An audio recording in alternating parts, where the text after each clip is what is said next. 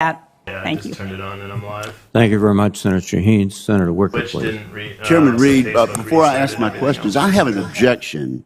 We've been having hearings in a classified setting on this, our first public hearing.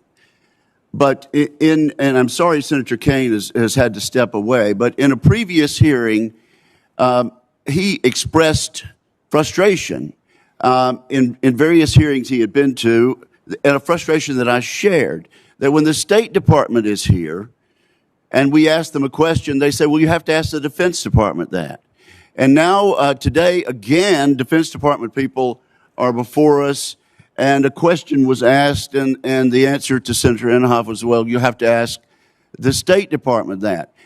Senator Kaine gently but fatherly sent a message to the administration at our last classified hearing that we need to cut that out, that members of the Defense Department need to be ready for the questions that we have asked and that we're going to ask. And so I object to the continuation of that in this hearing today. While I'm at it, I would also point out, General Milley, I appreciate your statement, and I've read it, and I understand what you're trying to say.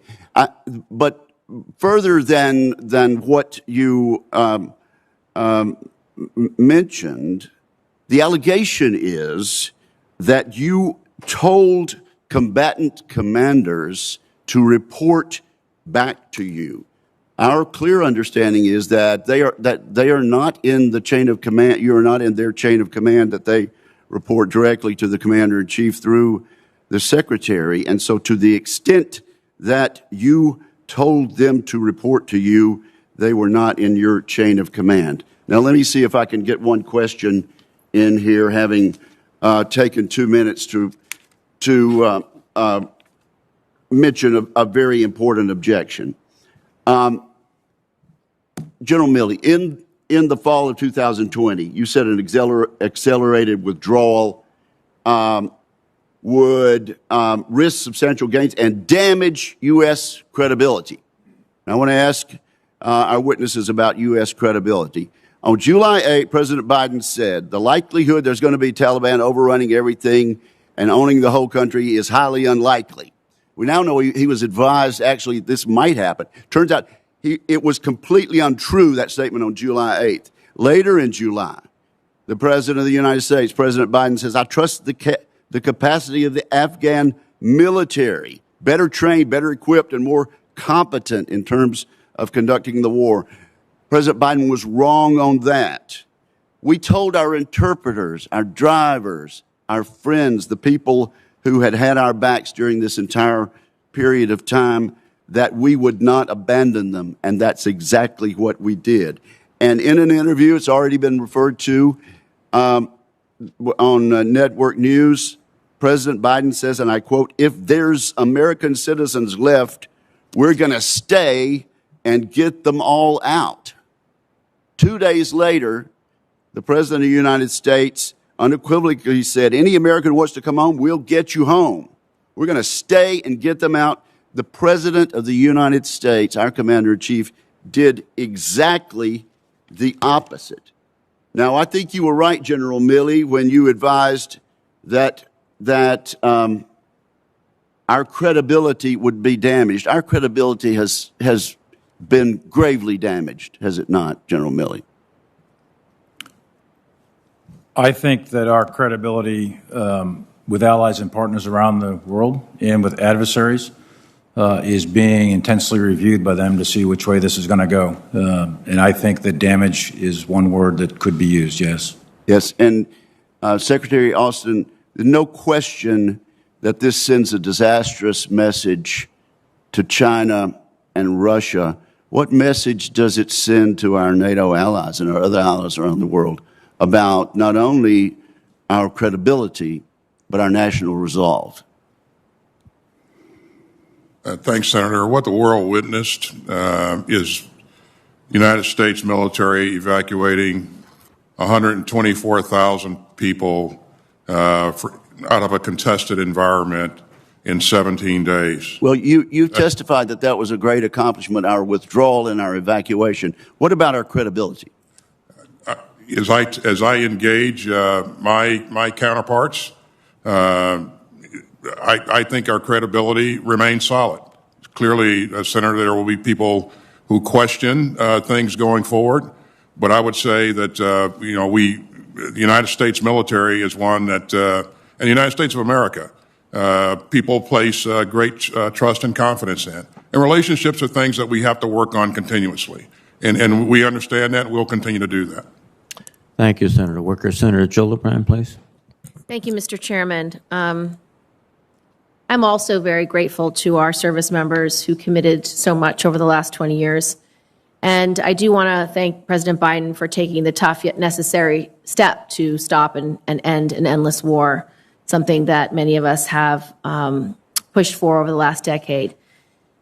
There's obviously still a lot to do, both overseas and here at home, such as ensuring that Afghan refugees are treated respectfully and responsibly, both on the DoD bases, such as ensuring that they can be transitioned into their new lives in the United States.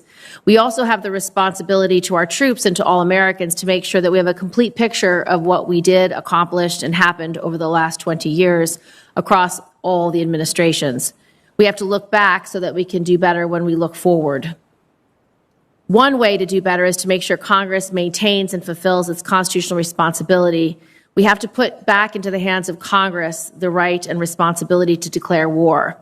What started as a mission to defeat al-Qaeda in Afghanistan and the perceived threat in Iraq expanded to 20 years of war in multiple countries with hundreds of thousands of lives lost and trillions of dollars spent. This is why I introduced the War Powers Reform Resolution so that Congress can take back this responsibility for the benefit of our service members. Congress must set clear and defined goals for the use of military force abroad and place a limit to how long, where, and against whom we can continue military action without a new authorization in order to finally put a stop to endless wars and prevent them in the future. Second, there should be a comprehensive, rigorous, and objective audit on the war in its entirety. Over the last 20 years, the United States spent more than $2 trillion on the war in Afghanistan, and we lost thousands of American lives and tens of thousands of Afghan civilians. I commend the Special Inspector General for Afghan Reconstruction for its independent and objective oversight of the Afghanistan reconstruction. But I do have questions beyond that. First, General Milley, in your testimony, you said and you mentioned that there are many lessons to be learned. What did you mean by that statement? I think, Senator, thank you. I think there's a series of strategic lessons to be learned, and I would echo some of the ones that Senator Reid mentioned early on. Specific military lessons we have to take a hard look at. The United States military was tasked under the 2002 Bonn Agreement to train, man, and equip the Afghan army. The Germans were required to train, man, and equip the Afghan police. As we built that army and all of its components, I think that one error we may have made over time is we made them too dependent on technology, too dependent on our capabilities. We didn't take in the cultural aspects perhaps as much as we should have, and we mirror imaged, to put it simply. I think that's a big lesson. We're going to have to take a hard look at it, and the result is when you pull contractors, you pull troops. That, I think, is one of many contributing factors to the rapid collapse. So that's a big lesson. Another one is the intel lesson that we talked about. I think that's in the military realm as well as the intelligence community realm. There's a lot of other lessons: legitimacy of the government, corruption of the government. Those sorts of things are all out there as to why that government collapsed as rapidly as it could. But those are for others to sort out. There's a specific set of military lessons we need to pull out within the military. I've also read various opinion pieces. I know everyone here is deeply disturbed that the trained Afghan military did not perform as expected. I'd like your thoughts on, if they had performed as expected, would we have seen a prolonged civil war? What is your estimate of what the impact of them actually fighting would have been? My estimate is if they had, performed as we expected them to perform, that the government would still be there. They would have probably lost significant chunks of territory, but Kabul would be there in some of the major provincial capitals. But I'd defer that. Probably you get a more granular view from that from General McKenzie. General McKenzie? I think had the Afghan military fought we would have probably seen the Kabul Bowl, the approaches to Kabul, get into the winter, still under the control of the government of Afghanistan. A lot of the outlying provinces would not have been. But I would just note that it wasn't so much the collapse of the Afghan military as the collapse of the Afghan government writ large. Those two things happened together, and they were completely linked together. So when you consider one, I think you have to think about the other. Additionally, in retrospect, one of the areas of debate has been whether we should have started our evacuation earlier. And I recognize that the Kabul government asked us not to start our evacuation early. Can you speak to what you now know and whether it would have been smarter or more effective if we had started evacuating personnel a year in advance or 6 months in advance or any time in advance? Could I ask the senator? I apologize. I didn't realize my time was expired. Thank you. I'll submit that for the record. Thank you very much, Senator Gillibrand. Senator Fisher, please. Thank you, Mr. Chairman. I, too, would like to thank our military men and women for their dedication to this country, for the sacrifices that they and their families make in any theater of war and make every day for us. But our exit from Afghanistan was a disaster, and the missteps that are already outlined had consequences that struck close to home. As a Nebraskan, Corporal Dagan Page was one of the 13 service members killed in action. And we should not forget. We have the policy discussions here today, but let us remember the human sacrifice. We also left American citizens behind. General Milley, in your written testimony, you stated withdrawal would increase risks of regional instability, the security of Pakistan and its nuclear arsenals, a global rise in violent extremist organizations, our global credibility with allies and partners would suffer, and a narrative of abandoning the Afghans would become widespread. Would you agree that all of these things have happened over the last 8 weeks or are currently happening? I think in the main, yes, Senator. Most of those are probably happening right now. And I hope that we see in the future military advice having more consideration by the administration on what will happen from what you and General McKenzie have said today. If I may, Senator, I can tell you with 100% certainty that the military voice was heard and it was considered. It was considered but not followed, correct? We have presidents are elected for reasons. They make strategic decisions. And I would say this committee, General, has always stressed that commanders on the ground should be listened to. Would you agree with that? I would, and I would tell you they were listened to. I think there's a difference between us having an opportunity to have a voice and I. Real quick, for anyone on YouTube, YouTube is doing something. All my other feeds are fine. We're live on Facebook, Rumble, DLive, all that stuff. Not Rumble. I'll go live on Rumble in a minute, and I'll post that link. YouTube is lagging. Nothing else is. But I think it is also important to realize when we continue to see missteps by an administration that's costing lives. Secretary Austin, it's being reported right now that the Biden administration reached out to Russia about using Russian bases in the Central Asian nations bordering Afghanistan to the north for our strike assets to fly out of for the over-the-horizon counterterrorism missions. Is that true? Senator, this is an issue that I believe came up during a conversation that the president had with President Putin, where President Putin offered to provide assistance. But have you reached out to the Russians asking specifically to use bases? General Milley just recently had a conversation with his Russian counterpart. So the reports are true that have been coming out today? I can assure you that we are not seeking Russia's permission to do anything. But I believe, and General Milley can speak for himself, but I believe that he asked for clarification on what that offer was. I have a number of questions, which I'll need to get to with General McKenzie about over the horizon and the capabilities as we look to the future and what's available there.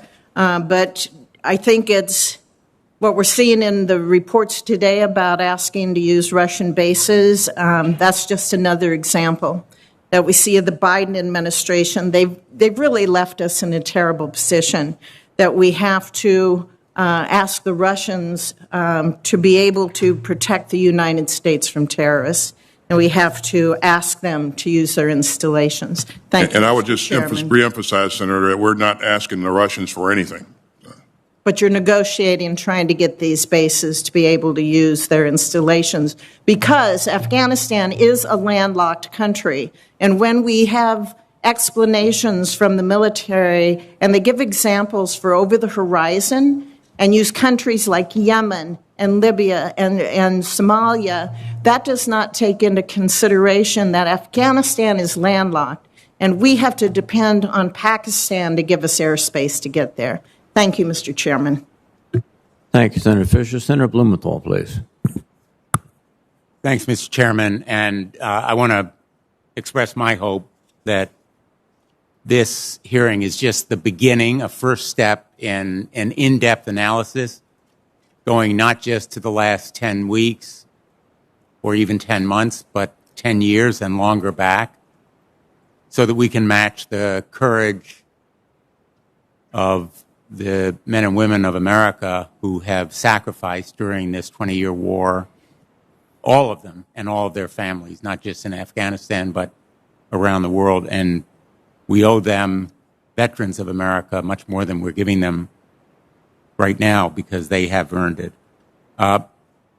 That in-depth analysis, looking backward, is essential, but I want to look forward right now to what is happening in Afghanistan with respect to Americans and our Afghan allies. After our withdrawal, it was left to an unofficial network or coalition of veterans, NGOs, some government officials. I was involved in an effort through chartered planes and airports outside of Kabul to try to airlift on a makeshift ad hoc basis Americans and Afghan allies still there. They have targets on their back. Their situation is increasingly urgent and desperate. And I have been frustrated by the lack of someone in charge and lines of authority, a point person. We need an evacuation czar, somebody who will provide a plan and supervise action so that we can get out of Afghanistan, the Americans that remain there. And I will tell you, we don't have an estimate on the number because nobody is in charge right now. So let me ask you, Secretary Austin, who at the Department of Defense has overall responsibility with overseeing the effort to evacuate? As you know, well, first of all, Senator, thank you to you and your colleagues for all that you've done to continue to help get American citizens out of Afghanistan. The State Department, following the departure of the military, the State Department remained engaged and continued to work to get American citizens out. And as we've seen, some 85 American citizens and 79 legal permanent residents have departed via the Kabul airport. And so that work continues on. The State Department set up a cell to continue this work and develop a mechanism. That cell is headed up by Ambassador Bass. As you may recall, Ambassador Bass was one of the senior counselors on the ground at HKIA as we were conducting the investigation. I have a general officer that is a part of that cell, and we have reached out to, or Ambassador Bass has reached out to veterans groups and others who may have information that can help us continue to contact and eventually evacuate American citizens and LPRs. So this work continues, and we remain committed to continuing that work until we get out as many American citizens that are willing to come out. Well, there was a point, and you can call it the eye of the storm, when the Taliban had taken over the country but really wasn't in charge, when we could have evacuated a great many more Americans and our Afghan allies, the translators and others, guards, security officers. And I feel that the administration was on notice. In fact, a group of us went to the White House in the spring and urged that there be a plan for evacuation. And unfortunately, the withdrawal prevented there from being anybody on the ground. And in the wake of that withdrawal, there was a vacuum of leadership. And I would hope that there would be more effective action now to put somebody in charge and develop a plan, because we know that there are many Americans, whether it's green card holders or citizens or others, still there. In Connecticut, we have a resettlement organization called IRIS. Chris George, who heads it, has told us of individuals who are still there, more than 40 in Kabul. I'm sure other organizations similarly know of such Americans who are still there. Thank you, Senator Blumenthal. Senator Cotton, please.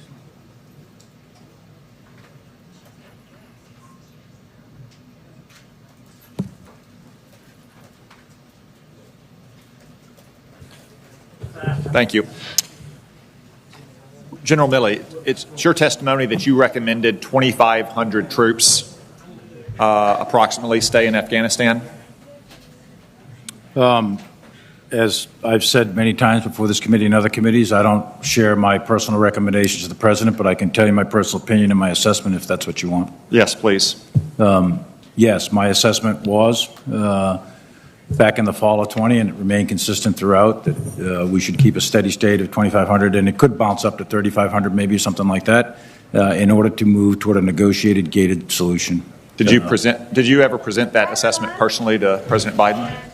I don't discuss Okay. exactly what my conversations So are with the today, sitting we president in have the two Oval special Office, but I guests. can tell you what my personal opinion was, and I'm Okay. always candid. General McKenzie, do you share that assessment? Senator, I do share that assessment. Did you ever present that opinion personally to President Biden? Again, I'm not going to be able to comment on those executive discussions. Did General Miller ever present that opinion personally to President Biden? I think it would be best to ask him. I believe that his opinion was well heard. Secretary Austin, President Biden last month in an interview with George Stephanopoulos said that no military leader advised him to leave a small troop presence in Afghanistan. Is that true?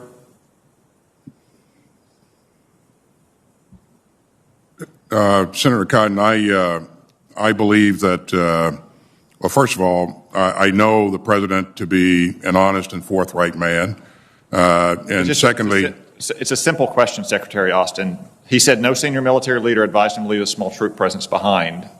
Is that true or not? Did these officer and General Miller's recommendations get to the President personally? their input was received by the President and considered by the President, for sure. In terms of what they specifically recommended, Senator, as they just said, they're not going to provide what they recommended in confidence. I mean, it sounds to me, it's shocking to me. It sounds to me like maybe their best military advice was never presented personally to the President of the United States about such a highly consequential matter. Let me move on to another recommendation they are reported to have made.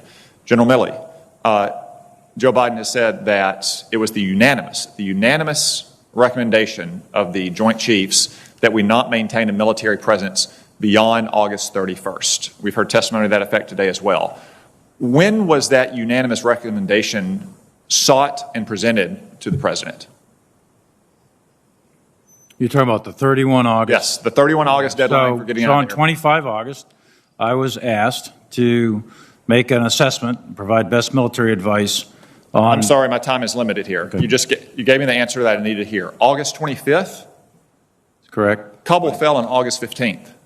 That's correct. You were not asked before August 25th? 16th. On August 25th, I was asked to provide best military assessment as whether we should keep military forces past the 31st.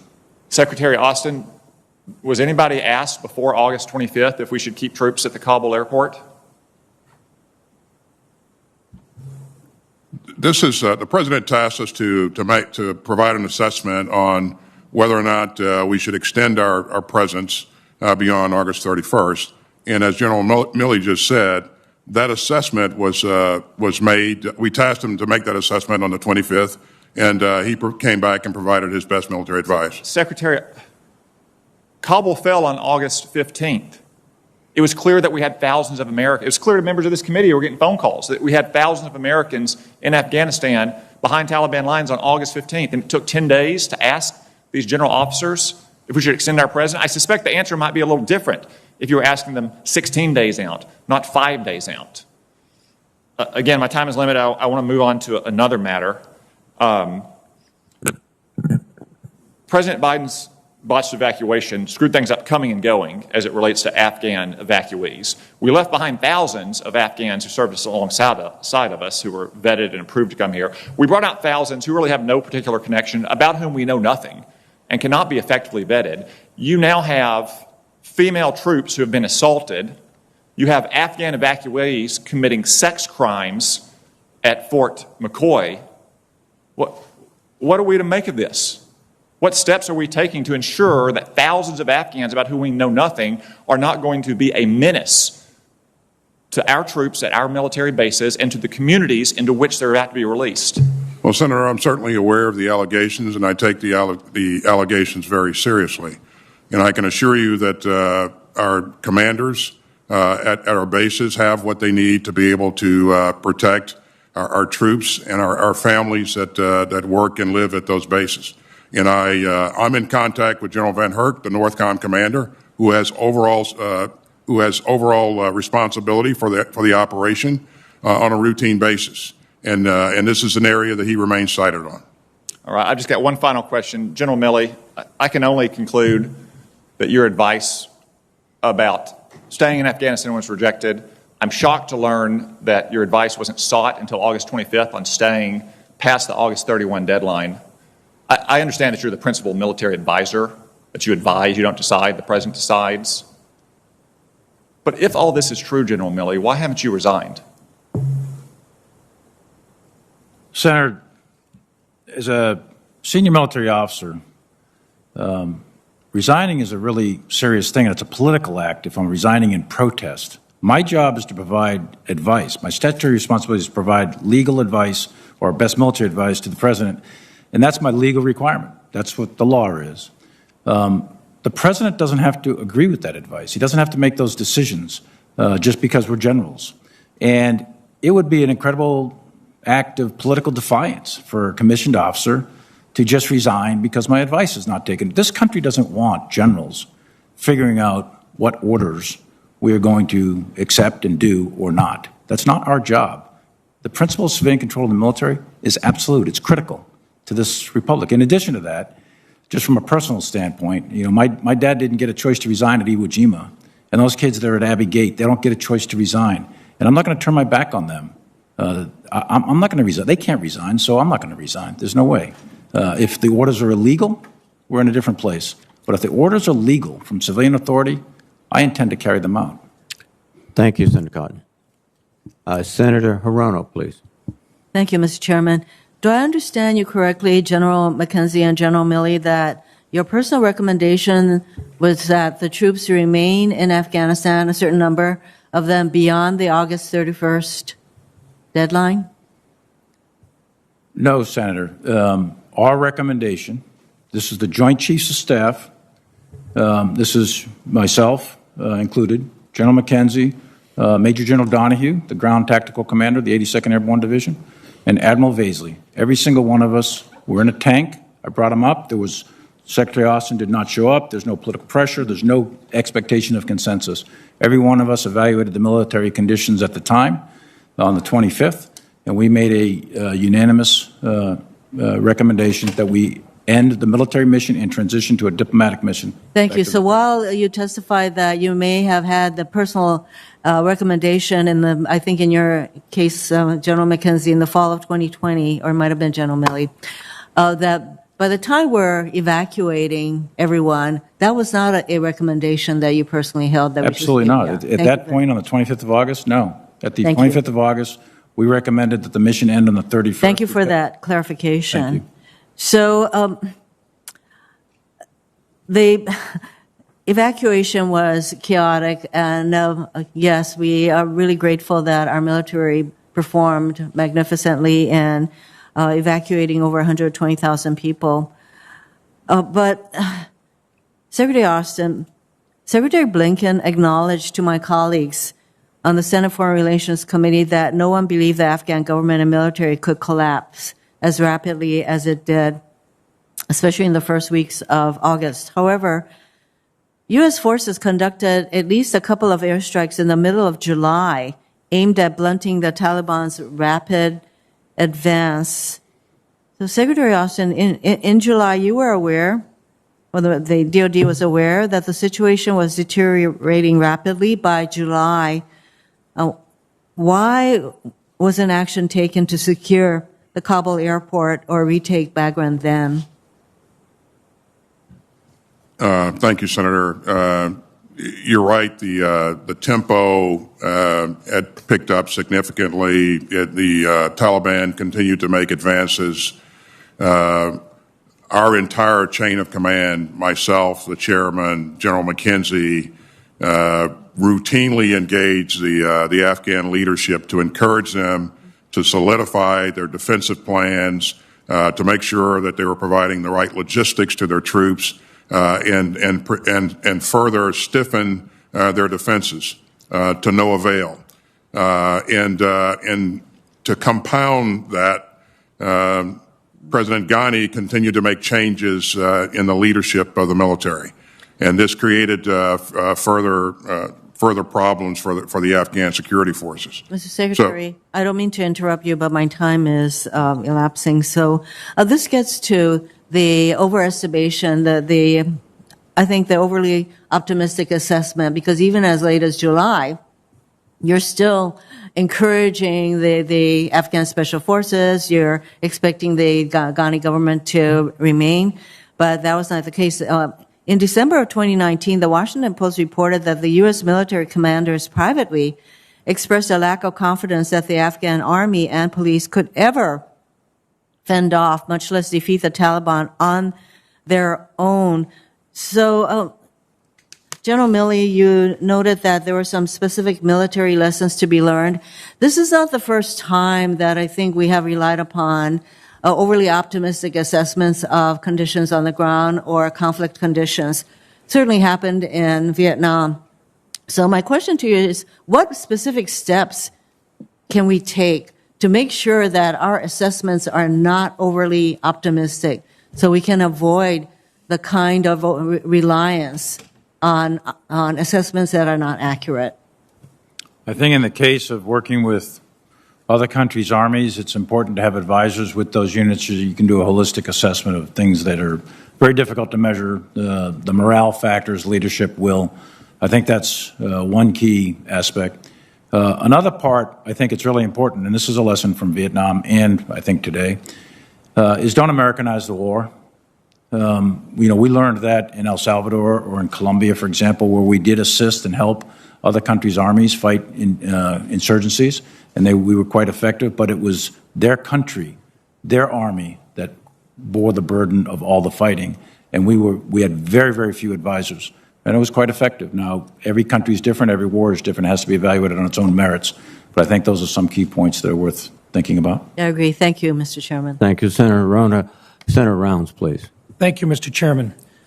Gentlemen, first of all, thank you for your willingness to appear before this committee to answer questions on the withdrawal from Afghanistan. You've received and will continue to receive tough questions on what led to this decision. This is an important constitutional requirement of the jobs that you have agreed to serve in, and I thank you all for your many years of service to our nation. I want to underline the fact that every single member of this committee, regardless of party, is grateful for the dedication and bravery exhibited by our service members, especially those who gave their last full measure of devotion at Abbey Gate. General McKenzie, General Miller told this committee that he recommended keeping 2,500 troops in Afghanistan, and this is back in January of 2021, because he felt that Afghan forces would not hold out long without our support. It seems to me that there would have been a process to convey General Miller's recommendation to the President. Can you share the process and who conveyed General Miller's recommendation? And was that recommendation delivered to both President Trump at the time and also to President Biden? So there is a process for delivering recommendations from commanders in the field. I was part of that process. While I've been very clear that I won't give you my recommendation, I've given you my view, which I think you can draw your own conclusions from. And my view is that 2,500 was an appropriate number to remain, and that if we went below that number, in fact, we would probably witness a collapse of the Afghan government and the Afghan military. So, General McKenzie, I guess my question is, would it be fair for the committee to assume that both President Trump and President Biden received that specific information that had been assumed to be delivered by General Miller? I believe it would be reasonable for the committee to assume that. And would General Miller have been able to deliver that directly to the President, or would someone else have had to have delivered that for him? I would leave it to General Miller to express an opinion on that, but he and I both had the opportunity to be in executive session with the President, and I can't share anything beyond making that statement. Thank you.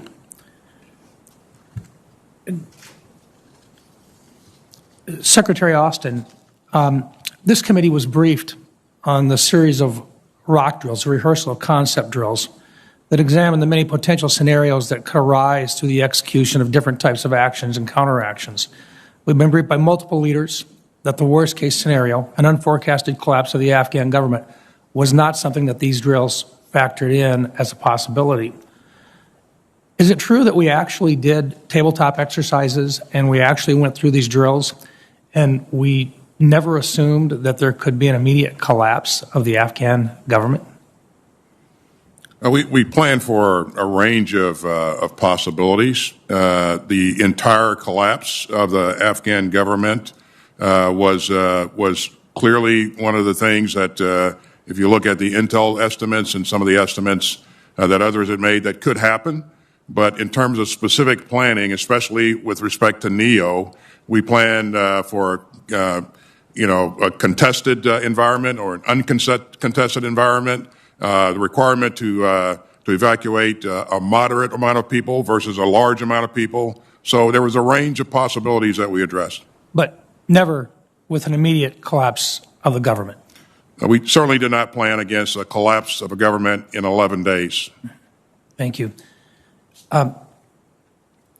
General Milley, I think Senator Cotton made a very good point with regard to the timing, the collapse of Kabul, and the time in which you were asked for your professional military opinion about the path forward. What seems to be the real challenge for many of us is that it appears that in your professional military opinion, it would have been prudent to have used a different approach than a date certain with regard to a withdrawal from Afghanistan. And if that is correct, and if there were other alternatives presented to the President, I'm certain that the frustration that you felt in not having your professional military advice followed closely by an incoming president, that you were then tasked in a very short period of time with handling what was a position in time for the people that were on the ground there to respond in an emergency basis. Would it be fair to say that you changed from a long-term plan of gradual withdrawal based on conditions to one in which you had to make immediate changes based upon a date certain? Senator, as a matter of professional advice, I would advise any leader, don't put date certains on end dates. Make things conditions-based. In 2 presidents in a row put dates on it. I don't think that's my advice is don't put specific dates. Make things conditions-based. That is how I've been trained over many, many years. With respect, though, to the 31st and the decision on the 25th, the risk to mission and the risk to force, and most importantly, the risk to the American citizens that are remaining, that was going to go up, not down, on the 1st of September. And the American citizens, I know there's American citizens there, but they would have been at greater risk had we stayed past the 31st, in our professional opinion. Thank you. Thank you, Mr. Chairman. Senator Kane, please.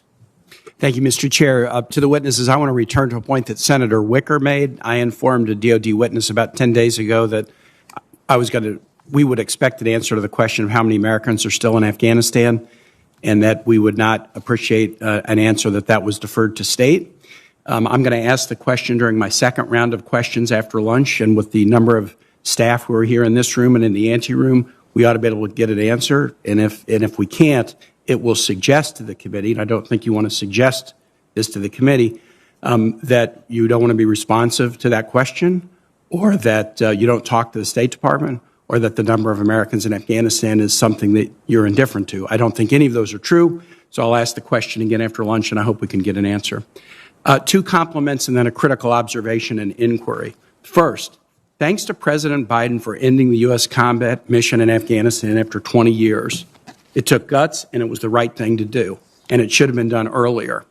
A Virginia service member whose wife is expecting said this to me recently: "I'm so glad that my baby is not being born into a country at war." Some want us to stay on permanent war footing in Afghanistan and elsewhere. Some will point out that U.S. troops are still deployed, still in harm's way, still carrying out limited military strikes around the world.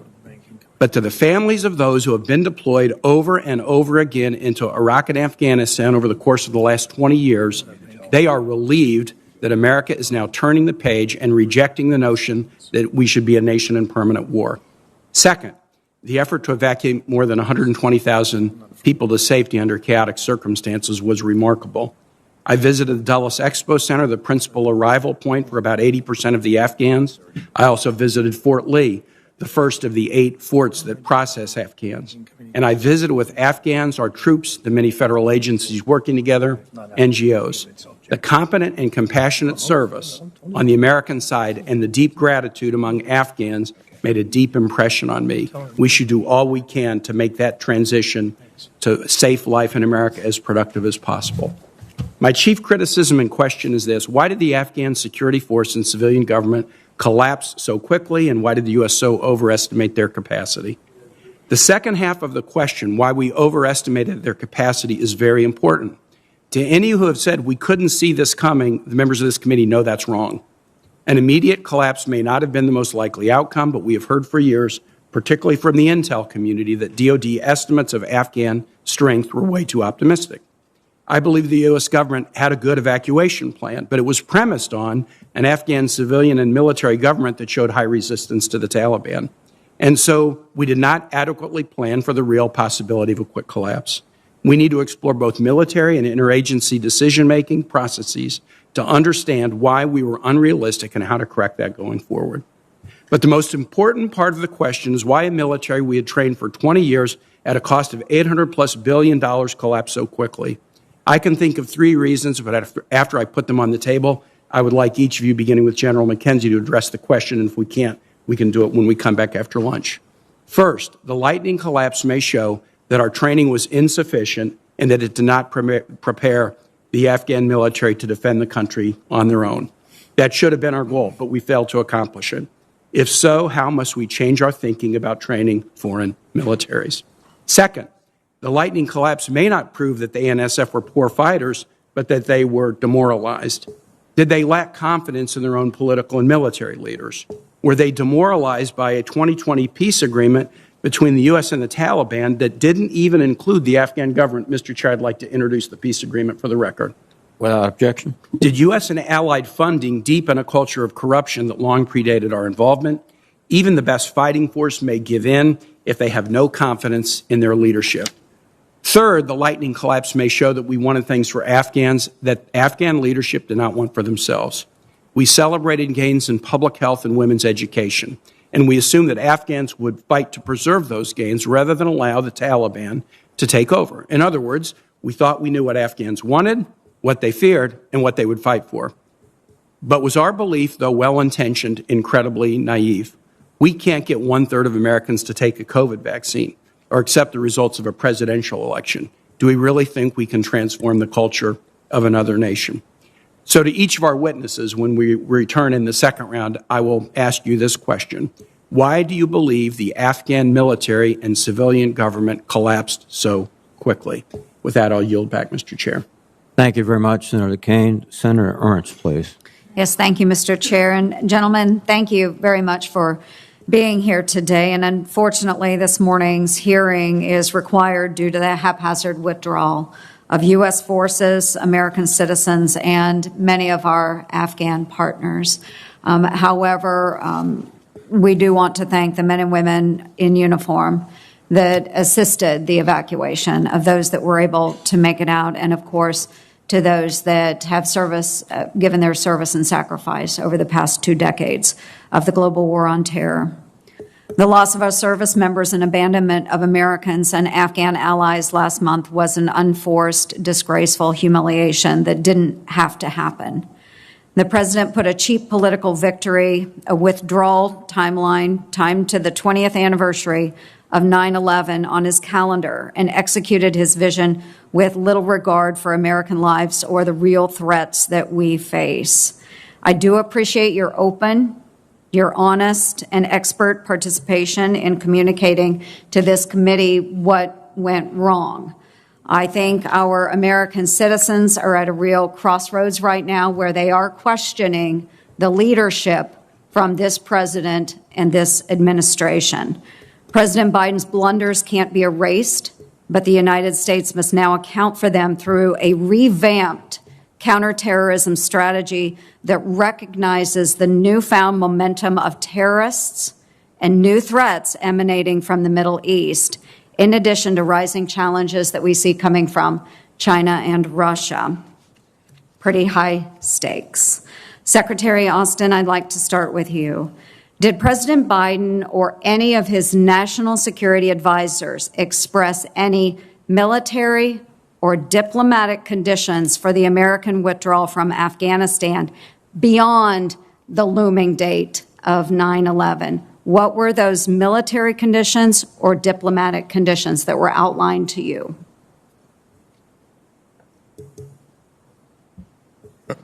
Again, once the president went through a very deliberate decision-making process and made his decision that to exit Afghanistan, there were no additional conditions placed on it.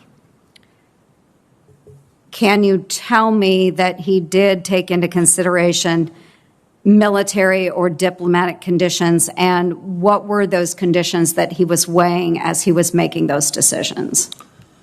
Sure. One of the things that all of us wanted to see happen was for this conflict to end with a diplomatic solution. And so one of the things that we certainly wanted to see was progress being made in the Doha negotiations. And we did not see, or he did not see, any progress being made, and there was really not much of a bright future for that process. So General Milley had stated earlier that his recommendation is always, as any military commander should do, should be conditions-based. And we have to be able to evaluate whether those conditions are achievable and if we can successfully complete those. It sounds like there were very little consideration given to diplomatic or military conditions. The diplomatic, again, going to conditions-based, the diplomatic end to it, I think, General Milley, you also said that the military mission would end on the 31st and transition to a diplomatic mission. But I don't understand how we fulfill a diplomatic mission after August 31st when there are absolutely no diplomats on the ground in Afghanistan. They're gone. They've been evacuated. Who do we hand that mission off to when there is nobody there to complete it? So can you then say that the president directed you, Secretary Austin, to execute an unconditional withdrawal from Afghanistan? Unconditional. August 31st, done. once he made the decision to withdraw, I mean, that was the decision to leave. And we certainly wanted to make sure that we shaped conditions so that our embassy could maintain a presence there and continue to engage the government of Afghanistan. So Secretary protection of Austin. the embassy was pretty important. Yes, Secretary Austin, you are extremely diplomatic in your answers. I can appreciate that. But this was not a conditions-based withdrawal. And I think all three of you have stated that you made your best opinion known to the President of the United States. He had no conditions other than to get our people out of Afghanistan, which he failed at because we still have Americans as well as Afghan partners in Afghanistan. Thank you, Mr. Chair. I yield back. Thank you, Senator Ernst. Senator King, please. Thank you, Mr. Chairman. I'm finding this a very interesting hearing. It's really two hearings at once. One is on the question of should we leave Afghanistan, and if we shouldn't, what should be the nature of our troop commitment and our commitment to the country. The other is the withdrawal, which I thought was the subject of the hearing. The decision to leave Afghanistan was made by President Trump and his administration on February 29th, 2020, where we committed to leave by a date certain. There was a particular provision or a condition, if you will, about negotiations between the Taliban and the Afghan government. There was even a date specified, March 10th, 2020, less than 2 weeks after the signing of the Doha Agreement. Clearly, that condition was not met. My question is, and General Milley, you were the only one who overlapped the two administrations, were there any efforts on behalf of the prior administration to enforce that condition of negotiation with the Afghan government and the Taliban? Senator, as I said in my opening remarks, the conditions that were required of the Taliban, none of them were met except one. My question is, did we attempt to enforce those conditions? Did we inform the Taliban, for example, we won't advocate for the release of 5,000 prisoners unless you begin negotiations, or something similar? I don't have personal knowledge of that, whether or not Zal Khalilzad or others were personally saying that. I don't have personal knowledge of that, but I do know that none of the conditions were met except the one, which is don't attack American forces and coalition forces. That condition was. The conditions were not met, but you testified that the troop withdrawals and the release of the 5,000 Taliban prisoners did proceed, even though the conditions had not been met. Is that correct? That is correct. And you've testified you provide your best military advice to President Biden that there should be a residual force left in Afghanistan. Did you provide the same advice to President Trump when they were negotiating the Doha Agreement? Again, I'm not going to discuss precise advice. Was it your best military judgment that a residual force? At that time, yes, and that's what a series of memos and advice and meetings, et cetera, in the September-October timeframe, that's exactly what they were, and you can talk to Secretary Esper, he could tell you the same thing. So your military judgment didn't change on January 20th? No. Thank you. General McKenzie, you touched on something that you were the only one to mention it in this entire hearing. In my judgment, one of the key moments was the fleeing of President Ghani, and that is, in fact, what really pulled the rug out from under the military and demoralized the entire government. That was really not the beginning of the end of the end. Do you have some thoughts on that?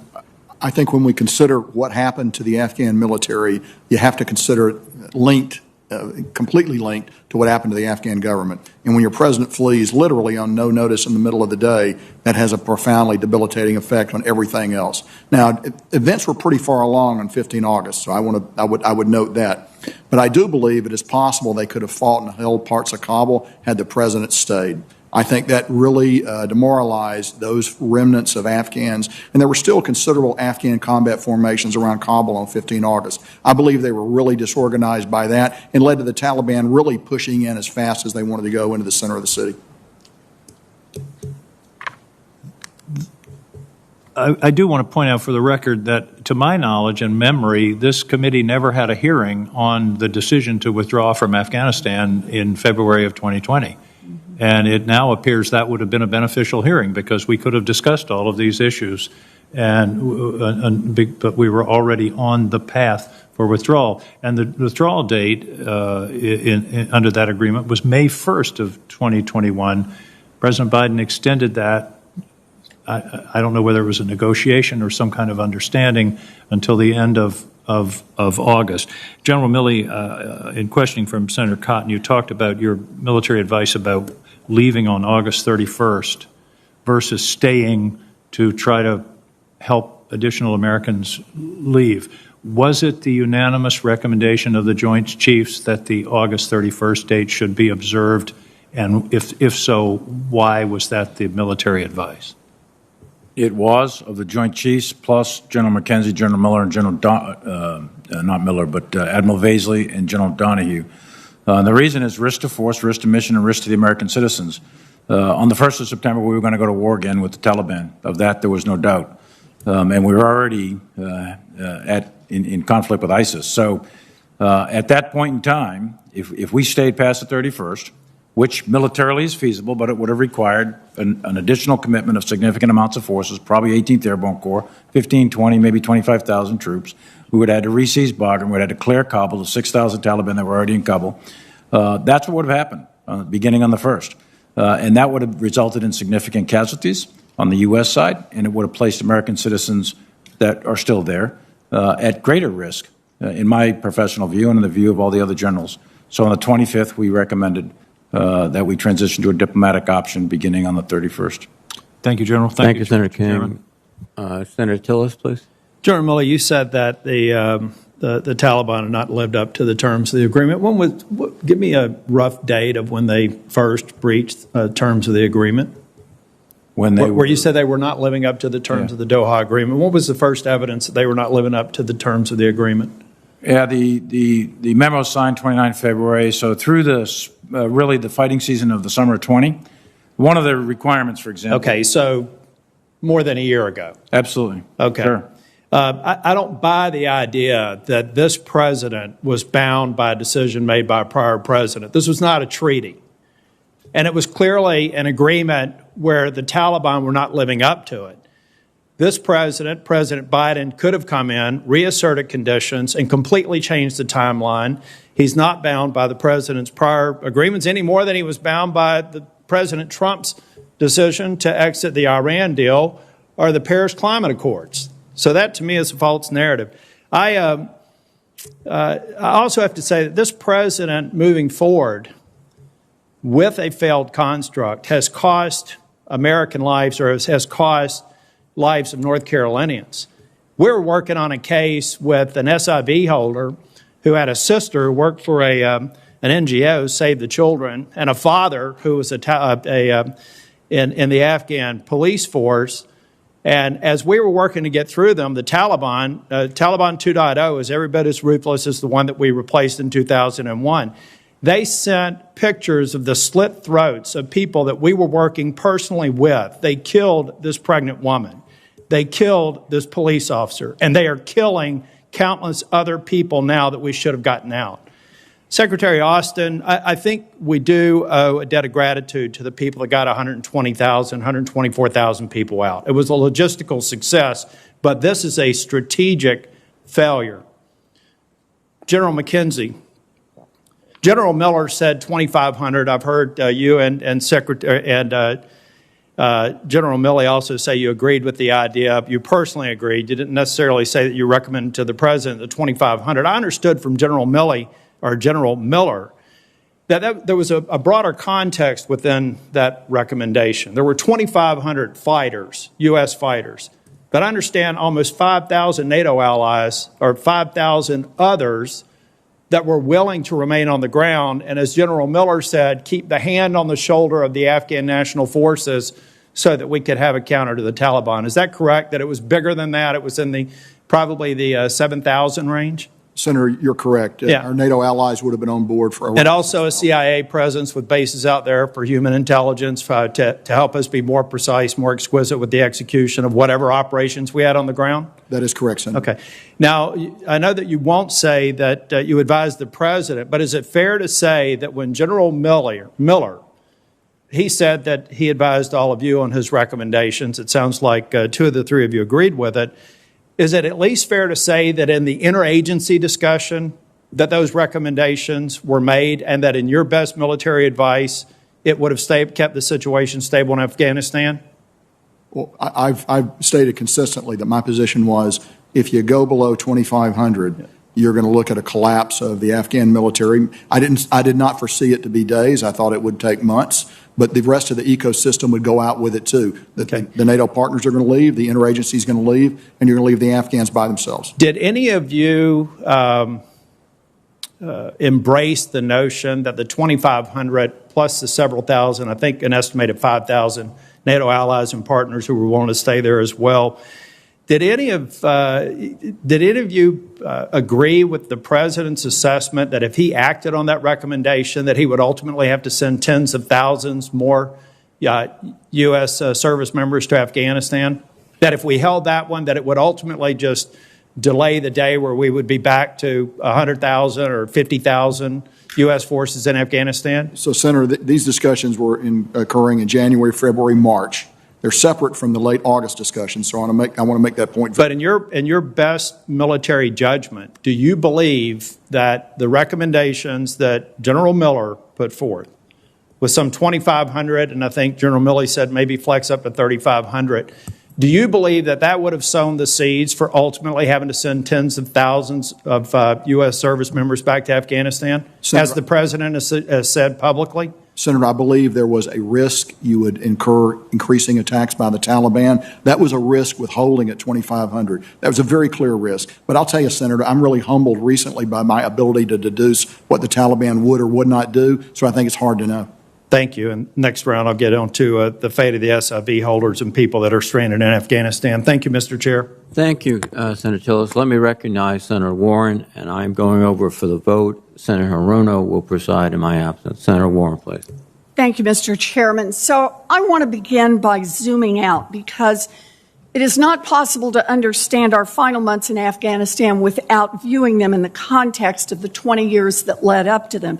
Anyone who says the last few months were a failure, but everything before that was great, clearly hasn't been paying attention. In 2015, the Taliban conquered its first province since 2001. By October 2018, the Afghan government controlled only 54% of the 407 districts. And by May 2020, the Afghan government controlled less than a third of Afghan's 407 districts. We poured money and support and air cover, and the Afghan government continued to fail. By 2021, it was clear that 2,500 troops could not successfully prop up a government that had been losing ground and support to the Taliban for years. Secretary Austin, I understand that you advised President Biden to stay in Afghanistan, but as you acknowledge, staying or withdrawing is a decision for the president alone. So I want to focus on what happened next. Once President Biden made the decision to have U.S. forces leave the country, who designed the evacuation? Well, Senator, again, I won't address what I advised, the advice I gave the president. I would just say that in his calculus, this was not risk-free, and the Taliban, as we said earlier in this hearing, were committed to recommencing their operations against our forces. His assessment was that in order to sustain that and continue to do things that benefited the Afghans, that would require at some point that he increase the presence, our presence there in Afghanistan. So once he made the decision, then of course from a military perspective, in terms of the retrograde of the people and the equipment, that planning was done by Central Command and certainly principally by General Miller. Okay. Very, very detailed planning, and then we came back and briefed the entire interagency on the details of that plan. Okay, so the military planned the evacuation. Did President Biden follow your advice on executing on the evacuation plan? He did. Did President Biden give you all the resources that you needed? From my view, he did. Did President Biden ignore your advice on the evacuation at any point? No, Senator, he did not. Did he refuse any request for anything that you needed or asked for? No. So the president followed the advice of his military advisors in planning and executing this withdrawal. As we've already established, the seeds for our failure in Afghanistan were planted many, many years ago. So let me ask you one more question, Secretary Austin.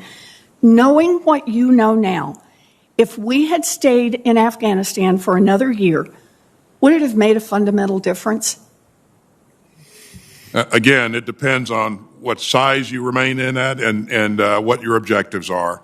There are a range of possibilities, but if you stayed there at a force posture of 2,500, certainly you'd be in a fight with the Taliban, Well, and you'd have to reinforce yourself. I appreciate you're looking at it as a fighter, but I would also add one more year of propping up a corrupt government and an army that wouldn't fight on its own was not going to give us a different outcome. And anyone who thinks differently is either fooling himself or trying to fool the rest of us. I believe President Biden had it exactly right. Withdrawing was long overdue. The withdrawal was conducted in accordance with the advice of his military advisors who planned and executed every step of this withdrawal. Thank you, Mr. Chairman, or Madam Chair. Senator Warren. Senator Sullivan, you are recognized. Thank you, Madam Chair. Gentlemen, this committee recognizes that your constitutional duty is to follow the lawful orders of the President or resign if you don't agree with his decisions and policies like Secretary Mattis did. But I want to emphasize you do not have a duty, constitutional or otherwise, to cover for the Commander-in-Chief when he is not telling the truth to the American people. With that, I have a few questions that I'd like you to keep short, concise answers to. On August 18th, in a media interview to the American people, the President said that none of his military advisors told him that he should keep U.S. forces in Afghanistan. General Milley, that was a false statement by the President of the United States, was it not? I didn't even see the statement, to tell you the truth. I'm reading you a truthful statement. That was a false statement. Yeah, look, I don't have a lot of time. Okay, Was that a false statement to the American people? I'm not going to or categorize a statement of a President of the United States. General McKenzie, was that a false statement? The President said none of his commanders said that he should keep troops in Afghanistan. Was that a false statement by the President of the United States? Remember, you do not have a duty to cover for the President when he's not telling the truth. Was that a false statement or not? I've given you my opinion on the matter. I've given you my judgment on it. And I think we all know it was a false statement, okay? That's number one. The President also said if there's an American citizen left behind in Afghanistan, the military is going to stay until we get them out. General Milley, did that statement turn out to be true or untrue by the President? I think that was the intent, but we gave him a recommendation on the 25th of August to terminate the mission on the 31st of August. The statement was untrue. Let me ask another question. General Milley, General McKenzie, the President around the same time said, quote, Al-Qaeda was gone from Afghanistan, told the American people that. Was that true or not true? Was Al-Qaeda gone from Afghanistan in mid-August? True or not true? Al-Qaeda is still in Afghanistan. They were there in mid-August. They have been severely disrupted and attrited over many, many years. They are not. So it wasn't true. General McKenzie, was that true or not? Al-Qaeda was present in Afghanistan. Okay, so it wasn't true. Let me make one final one. The President called this entire retrograde operation an extraordinary success. General Miller, in his testimony, disagreed with that assertion. General Milley, was this Afghanistan retrograde operation an extraordinary success? There's two operations, Senator. Just yes or no. I have a lot of questions. Was this an extraordinary success? Senator, with all due respect, there's two operations. There's the retrograde, which Miller was in charge of, and there's the NEO, which CENTCOM was in charge of. The retrograde was executed and ended by mid-July with a residual force to defend the embassy. The NEO. You and I have discussed this. Would you use the term extraordinary success for what took place in August in Afghanistan? That's the non-combatant evacuation. And I think one of the other senators said it very well. It was a logistical success, but a strategic failure. And I think those are two different terms. Look, I think, here's the problem. I think the whole world knows. This is the cover of the Economist magazine. Biden's debacle. That had stories in it, articles in it called "The Fiasco in Afghanistan is a huge and unnecessary blow to America's standing." That was one article. Joe Biden blames everybody else. That's another article. China sees America humbled. That's another article. And gentlemen, the problem here, these are not marginal misstatements by the president to the American people. These are dramatic, obvious falsehoods that go to the very heart of the foreign policy fiasco we have all witnessed. These are life and death deceptions that the president of the United States told the American people. I have one final question. I might leave it because it's a long one for the follow-up, but here's the anger. I've never seen my constituents more angry about an issue than this. And it's the combination of everybody knowing that this is a debacle, and yet people defending it as a, quote, extraordinary success. And here's the biggest: no accountability. No accountability. You gentlemen have spent your lives, and I completely respect it. Troops in combat, you've been in combat, you've had troops under your command killed in action. You have been part of an institution where accountability is so critical. And the American people respect that up and down the chain, where there are instances commanders get relieved. Up and down the chain, we see it. The McCain incident, the Fitzgerald incident, the AAV incident with the Marine Corps, 3-star, 4-star flag officers, all relieved of duty. But on this matter, on the biggest national security fiasco in a generation, there has been zero accountability, no responsibility from anybody. So I will ask this final question of all of you. Senator Cotton talked Senator about Sullivan? it. Madam Chair, if I may. Could you submit your question for the record, please? We're trying to keep to a 5-minute questioning rounds. You can ask the question in your second round if you'd like. Thank you. Senator Peters. Thank you, Madam Chair, and thank you to each and every one of you for your service to our country.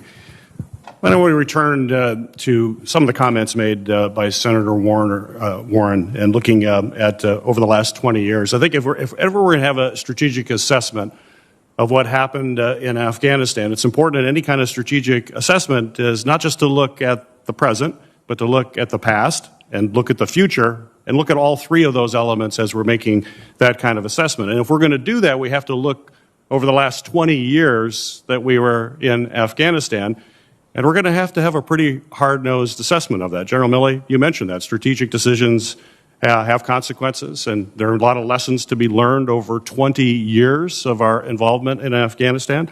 I sat at this table here at the Armed Services for many years, served in the House before, had an opportunity to travel to Afghanistan on a couple of occasions. And whenever we've ever asked our military leaders the situation in Afghanistan, we often heard, well, it's a stalemate right now, but this year coming up is going to be different. This year will be different. I heard that year after year. This year is going to be different. I know we were in a stalemate, but this year is going to be different. There's one commentator has said, and Secretary Austin, I want you to comment on this. He said that we didn't really have a 20-year war in Afghanistan. We had 20 one-year wars in Afghanistan. How would you respond to that? I would certainly say, Senator, that's something to think about. You've heard me say in my opening comments, we have to ask ourselves some tough questions. Did we have the right strategy? Did we have too many strategies? And so if you're recooking or reshaping that strategy every year, 1 year at a time, then that has consequences. So I think that's something we got to go back and look at. And we also have to look at the impact, the effect of the corruption that was in the environment, weak leadership, changes in leadership, and a number of factors. Well, I want to build on that because I think it's important, Secretary Austin. For example, General Milley, when you commanded NATO ground forces in Afghanistan 8 years ago, you called 2013 a critical year for the Afghan security forces because it was the first time they'd taken responsibility for their security across the country. Secretary Austin, you offered similar assessments in 2015 and 2016 during testimony before this committee. As CENTCOM commander, you emphasized that there were 326,000 ANSF forces and they were ready to lead security operations. And I'll just say, from also my experience, especially when I was in Afghanistan, the input that I got from our commanders was that this year is going to be different. We're going to be able to do things better. But I got a completely different assessment when I went to the mess hall and ate with the soldiers and the Marines and the folks on the ground who said, I don't trust these folks that we're with. I don't know if they're going to fight. In fact, they don't even show up. They get their paycheck, but they don't show up. And now there may have been some instances where they've performed, and I know you've highlighted some of those. But my question from a strategic standpoint is, did we just become fixated perhaps on some tactical performance from our forces, their forces, and forget to measure the Afghan security forces' actual institutional health as a fighting force that could sustain a fight, even though they're in an incredibly weak economy and a whole host of complicated cultural issues? Clearly questions that we have to drill deep on. At one point, as you know, Senator, we had a number of advisors down to fairly low levels. As we began to lift the numbers of advisors that we had there and scale back on the people that we had interfacing with the Afghans on a daily basis, we began to lose that fingertip feel. And so our ability to assess with some degree of certainty continue to erode the smaller that we got. My sense is that that was what we were hearing for years. It wasn't just at the end, that this is an endemic problem for over a decade. So hopefully we will have the opportunity to do that. That's my final question, Secretary Austin. What are we actually doing to learn from the conclusion of these military operations, just particularly from a strategic assessment point of view when it comes to end of conflict transition? We're going to have potentially other operations like this, even in great power competition. Yeah, so as we always do, Senator, we're going to take a hard look at ourselves in terms of, what we did over the last 20 years, what worked, what didn't work, and we're going to learn from those lessons and make sure that we incorporate that into our planning and our strategic assessment going forward. Thank you. Thank you very much, Senator Peters. Senator Kramer, please. Thank you, Mr. Chairman. Thank all three of you for your service and for being here, and God bless the men and women under your command.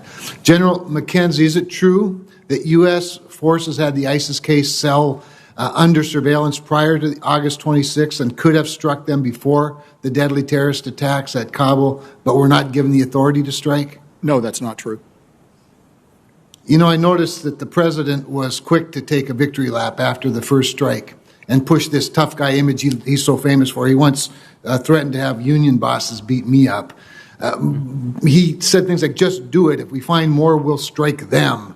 Of course, this was after he said of the ISIS-K leaders, we will hunt you down. He talks tough. He's going to go get them. But I also notice he's been equally silent, taking no responsibility for the strike on innocent civilians, including children, that was in part caused by, in my view, his insecure need to appear tough.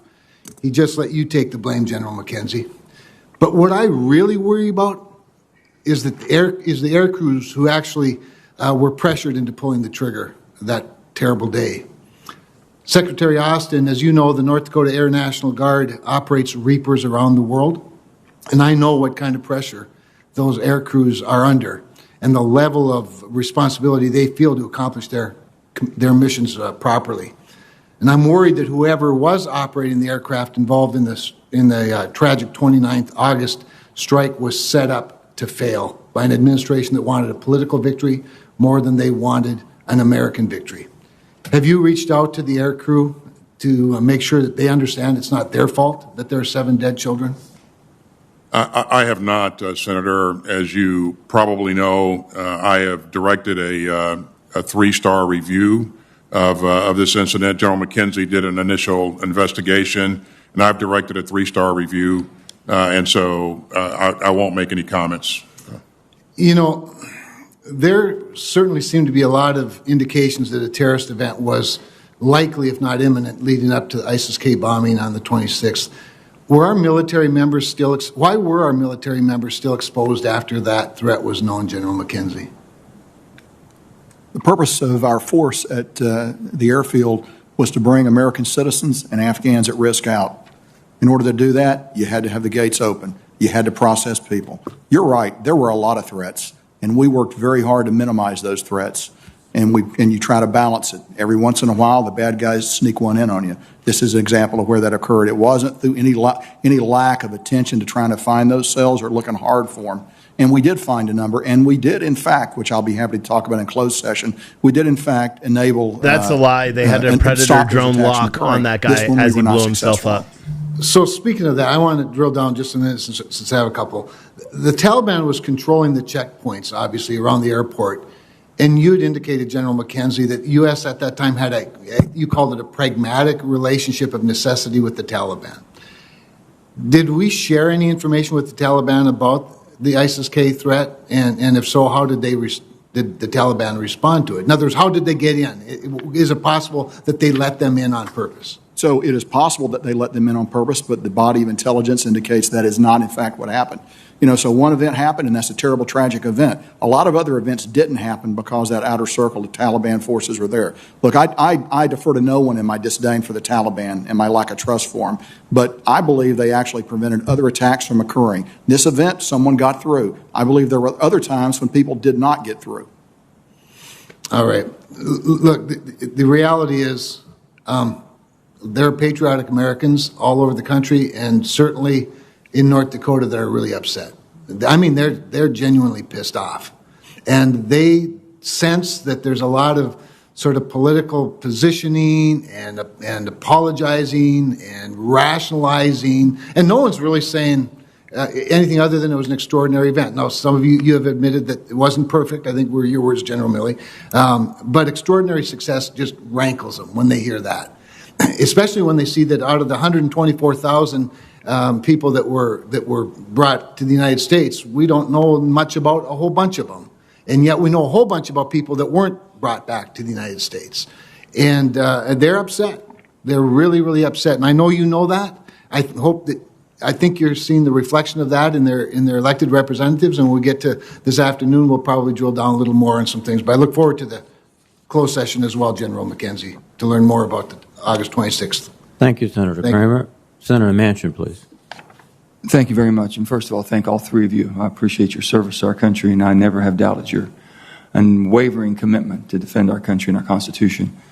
I'm having a hard time. I'm old enough to understand. I remember Vietnam very well. I was in line to go there and had an injury in my playing ball at WVU, and that didn't happen. So anyway, I just can't figure out, I can't explain to the younger generation, to my children and grandchildren, how do we get into this and never get out? We didn't learn from Vietnam. That was a horrible exit. I remember that very vividly. This was even worse than that as far as my recall. And I don't know what lessons we're taking from this right now. But I look back at lack of an AUMF. We had an open-ended AUMF. We still have an open-ended AUMF. If we would have had an AUMF and basically had a time certain and specific goal, do any of you think that could have made a difference? And do you think, I mean, hindsight being 20/20, what did we learn from these mistakes? How do we prevent them again? We thought from Vietnam we learned not to go in and try to change the nation, and here we are, trading partners with Vietnam. Is that same going to end up with Afghanistan? I can't comprehend any of it, to be honest with you. I have no explanation. So anybody that wants to help me, and General Milley, I know that you have a great knowledge of history and how we've gotten into situations and how maybe we should keep from repeating that. Yeah, as I said, Senator Manchin, in my opening comment, I'm sorry, I was conducting an ENR meeting and I wasn't able to be here for that. I'm so sorry. I mentioned, that there's been, 4 presidents, 20 commanders on the ground, 7 or 8 chairmen of the Joint Chiefs, dozens of secretaries of defense, et cetera. And outcomes like this are not determined in, the last 5 days, the last 20 days, or the last year for that matter. Outcomes in a war like this, an outcome that is a strategic failure, the enemy is in charge in Kabul. There's no way else to describe that. That outcome is a cumulative effect of 20 years, not 20 days. And there are a huge amount of strategic, operational, and tactical lessons that need to be learned from this. Some of them in the military sphere, the narrow military sphere. One of them, for example, is the mirror imaging of the building of the Afghan National Army based on American doctrine, tactics, techniques, and procedures. And that made a military that may, I'm going to wait full evaluation, but may have been overly dependent upon us, our presence, contractors, and higher tech systems in order to fight a counterinsurgency war. That's one area that needs to be fully explored. Another is the intel. How did we miss the collapse of an army and a government that big, that fast, in only 11 days? That needs to be pulled apart. And then there are other factors that are not strictly military, but things like the legitimacy of the government, corruption, the parasitic nature of the police forces. There's a whole series of 10 or 20 that I wrote down just a week or two ago that need to be looked at in depth and very seriously and comprehensively over time. We know where the president, the former president of Afghanistan is today, and how much money he took with him. We have any idea? Secretary Austin, do you have any idea? I think that he may be in the UAE, Senator. I'm not certain of that. That's what the last report that I had. And in terms of any money that he may have taken with him, I have no knowledge of any amounts of money. You all haven't been able to. I mean, there's no way that we can trace that through through the banking institutions. No way that we have any insight on that whatsoever. It has to be exchanges going back and forth, because I'm sure he's not keeping it in the Bank of Afghanistan. Yeah. Defense doesn't have any insight on that, Senator, but certainly I'm not sure if the law enforcement agencies We'll check with Treasury. Maybe Treasury might. Yeah. I'm just looking for some answers that maybe aren't answerable, but everyone's asked the questions of how do we prevent this from happening again? Why didn't we see it? There's not a person that's returned that I've spoken to on special ops that were there. When they returned, I was there a couple of times. In 2006, I was there. In 2011, I was there. But every time it got worse, it didn't get better. So this couldn't be a surprise. They never were going to step to the plate, and it couldn't have been a surprise that they wouldn't fight. They never had allegiance to a country. I mean, we knew that. And the special ops people said, it gets worse every day. It doesn't get better. Every mission was worse. We used to drive from Kabul to Bagram. After I went back the second time, hell, it couldn't do that.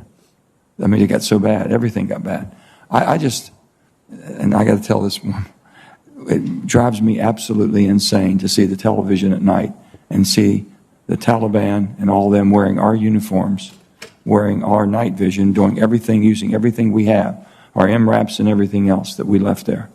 I just can't believe it. I can't even get an accounting of how much equipment we really did leave. I know how many aircraft we left, and I know how many MRAPs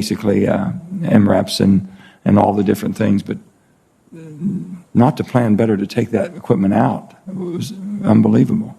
I would just flag for you, Senator, that all of the equipment that we had, that we used, was retrograded by General Miller as a part of the drawdown. Thousands of tons of equipment and whatever high-end equipment that we had that we were using. The equipment that the Afghan security forces had as a Taliban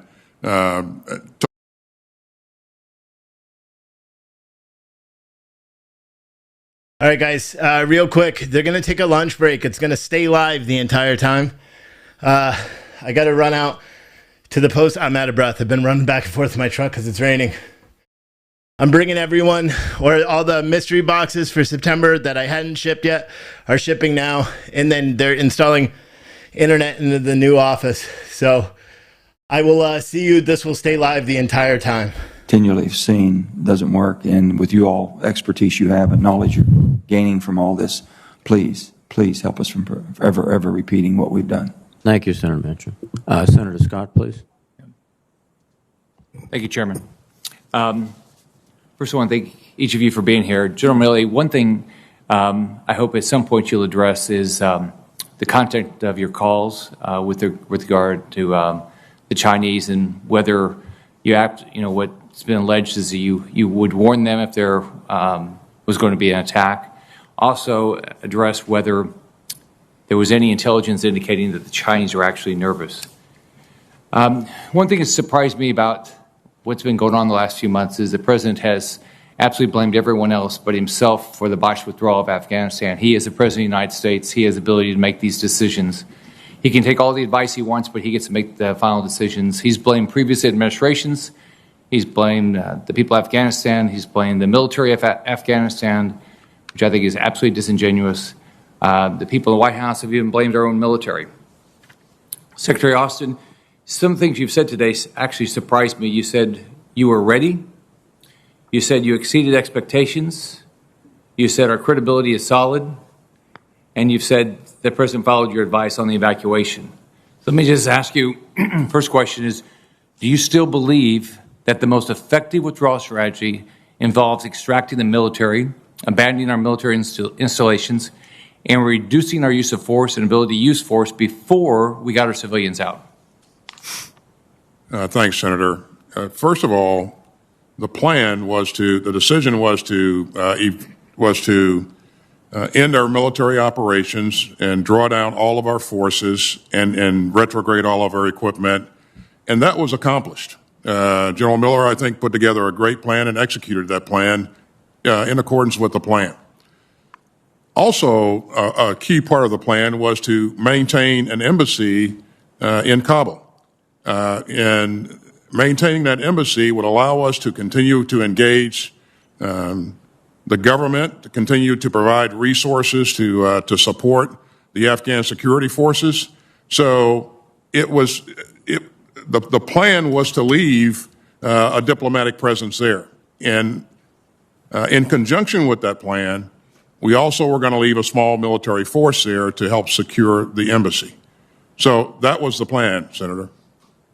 But you didn't address the issue that you made all these, if it was your plan, you've acknowledged it was your plan, and your plan said you would do all these things before we got our civilians out. I mean, when in the history of this country have we ever had the U.S. military say and have a plan that we will take our military out first before we take our civilians? I can't imagine that. When you say civilians, are you talking about citizens? American citizens? Yeah. Now, the American citizens would come out once a non-combatant evacuation is declared. And until that point, typically we don't evacuate all the citizens in the country. But we didn't hear. There's American citizens still there. And we continue to remain engaged and work to get those citizens out, Senator. But why would you propose a plan that didn't get all American citizens out? I just can't imagine ever in the history of this country our U.S. military would propose to leave a country without our citizens coming out first. I mean, have we ever done that before? All of the American citizens wouldn't leave, Senator, unless there was a non-combatant evacuation. And, the plan was to leave the embassy there, to continue to address the needs of our American citizens, to engage with the government. And so that was a part of the plan. Not, again, the plan was never to evacuate the American citizens and leave the embassy there. Did it bother you when the president went on national television and said that he would not leave until all American citizens were taken out? Did it bother you that when he said that? Because it clearly was not truthful. Senator, you heard me say several times that we're going to work as hard as we can for as long as we can to get every American citizen out that wants to come out. And we continue to do that to this day. Well, I'm running out of time, but one thing I want, when we have next round, I want to understand what decisions would you make differently today to save those 13 lives of servicemen and women that we lost at the Kabul airport. But thank you very much. Thank you, Mr. Chairman. Senator, if I could comment on your first opening comment, if I may. Go ahead, sir. Oh, sure. Yeah, I am happy to lay out every detail and all the intel to you as an individual, to any other member or to a committee or anything you want on these Chinese calls at your convenience. Happy to do it. Thank you. Thank you. Thank you, Senator Scott. Senator Duckworth, please. Thank you, Mr. Chairman. I share my colleagues' concerns about the rapid collapse of the Afghan National Defense and Security Forces and the Afghan government and the failure of our intelligence. We need some answers. After investing 2 decades, nearly $2 trillion, and most importantly, the lives of almost 2,500 of American troops, our nation must conduct a thorough and honest review of the United States government's involvement in Afghanistan since the September 11, 2001 terrorist attacks. For the sake of current and future generations of warfighters, we must capture the hard lessons from Afghanistan to ensure that these lessons are not forgotten or worse, repeated on a future battlefield. This is our moral responsibility as a nation. Gentlemen, all 3 of you have been involved in the war in Afghanistan multiple times in multiple different capacities throughout your careers. Secretary Austin, was the situation on the ground in Afghanistan over the last few months influenced by previous decisions made over the course of several years? I absolutely believe that, Senator. Foremost among those decisions is the Doha Agreement. I think that severely impacted the morale of the military. Thank you. Secretary Austin, if that's the case, is it possible to have an intellectually honest lessons learned exercise that only looks at the most recent events in Afghanistan of the last couple of months, or must any effective review look at the whole 20 years since September 11th?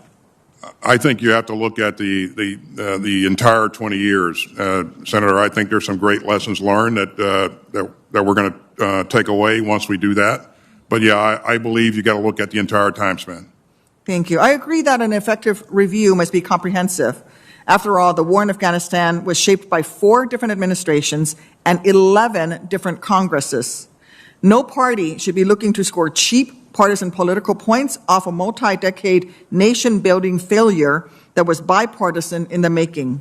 Instead, Congress should authorize a long-term effort solely devoted to bringing accountability and transparency to the Afghanistan war and lessons to be learned. That is why on Thursday, I will be introducing the Afghanistan War Study Commission. My bill would establish a bipartisan independent commission to examine every aspect of the war, including the political and strategic decisions that transformed a focused military mission into vast nation-building campaign. Importantly, this commission must produce actionable recommendations designed to guide the development of real reforms, just as the 9/11 Commission's work informed congressional lawmaking efforts in the years after its publication. Secretary Austin, would you agree with me that such an independent, long-term study could serve as an effective complementary effort to the more targeted lessons learned reviews that DoD always conducts, particularly in shedding light on how Congress and civilian leaders from multiple government agencies can do a better job in defining the scope of military missions and actually enforcing legal limitations on the use of force? I would, and the point that you're making, it needs to, my view is it needs to be an interagency approach to this. So. Thank you, and I do want to note that my family and I were in Cambodia until the very end. I'm an American. I was born in Thailand, but my father worked for the United Nations, and to answer my colleague's question, my father chose to stay as long as possible to help the Cambodian people as long as possible. And he left after American troops had left.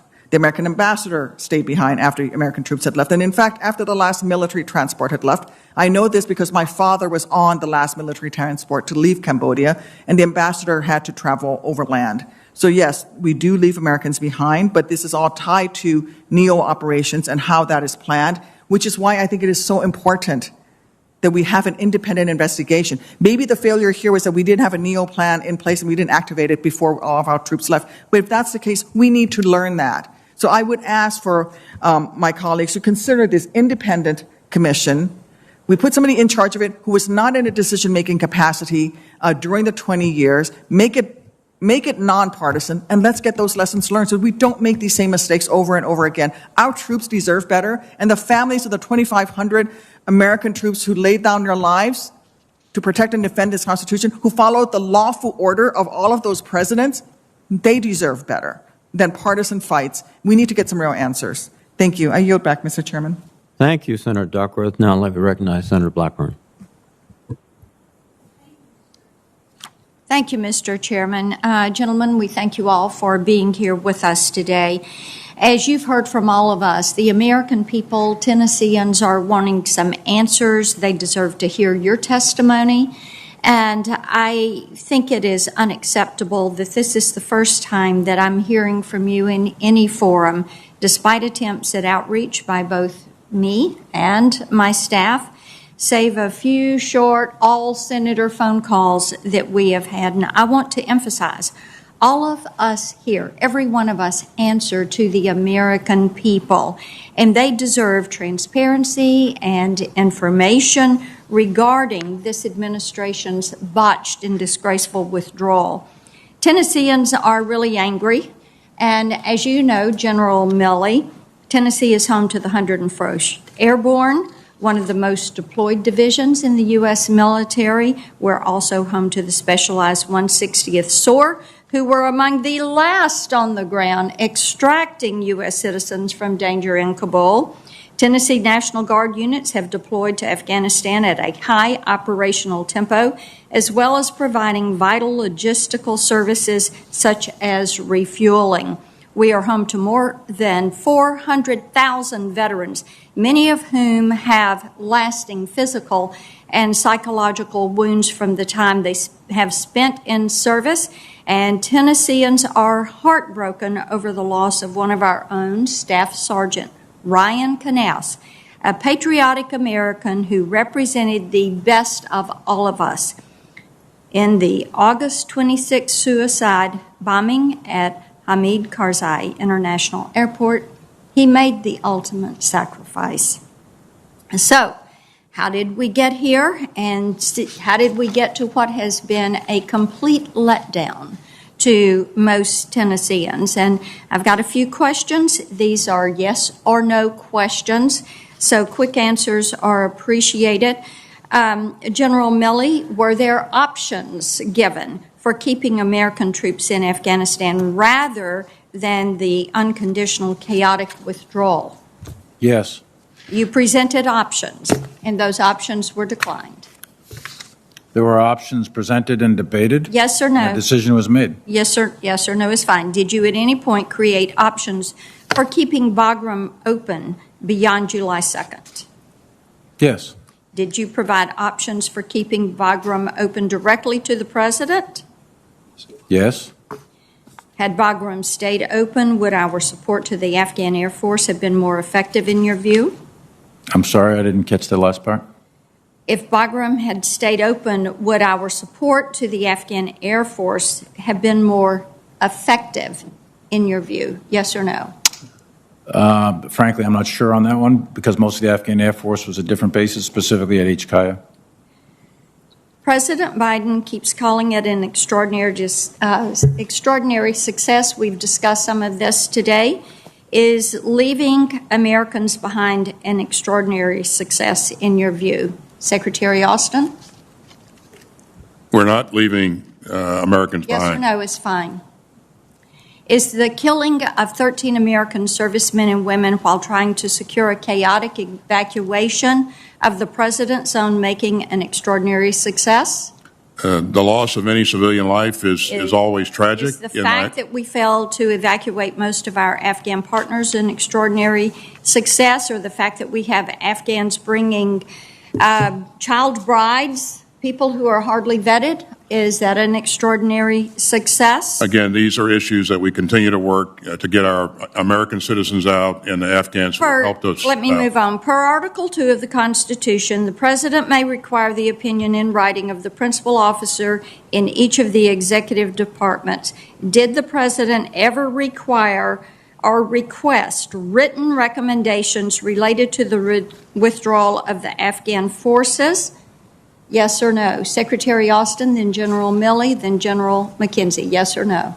We provided. I provided our input as a part of a policy process that was very well and deliberately run. We will note that you didn't completely answer that. General Milley, any written form?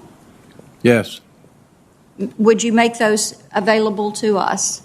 make it available to the committee upon request in accordance with appropriate classifications. We will do so. General McKenzie, yes Yes. or no? And you will make those available. Based on guidance from the Secretary. Each of you had committed to make those available when you went through your confirmation processes. We'll come back to you for those.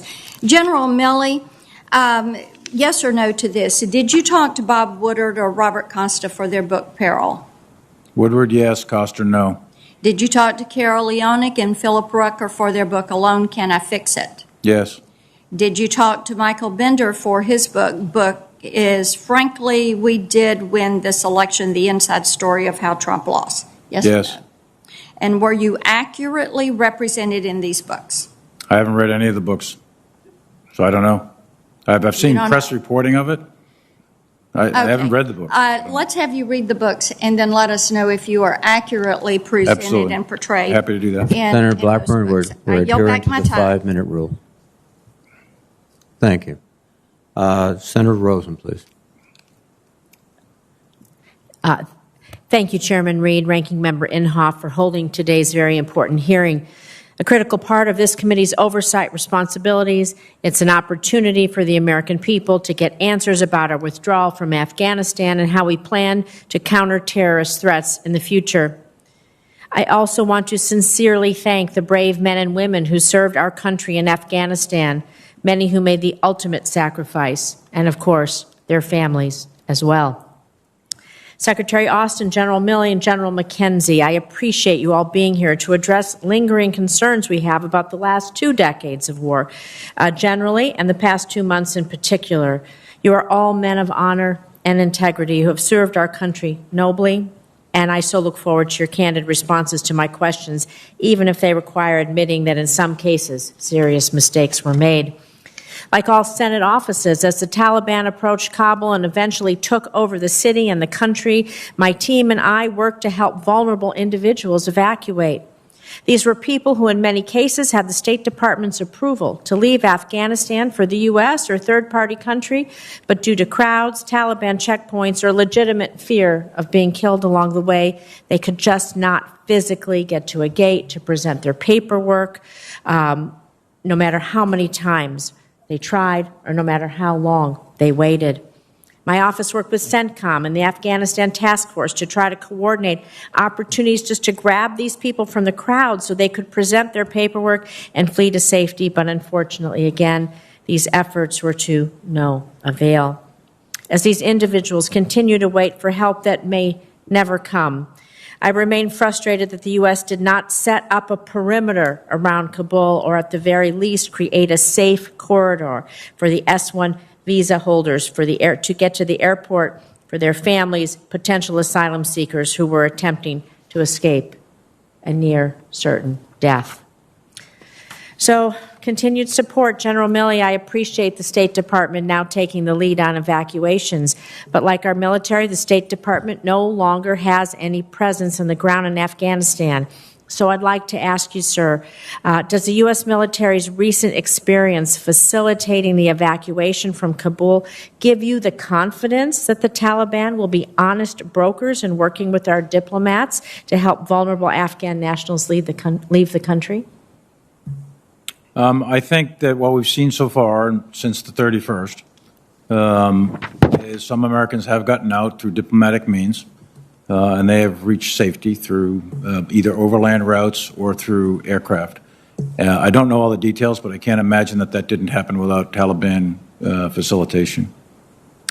Well, we can get back to Afghan nationals, helping them leave the country as well, those SIV holders and others who supported us. But Secretary Austin, the administration has said they'll utilize every tool available to hold the Taliban accountable if they fail to meet their commitments to provide safe passage for anyone who wants to leave the country.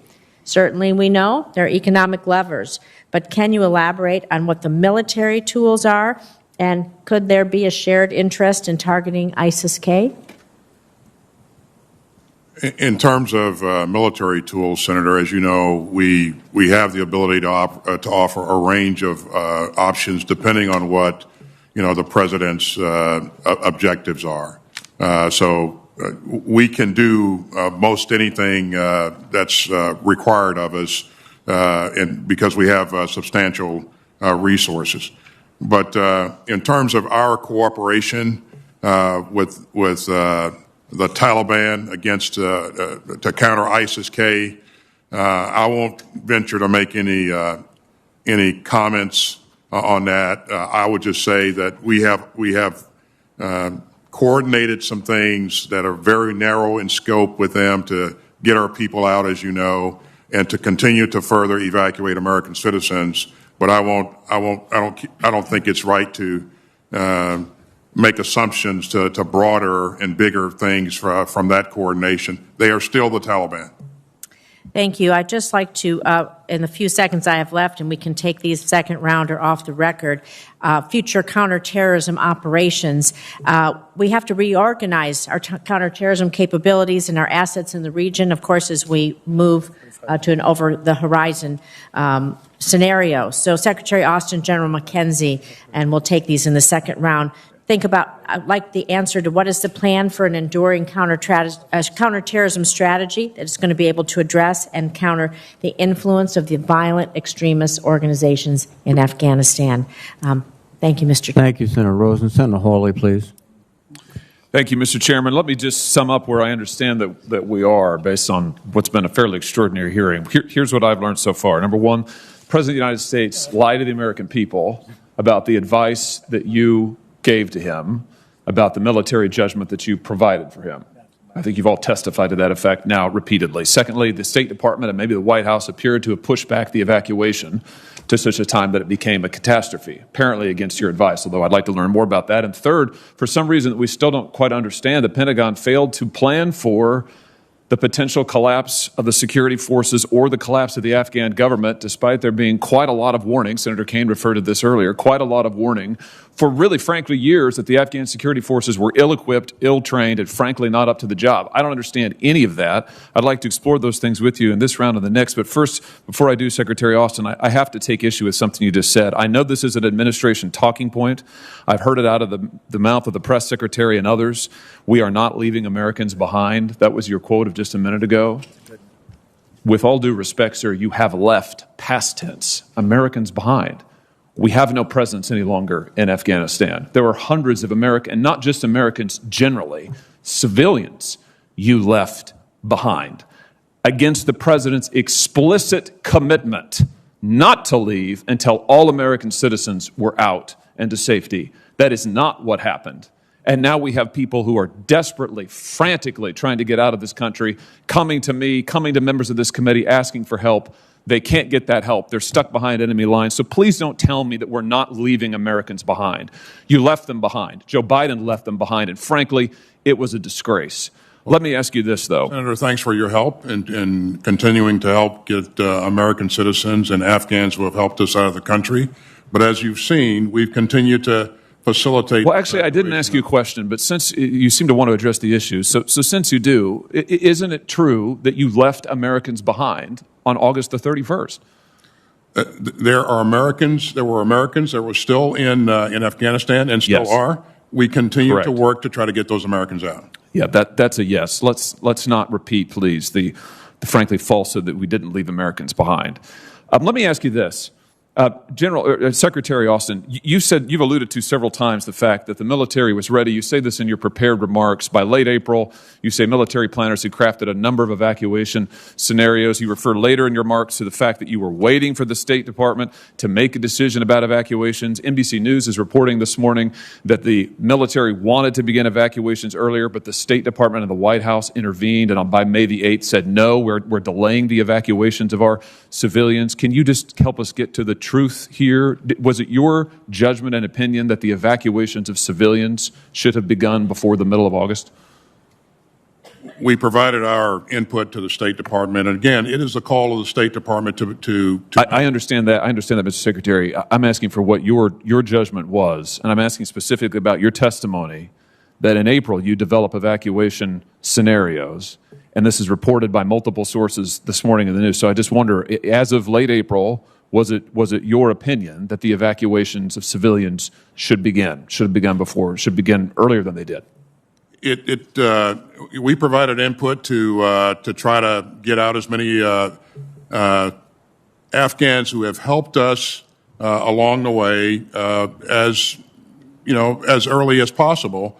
But again, the State Department has made its decisions based upon the fact that even President Ghani had engaged them and said, "Hey, we're very concerned about the mass exodus of civilians from the country." General Milley, let me direct this to you. Did you ever advise in the interagency process that the rapid withdrawal timeline that the White House, the Pentagon signed off on, General Miller proposed, effectively getting us to zero by the middle of July, that would negatively impact any effort to get out our civilians? In other words, if we'd drawn down to zero by July, if we then had a civilian evacuation ordered, we'd be in a lot of trouble. Did you ever advise to that effect during the interagency process? Did you warn about that possibility of drawing down so quickly before a civilian evacuation was underway?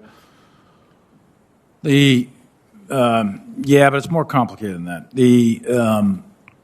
The drawdown of the forces under Miller, those guys are advisors. They're not the NEO kind of guys. The NEO troops are Marine Expeditionary Unit, Special Purpose MAGTF, and elements of the 82nd Airborne Division. That's what you need in order to do the NEO. Those are the plans, I believe, that the Secretary is referring to that were developed early on. And there's specific triggers that are required, and the State Department calls the time of the NEO. Secretary, in fact, on the 12th of August, started pushing forward forces and orders, and on the 14th, the Ambassador Wilson, called the NEO. Should that have been called earlier? I think that's an open question that needs further exploration based on a series of meetings.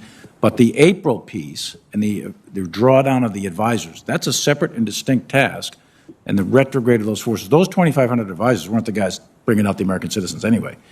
Those were the advisors to the Afghan security forces. There were concerns that we raised throughout the interagency that when those advisors, if the advisors were to stay, then there's a possibility that the Afghan security forces would hang in there. We all knew that when we pulled the advisors out, when we pulled the money out, that at some point in the future, most said it was in the fall, that the Afghan security forces were going to fracture and the government would collapse. The speed at which that happens in August is a different animal. The advisors are already gone by mid-July. There is still a government. There is still an Afghan army. And the assumption was that it would remain, and the mission was to keep the embassy open, secure the embassy, transition that off to contractors, and then all the military would be out, and it would be a diplomatic mission, and there'd be money and over-the-horizon thought. None of that happened because that army and that government collapsed very rapidly. As soon as those indicators came of fracture, Secretary Austin and others throughout the government executed and implemented a NEO plan for which there was contingencies that were built. There was a plan for a rapid collapse, and that was the NEO plan that General McKenzie had come up with, and that's what was executed. That's why those 6,000 troops could deploy as rapidly as they did. That's why all those aircraft showed up. That wasn't done without planning. That was done with planning, and that was done from an operational and tactical standpoint. That was a success. Strategically, the war is lost. The enemy's in Kabul, so that you have a strategic failure while you simultaneously have an operational and tactical success by the soldiers on the ground. So I think we're conflating some things that we need to separate in this after-action review process so that we clearly understand what exactly happened. And I'm sorry for taking all that time, but I thought it was necessary. Thank you, Senator Hawley. Senator Kelly, please. Thank you, Mr. Chairman. Mr. Secretary, let me begin by expressing my gratitude to each of the over 800,000 Americans, many of them Arizonans, who served in Afghanistan over the past 20 years, and to their families. I also commend our service members' support of one of the largest airlifts in our country's history. We will never forget the achievements of the men and women who worked 24/7 in Kabul, managed impossible conditions on the ground, and above all, those who made the ultimate sacrifice, protecting innocent civilians. 124,000 people are safe today because of American troops and diplomats. Still, after decades of conflict, 2,500 American soldiers killed, and billions invested in security cooperation, the American people deserve to know why the Afghan government and security forces collapsed in a matter of days. and how there was a failure to prepare for this scenario and ensure that our people were out of the country before it fell. And I think we've established here that the withdrawal and evacuation did not account for real-world conditions and that the intelligence was flawed. The United States wields incredible power as a global leader, and our accountability must match our influence. For our own national security, and for each of those who served in Afghanistan during our longest war, we must understand what happened, but also look forward to ensure that our posture allows us to provide for our national security and prevent Afghanistan's use as a base for terrorist activity. So I want to transition and look forward and not ask you questions that you've already answered. General McKenzie, America's armed forces have been on the front lines fighting terrorists for the past 20 years. During this time, Al-Qaeda and other terrorist organizations have been degraded. While our military presence in Afghanistan has ended, our commitment to fighting terrorism has not. With our withdrawal complete, the Afghan government collapsed and the Taliban seeking to fill the power vacuum left behind, how is Central Command postured to prevent terrorist organizations from gaining strength in the region? Senator, probably the details of this would be best left to the classified session, which we'll have later this afternoon. But I would tell you that I have today a headquarters that has the ability to look into Afghanistan, albeit limited, and we have the ability to fuse the different disciplines of intelligence to look particularly at ISIS-K and Al-Qaeda. We are still refining the best practices on that, but we do have a way forward. I've told this committee before, it is very hard to do this. It is not impossible to do this. Well, I'm looking forward to seeing those details in the closed hearing. Are you confident that we can deny organizations like Al-Qaeda and ISIS the ability to use Afghanistan as a launch pad for terrorist activity? I think that's yet to be seen. I think we're still seeing how Al-Qaeda and ISIS are configuring themselves against the Taliban. We're still seeing what the Taliban is going to do. So I think it's early. I would not say I'm confident that that's going to be on the ground yet. We could get to that point, but I do not yet have that level of confidence. And you might have to share this in the closed hearing, but do you have the resources necessary to accomplish this, even as our national security pivots towards great power or near-peer threats like China and Russia that are seeking to expand their influence and compete with our military? Senator, I'll just say I'm in a constant dialogue with the Secretary about requirements in CENTCOM, and I'll give you some more details in the closed session. Okay. Well, thank you. And I know you can't go into much detail about the analysis that led to the August 28th drone strike in Kabul in this open setting, but I would like to note my serious concerns and give you the opportunity to make any comment on how the American people can know that the military will be able to adequately assess targets before conducting future strikes and operations, even as we have even fewer local intelligence and surveillance resources to leverage. Senator, again, the matter's under investigation, but what I can tell you broadly, and to restate some things I've said earlier, I am responsible for that. It happened in my area of responsibility, so I'm the responsible officer for that strike. Moreover, I was under no pressure, and no one in my chain of command below me was under any pressure to take that strike. We acted based on the intelligence read that we saw on the ground. We acted several times on intelligence that we saw, and we were successful in other occasions in preventing attacks. This time, tragically, we were wrong. And you're right to note that as we go forward and our ability to create what we call the ecosystem that allows you to see what's going on the ground and put all that together, it's going to get a lot harder to do that, particularly in places like Afghanistan. But I can share a little more with you later. Well, thank you, General. Thank you, Senator Kelly. Senator Tuberville, please. Thank you, Mr. Chairman. Gentlemen, thanks for being here today. You're part of the most powerful military in the world. I'll ask all three of you this question. I know how are you going to answer this? Is there any enemy that could defeat the strongest force in the world, the United States military? And I know all of you are going to say no. So, Secretary Austin, since your confirmation in January, have you been denied any resources with regards to Afghanistan? I think I heard you say earlier you got everything you needed. That's correct, Senator. Yeah, thank you. On August 18th, you were asked why the U.S. wouldn't rescue Americans who couldn't reach the airport. You responded, quote, "I don't have the capability to go out and extend operations currently in Kabul," end quote. We saw the Germans, the French, the British rescue citizens in Kabul.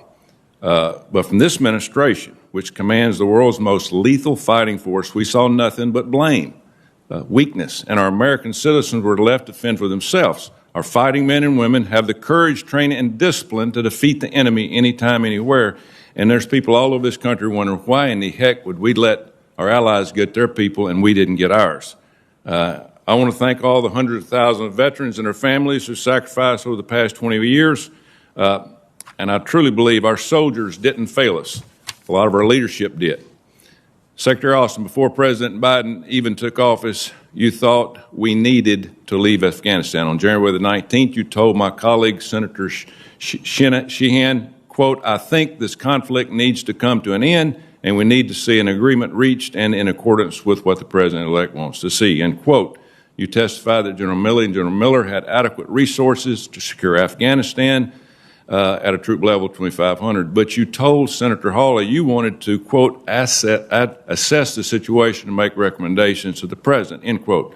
I know how you're going to answer this. Did you give advice to the President on the withdrawal from Afghanistan without conditions, or is that the direction you got from him? Again, my recommendations were a part of a very deliberate process where we presented a range of options for the President. And if I could, Senator, I'd like to go back to the first comment that you made about the question that I answered for a reporter who asked, why don't you go out and establish cordons and create safe passageways for our people just to move into the airport. At that point, early on in our deployment, we only had less than 4,000 or about 4,000 troops to secure and defend the airport, and our troop presence continued to grow as we flowed people in. We used a number of innovative approaches to go out and pick up and facilitate the entry of American citizens into the airport as the situation continued to develop. But just wanted to give you a little context for that answer. Well, thank you. And you know, we're all talking about, did President Biden know all this? And you know, my question about withdrawal. You know, basically, there's two options. I can answer that for us. Either the president was given bad military advice, or he gave his military the terrible decision and direction to surrender Afghanistan without condition.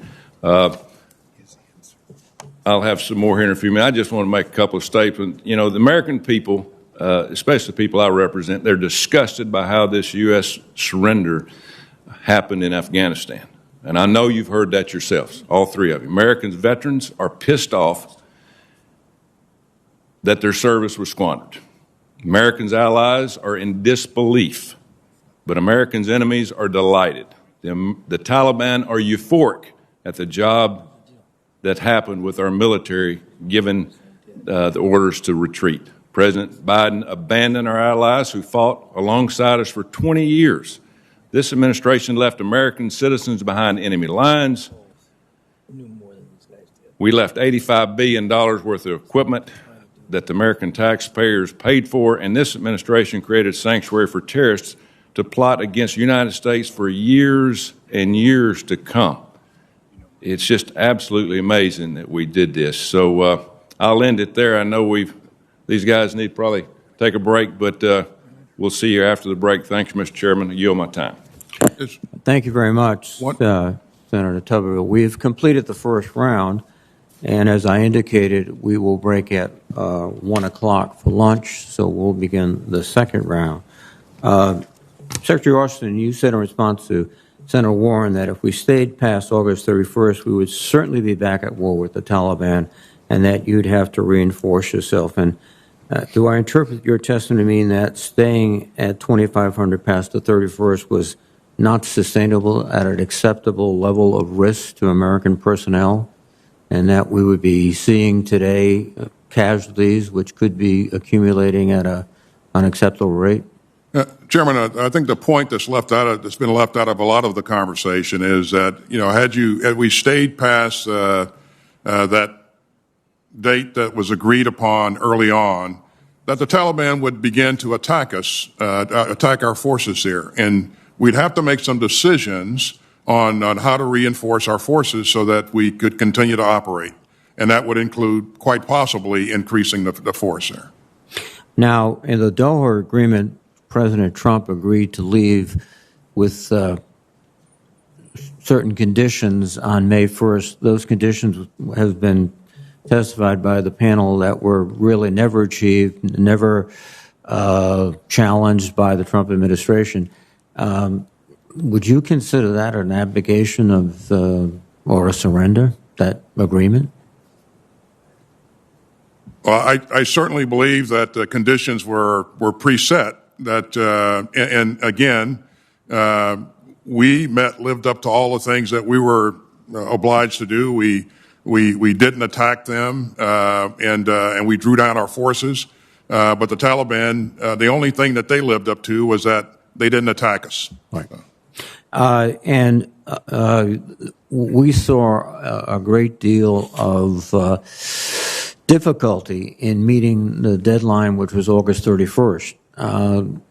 Would it appear to you that a May 1st deadline, as President Trump imagined, would have caused more complications in terms of getting our equipment out, getting our personnel out, identifying Americans who were eligible to leave and getting them the paperwork, since you would be doing it in a much shorter time frame? Yeah, I don't think that would have been feasible to do that in an orderly fashion, Chairman. Thank you very much.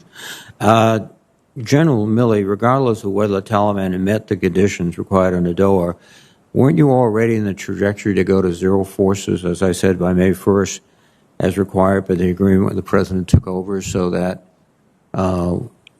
you actually would have accelerated the process of withdrawal and complicated it more, similar to my question to the Secretary? Yes, we were actually given an order to go to zero by 15 January, which was changed to go to 2,500 by 15 January, and then take it down to zero by 1 May, depending on the decisions of the new administration. Thank you. And General Miller, your prepared testimony indicates that the Biden administration, through the National Security Council process, conducted a rigorous interagency review of the situation in Afghanistan in February, March, and April, in which the views of senior military leadership were all given serious consideration by the administration. You also testified that you received an order in November 2020, you've just referred to withdraw all forces from Afghanistan by January 15, 2021. Was that November order similarly informed by a rigorous interagency review? No. So that was basically, I think... Secretary Esper submitted his recommendations in a written format on the 9th, the day that he was relieved, and 48 hours later we received a written order to go to zero by 15 January. I think General McKenzie, again, your advice with regard to maintaining 2,500 troops has been reiterated repeatedly. But you also recommended in the fall of 2020 4,000 troops. Is that correct? Sir, that is correct. I recommended that in the fall of 2020, when we were having deliberations, I recommended that we hold at that level. And that was rejected by the Trump administration? Sir, it was. And there was no recriminations against you or anyone else for that was the President of the United States making a decision based on his view of the world. Sir, insofar as I know, that's correct, sir. Thank you very much. And again, adhering to the 5-minute rule, I will cede back 8 seconds to Chairman Inhofe. Thank you, Mr. Chairman. One good way to judge any president's decision is whether it's made American people safer. Generals, ask all three of you, you have both noted that the Taliban has not severed its relationship with al-Qaeda. President Biden stated on July the 8th that al-Qaeda is gone from Afghanistan. I'd ask you, is al-Qaeda gone from Afghanistan? Generals? Senator, I think there are remnants of al-Qaeda still in Afghanistan. Does anyone believe that al-Qaeda is gone from Afghanistan? President Biden stated at the United Nations recently that this nation is no longer at war. Is it your personal view that al-Qaeda is no longer at war with us? Started to the right, General. I believe al-Qaeda is in Afghanistan. I believe they have aspirations to reconstitute, and if they develop the capability, I believe that they have aspirations to strike. It's too early in the process right now, Senator, to determine the capability, but I do believe they exist. Do you believe that the personal view that was stated that al-Qaeda is no longer at war with us right now? Okay. I think al-Qaeda is at war with the United States still, and never has not. Thank you. Does the withdrawal from Afghanistan increase or decrease the likelihood of an al-Qaeda or ISIS attack on the U.S. homeland?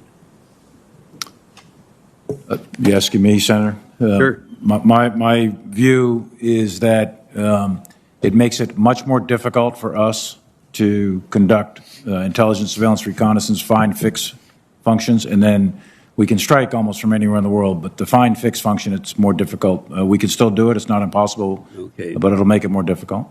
General Milley and General McKenzie, we entrusted security to the Taliban, but they failed to prevent the ISIS-K suicide bomber on August 26th. We don't really even know if they wanted to prevent it. Now we're in the same situation, trusting the Taliban to prevent our attacks. The senator from Missouri brought up and talked again about the fact of what is the situation right now, and I think we don't really, after this several hours, have an answer to that. I do want to bring something in the record that I don't think has been put in the record already, and that is the conditions under which the previous president made after making the statement about the Taliban. Not only did the previous president have conditions, and the conditions included having a presence, a military presence, but they also had 4 other things that were stated that were those conditions. 1, to prevent al-Qaeda and the terrorists from threatening the United States from Afghanistan. Secondly, to make statements and commandments to its members against threatening the United States. Thirdly, deny residence and visas and passports to those threatening the United States allies. And fourthly, begin negotiations with the Afghan government. Those were conditions that were made at that time, and this has been stated several times. It's my opinion and the opinion of many who have testified at this hearing that there were no conditions. It was, I believe that is the case. Thank you, Mr. Chairman. Thank you, Senator Inhofe. Senator Shaheen, please. Thank you, Mr. Chairman. Secretary Austin, I'm going to go back to my question earlier about the records that special immigrant visa applicants really need in order to qualify for those visas. And there's not been a good process through DOD to ensure that they get those records. Is that something that the department is looking at, and would you be willing to work with this committee or others to see if we could set up a process that would ensure that those folks who worked with our men and women actually have the documentation they need to show that? I know that one of the challenges is that many of those records have been destroyed, but I would hope there's some way that we can ensure that those people are able to get the documentation they need to come to this country. Senator, let me first say that I absolutely agree with you that the process is onerous and that we need to do something to make it easier for those people that have helped us to prove that they have in fact worked with us before. One of my departments in defense is working to try to find ways to propose ways to truncate the process or come up with alternative means to demonstrate that they have worked with us in the past. And to answer your question, we would absolutely welcome working with a committee on this. Thank you. I assume we should contact your office to find who the appropriate contact person would be? Well, we'll contact your office and let you know who he is, Senator. Okay. General Milley and General McKenzie, it's long been publicly reported that the Pakistani intelligence services have maintained a close and continuing relationship with the Taliban. Do we expect that relationship to become more complicated now that the Taliban is in power? Are we concerned about Pakistan's nuclear weapons and the potential that terrorist groups might be able to get access to those weapons? Can you talk a little bit about how you see the relationship with Pakistan and the Taliban playing out and the challenges that presents for the United States? I'll start. Which one of you would like to answer that? Go ahead, Frank. I'll follow you.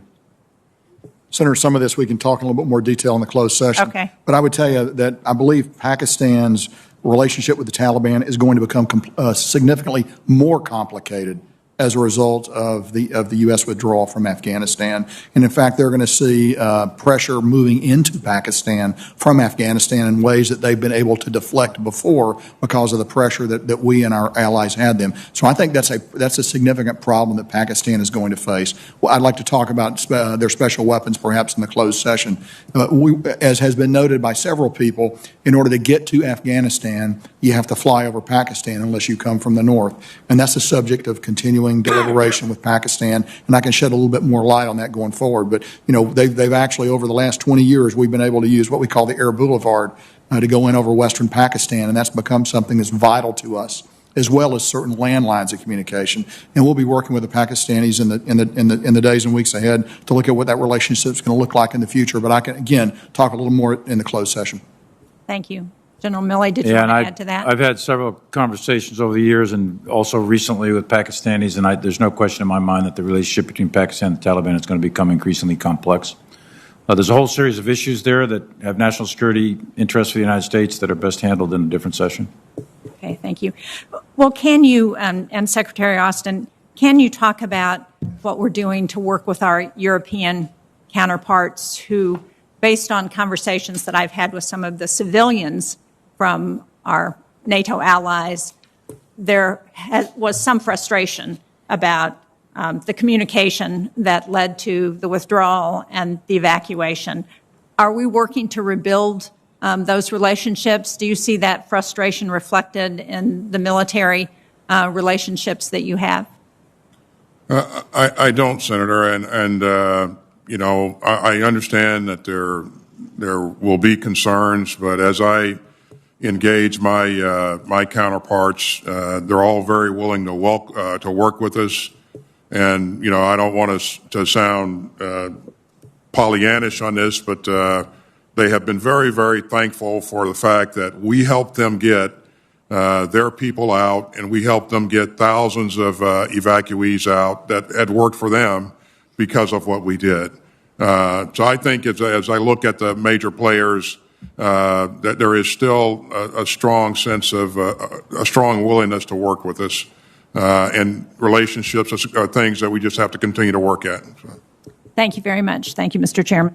Thank you, Senator Shaheen. Before I recognize Senator Wicker, at the conclusion of Senator Wicker's questioning, we will adjourn, as I said, at the 1 o'clock adjournment, a little early, a couple of minutes, and then we'll promptly return at 1:30. Senator Wicker, please. Thank you, Mr. Chairman. General McKenzie, let me ask you, as I understand it, one of our primary missions in Afghanistan was training the Afghan armed forces. We also equipped them with approximately $83 billion in military equipment, but we always provided them extensive support in the form of intelligence and surveillance, air support, logistics, including contract aircraft maintenance, and special operation advisors. General McKenzie, were the Afghan armed forces ever trained to fight the Taliban without U.S. support of any kind? So, Senator, some elements of the Afghan military could fight very well without our support. Some of the elite commando units. Obviously, we know from the example that we saw in August that other elements were unable to do that. And in fact, as we began to withdraw our support during the withdrawal operation, we began to see the effects of that. You know, we shifted to an over-the-horizon model for aviation maintenance. That is difficult to do in the United States. Difficult to do. In a technologically literate population. It is harder to do in Afghanistan. We were having some small success with that, and actually the Afghan Air Force continued to fly strikes up until well into August. But they were nonetheless on a general negative attrition. What percentage would you term as elite? Oh, I'd say less than 5%. Okay, and so really, for 95%, it's really it was unrealistic for us to expect them to be able to fight alone at that point in July and August of this year. The combination of the obvious withdrawal of the U.S., which had a profound psychological effect, because I think in the mind of the soldier, you know, the Taliban and the Afghan military, they have the same DNA. So it comes down to the fighting heart of the man on the ground. And I think that the Taliban were heartened by what they saw happen at Doha and what followed, and our eventual decision to get out by a certain date. I think the Afghans were very weakened by that morally and spiritually, if you will. Thank you. Good. Let me rush on then to try to get another question in. Secretary Austin, the reports in the New York Times are that you warned the president all the way back in March that there could be dire outcomes in which the Afghan military folded in an aggressive advance by the Taliban, and that you drew comparisons between that and our experience in Iraq, where a disaster unfolded and we were required to go back in. According to the same article, you warned the president, we've seen this movie before. I know you don't want to tell us what advice you give to the president. What was that your feeling, and did you make known the comparison with Iraq, and did you feel we had seen this movie before? Thanks, Senator. Again, you're right. I won't. I'll keep my conversations, my recommendations to the president confidential. But I would say that as we worked our way through the process here, we laid out, you know, all potential consequences that could result from any course of action that we took. And we were clear-eyed about that. And so, you know, there were inputs coming. With regard to Iraq, that's my question, Mr. Secretary. Well, certainly then we get back to the specific conversation that I would have had. But it's clear that I have a history with Iraq. It's clear that I've learned, you know, there are lessons to be learned from Iraq. And I would certainly. Was it your feeling that we had seen this movie before?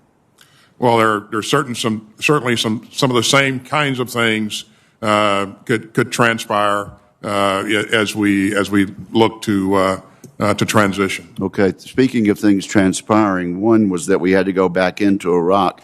Secretary Austin, does the Department of Defense have plans in place to redeploy U.S. combat troops to Afghanistan in the event that our intelligence estimates prove true and our homeland security is in fact threatened?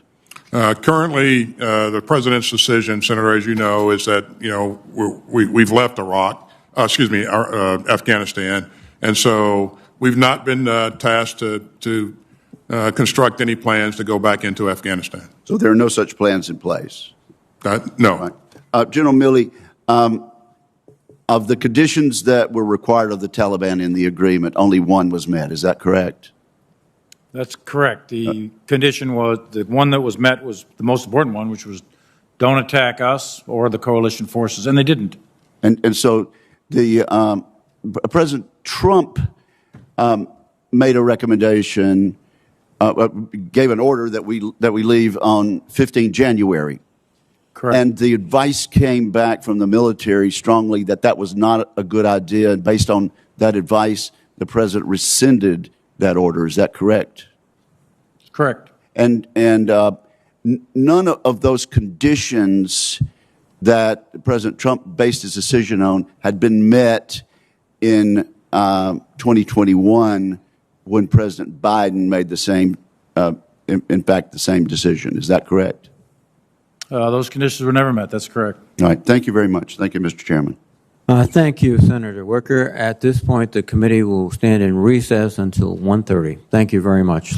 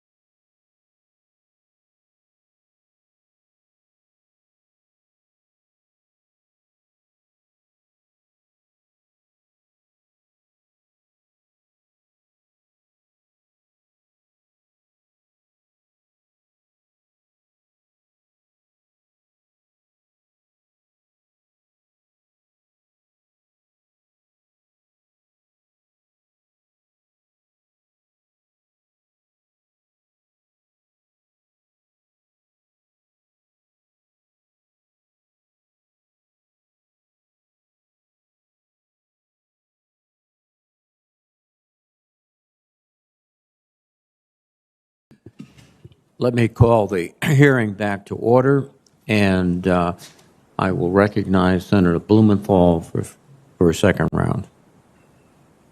Thank you. Thank you, Mr. Chairman. Thank you for your testimony earlier and your continuing testimony now. Secretary Austin, I'd like to go back to the topic of my first round of questions, the evacuation of Americans and our Afghan allies, the translators, interpreters, guards, security officers who sided with us, put their lives on the line, and who now literally have targets on their backs along with their families. I asked you who at the Department of Defense is in charge of our efforts to evacuate them, and with all due respect, you didn't give me the name of the person at DOD leading these efforts, but you pointed me instead to the Department of State and interagency efforts. I've been involved in working on this evacuation issue and on the refugee question for some time, along with this coalition of veterans, NGOs, concerned citizens, and some government officials. And the frustration I've encountered is that I've been directed repeatedly and constantly from one agency to another. DOD sent me to state, who then sent me to the National Security Council, who would send me back to the Department of Defense. It was a Kafkaesque exercise in bureaucracy and red tape with no clear lines of authority while lives were on the line. And this private network or coalition was doing the work that the United States government would have done if it had maintained a presence there, but it had none. And that's why at Mazur and Kabul, it was doing that work. So I'm concerned that despite this committee's efforts to call attention to the looming crisis in the evacuation, we were unprepared. And as I mentioned earlier, a number of members of this committee went to the White House in the spring, asked for a plan, a strategy, and none was forthcoming. I'm concerned we'll repeat that mistake as we work to avoid a humanitarian crisis during refugee resettlement. And that will be a huge undertaking with hundreds of thousands of Afghan refugees who are literally escaping torture and murder, coming to this country, many of them with nothing more than the clothes they had when they left. We currently have tens of thousands of those individuals on your bases, Department of Defense bases, both overseas at Qatar, Kuwait, Saudi Arabia, Germany, and domestically, as you well know, Virginia, Wisconsin, New Mexico, and Texas. This is a Department of Defense responsibility. It's a moral imperative. These people risk their lives for us, as you know on this panel better than any of us. And it'll be shared with the State Department, the Department of Homeland Security, Health and Human Services, numerous other federal agencies. And we owe it. We own it.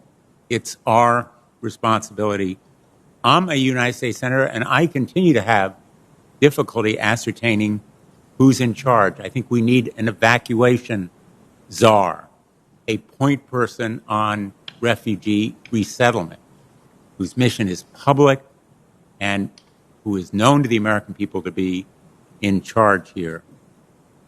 So I would like to ask you, how do we ensure that there is a official in charge, a point person, someone to ensure that Afghan children receive schooling, that there are language services, that they receive medical care, and can you give us an update on what the status is? Well, again, Senator, thanks for your sustained interest and for all that you have done to continue to help get people out. And There is a process, there is a mechanism. State has responsibility, as you know, for being the lead to continue to evacuate American citizens and SIV applicants out of Afghanistan. That process is being run by Ambassador Bass. It's an interagency effort, and we contribute to that with a dedicated general officer as a part of that. In terms of the evacuees or the guests that are being housed in our installations, Department of Defense has responsibility for housing them and for their care and feeding. In terms of integrating them into our society, DHS and state really are leading that process. And I agree with you. It's very important that we do this the right way, and it's very important that we do this carefully, but as rapidly as possible. Because we do have, children that need education and all those kinds of things. In the meantime, DOD will remain sighted on making sure that they receive the very best care, and we provide for their safety as well. Thank you. Senator Fisher, please. Thank you, Mr. Chairman. General McKenzie, at the beginning of this hearing, Chairman Reed made a comment about the goal and mission that we're going to be looking at now in the future is to assure that Afghanistan never again can be used as a base for terrorists. And as we look at that goal, as we look at that mission, I think we need to be honest with the American people on how that will be accomplished. I don't think the American people should be misled about capabilities that are needed to make sure that we can conduct over-the-horizon counterterrorism operations. President Biden has pointed out that we conduct over-the-horizon CT operations to go after terrorists in other places in the world, including ISIS in Syria, Al-Qaeda in Yemen, Al-Shabaab in Somalia. General McKenzie, in those three locations, we have either a U.S. presence or reliable partners on the ground. Is that correct? Senator, that's correct. And in those three locations, do we have strike assets or basing agreements in nearby countries? At the level of this briefing, yes, we do. General McKenzie, when the department developed its initial plans for an over-the-horizon approach to counterterrorism in Afghanistan, did those plans assume that the Afghan security forces would serve as our partner on the ground? So we developed plans that were neutral on that. We developed a spectrum of options ranging from we would have robust help from some future government in Afghanistan to a situation, which is what we have now, where we would have no help from the government of Afghanistan. So we developed options across that entire span of future possibilities. But as we developed the options, you developed the options, and the reality is now that we didn't see this collapse coming so quickly and we don't have partners on the ground. Is that correct? We always had one of the options for CT in Afghanistan would be that we would be at a state where there would be no diplomatic presence there and there would be no help from the government of Afghanistan. So from the beginning, we always saw that as one of the possible futures. And that's the situation we're in right now? That is correct. You stated that during the evacuation, we developed a pragmatic relationship with the Taliban, but you're not saying we should consider the Taliban to be a reliable partner by any means, are you? I do not trust the Taliban. I do not consider the Taliban to be a reliable partner. And any time you deal with the Taliban, you have to look at what they do and not what they say. General McKenzie, Yemen, Syria, and Somalia all border an ocean or a sea, and we can use carriers or other sea-based assets to conduct CT operations. Afghanistan, however, is a landlocked country, so we cannot use our sea-based assets in the same way. Our nearest strike base, or our nearest base, in Qatar is about 1,600 miles away from northern Afghanistan, so our strike assets are significantly further from potential targets than they are in other operating locations. Is it fair to say that it is more difficult to hit targets that are further away from where the strike asset is based?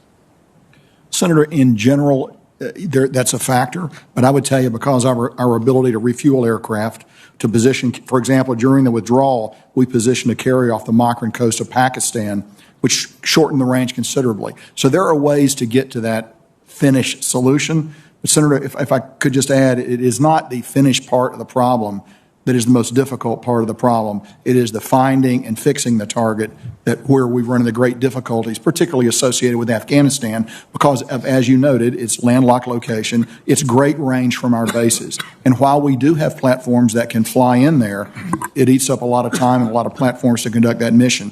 That's why I said from the beginning, hard to do, very hard to do. It's not impossible to do. But there are, and we can talk more about it in the closed session. Right, and it's hard because of lack of partners on the ground. That is a significant factor that you look at when you look at any CT operation of this nature. To even reach Afghanistan, our strike assets, they have to fly over other countries. So without an agreement from Central Asian nations north of Afghanistan, is it accurate that we're reliant on the continued use of Pakistani airspace for our over-the-horizon strategy?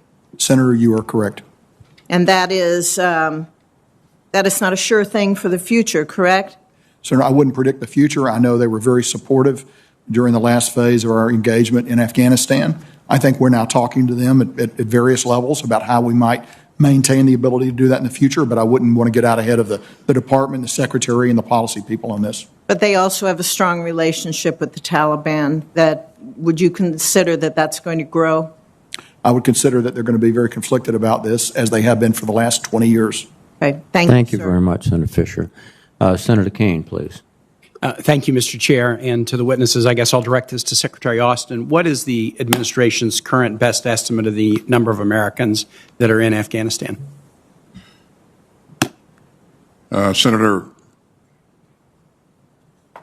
according to state, there are currently fewer than 100 American citizens who want to depart and are ready to leave.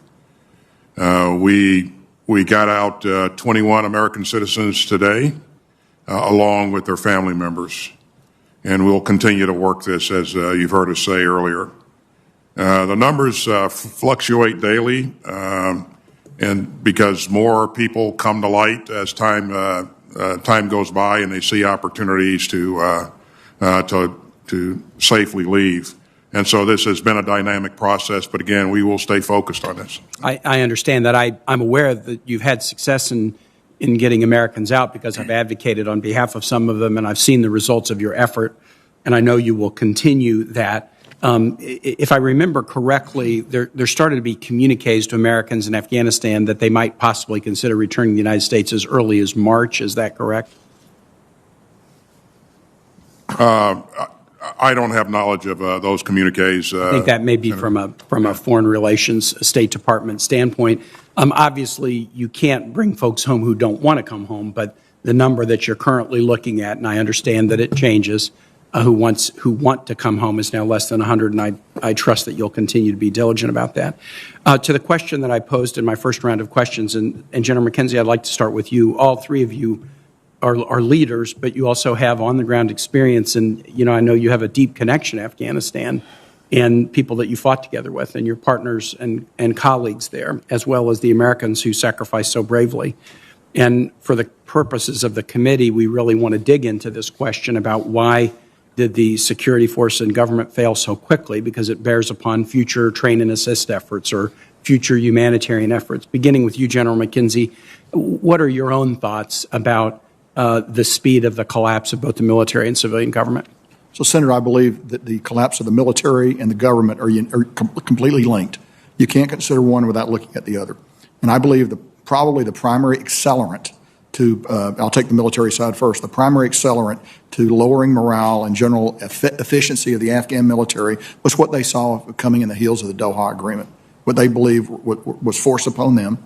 And so I think that had a negative effect. Plus, as we get closer to the date that we're leaving, the clear vision that the United States is going to leave, and we're going to apply a system of at best, partial remedies from their perspective to continue the maintenance of not only the main force, the conventional force on the ground, but also the really high priority items like their Air Force. And as I've noted before, we had an over-the-horizon solution to do that. It wasn't a perfect solution, but it was our best attempt to do that. So I think that affected the military. But I would tell you what I think the DNA of those Afghan soldiers is the same DNA the Taliban had. And the Taliban fought pretty hard. And so I think it comes down to will to combat and fighting spirit.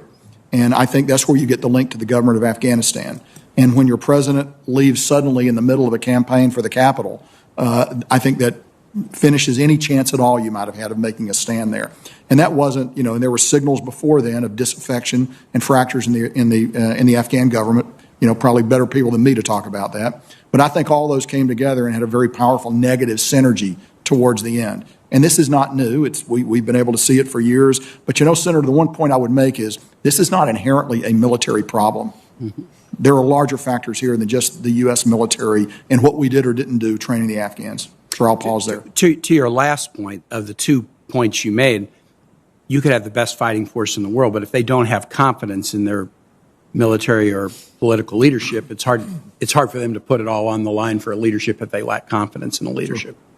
To Secretary Austin and General Milley, any additional thoughts? The 3 choices that you laid out for us was your questions were, was it because of insufficient training? Was it because the troops were demoralized, or was it because we wanted things for them more than they wanted it for themselves? I would agree with General McKenzie that the Doha Agreement had a significant impact on the morale of the troops, but I would say that's compounded by weak leadership, corruption in the government, and the fact that the Taliban made a concerted effort to really reach out to provincial leaders and convince them that the Taliban was going to be in charge, and so they might as well side up with them early on. So. My time has expired. I yield back. Thank you. Thank you, Senator Kane. Senator Cotton, please. General Milley, in the final 2 pages of your written statement, you lay out in some detail the circumstances of your phone calls with your Chinese counterparts on October 30th, 2020 and January 8th, 2021. You also say you'd be happy to make available various documents. I want to ask for 3 sets of documents, if we can get them. I think the first 2 should be fairly straightforward. One, could we get the list of people who joined you on those calls by name and by title? Yes. U.S. officials.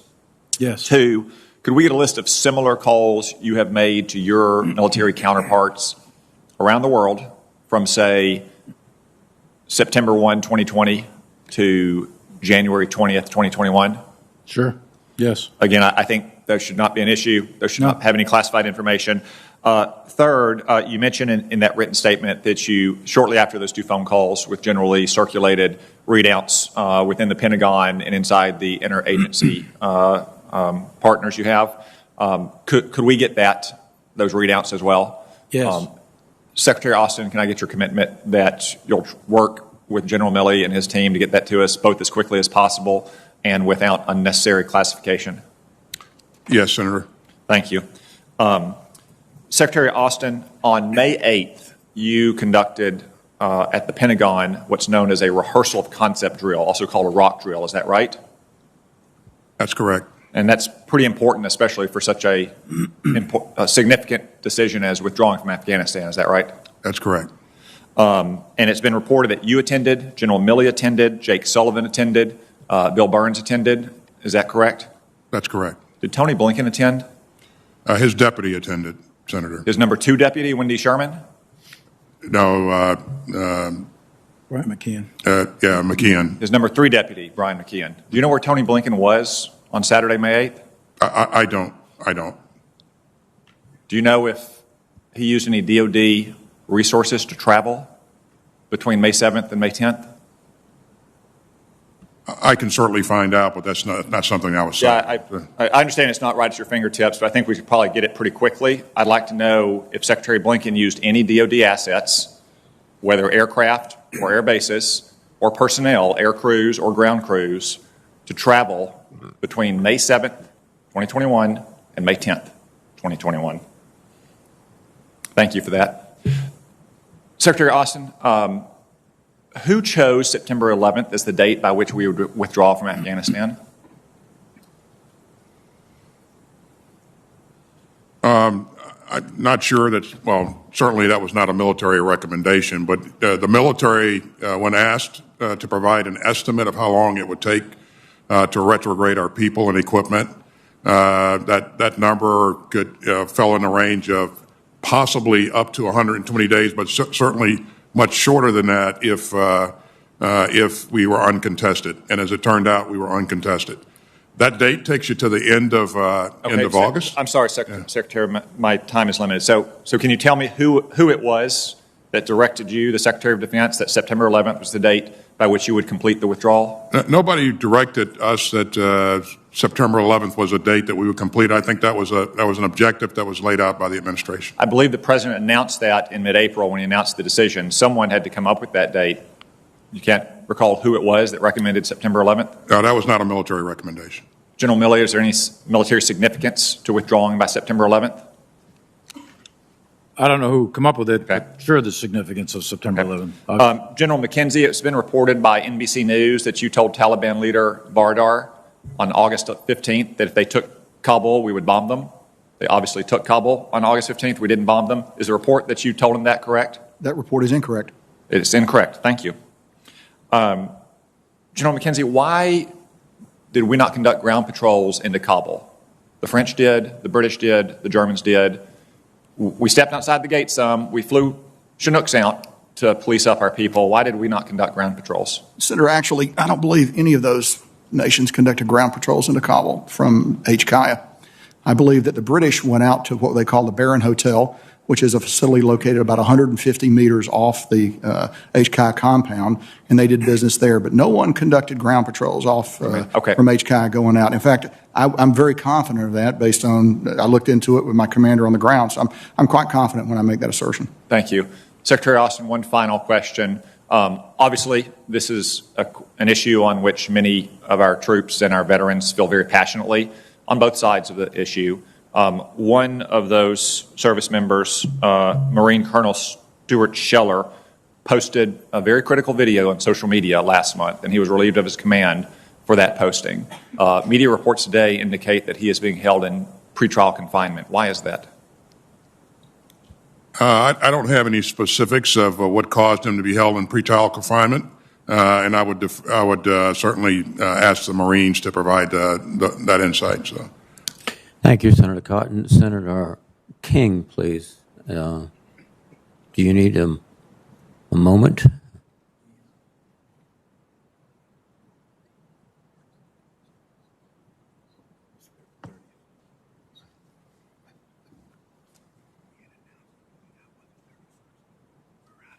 Discussion that we've had thus far today is a peculiar one about decisions. And the assumption seems to be that you could make a different decision, for example, on August 31st, and everything would have been okay and we would have gotten more people out. My understanding, General Milley, is that it was your view that making that decision to go beyond August 31st, and I'm using this as an example, would have had consequences which you and your colleagues judged would be far more damaging and dangerous to American lives than the decision to leave on August 31st, including being back at war with the Taliban, subject to terrorist attacks, and subject to perhaps airplanes being shot down by the Taliban. Can you, am I right about this, where the risk calculus was? That's correct, Senator. We said risks to mission, risk to force, and risks to remaining American citizens in Afghanistan was going to go to extremely high, beginning 1 September if we stayed past 31st with U.S. military forces. And you use that term risk to mission, risk to force as a kind of, that's a descriptive phrase, but we're talking about potentially hundreds of American lives, are we not? Well, when we talk risk to force, we're specifically talking casualties killed and wounded. And our estimate, my estimate at the time, this is 25 August we're talking about, is if we go to war with the Taliban on the 1st of September, there were 6,000 Taliban and 56 checkpoints in Kabul at that time. we would have had to clear Kabul. We would have had to reseize Bagram and in the road, this 30 miles of road in between Bagram and Kabul. That would have taken a significant amount of force. We're looking at probably a core operation. We probably, my guess is that we would have had significant amounts of killed and wounded. The exact numbers are always imprecise when you're doing those kinds of estimates, but it would have been significant U.S. military killed and wounded, and the remaining American citizens would have been at greater risk. You mentioned we'd have to have retaken Kabul. They had 6,000 troops. As I remember discussions in this committee when we were talking about retaking Mosul, the generally accepted rule of thumb is that it takes 10 troops to dislodge one in a city. That dislodging troops in a city is very difficult and takes a large number of attacking troops. Is that correct? It is, but the disposition and composition of the Taliban in Kabul at that time was not the same as ISIS in Mosul. Mosul was a prepared defense. They were dug in, they were ready to go, underground positions, etc. The Taliban had just moved in, so it would have been not that level of fight that you saw in Mosul, but it still would have been significant. 6,000 is 6,000, and you're in an urban area of about 5 million people. So it would have been a significant level of effort, and it would have resulted in significant U.S. casualties. Thank you.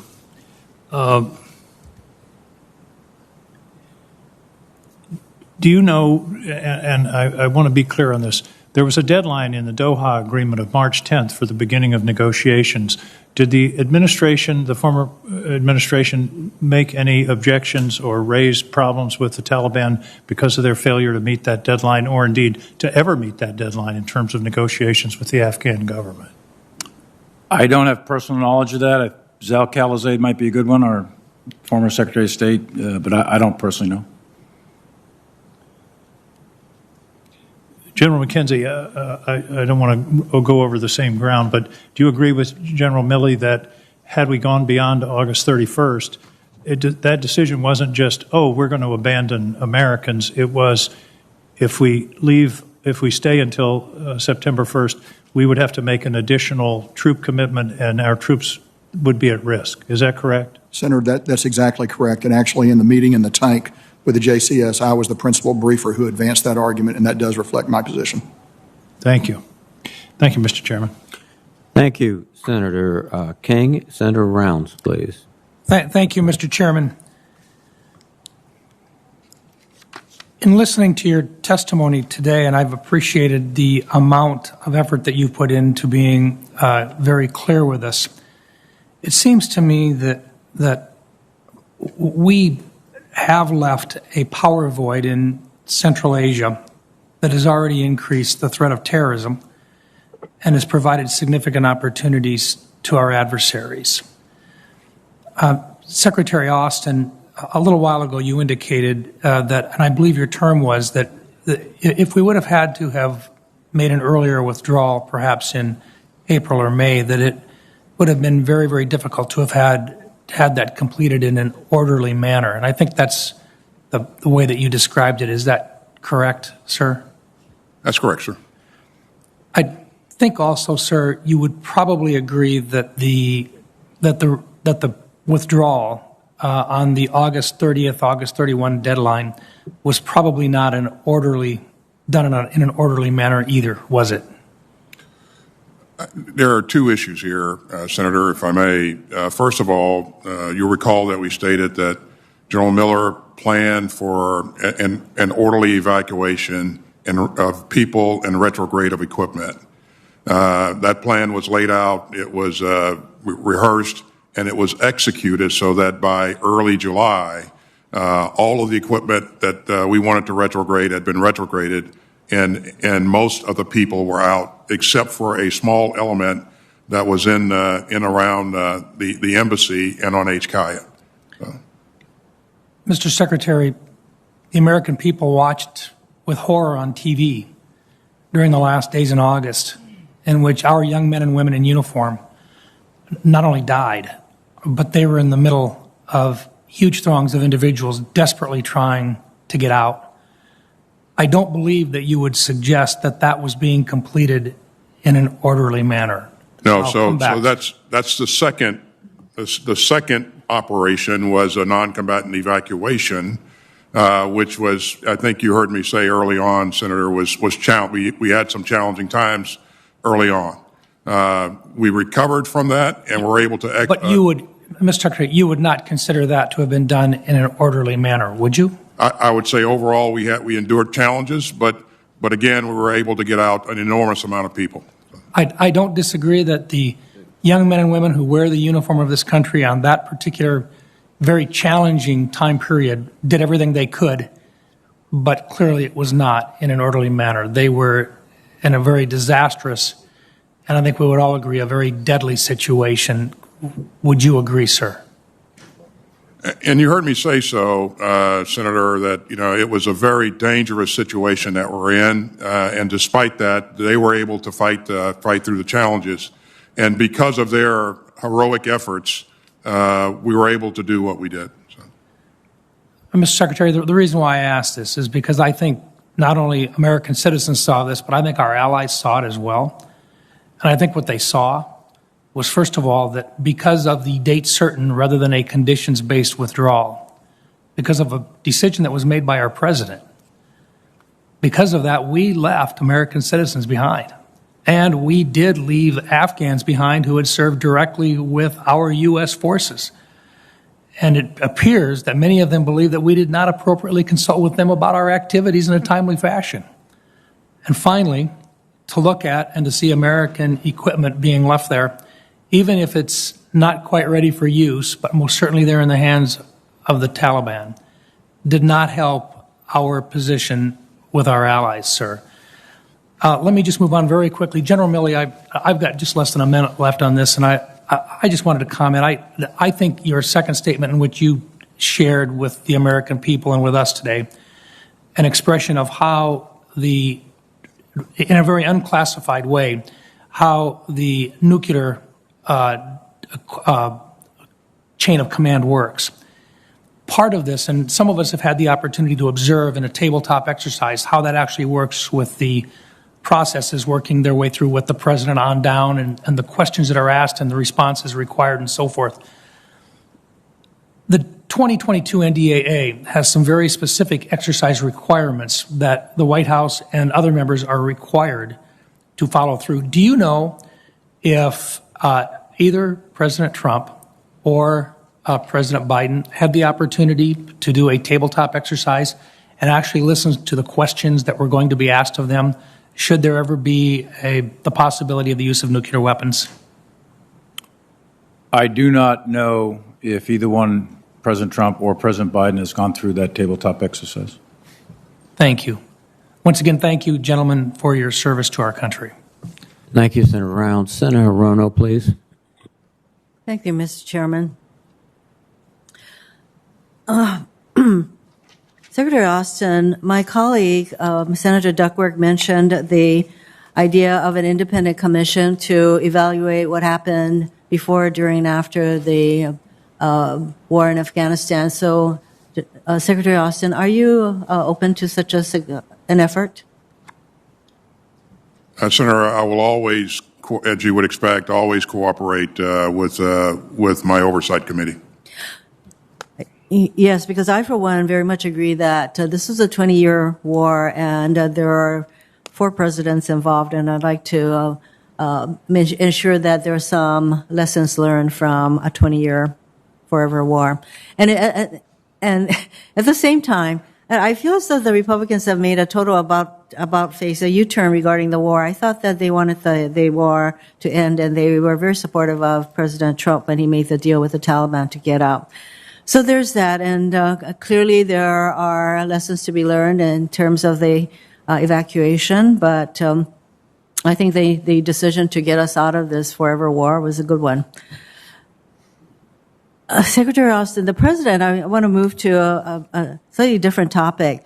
The president has touted the Afghanistan pullout as necessary to free up time and money to deal with near-peer competitors like Russia and China, but that stated rationale is somewhat, I think, at odds with the administration's budget, which fails to align funding priorities with the lines of effort identified in the Indo-PACOM Pacific Deterrence Initiative. Secretary Austin, I had brought this up before when we had a posture hearing.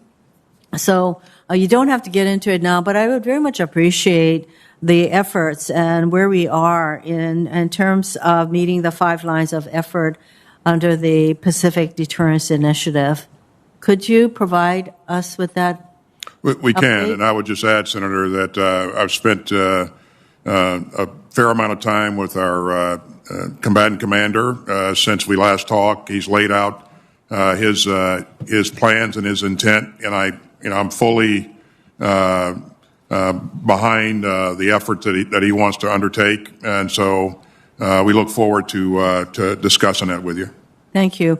And along those same lines, nuclear disarmament talks with North Korea remain stalled, and I'm concerned that steps taken by the DoD, including zeroing out funding for the Homeland Defense Radar Hawaii, HDRH, and objecting just last week to congressional action to reauthorize funds to keep that program on track, put Hawaii at risk in the near future.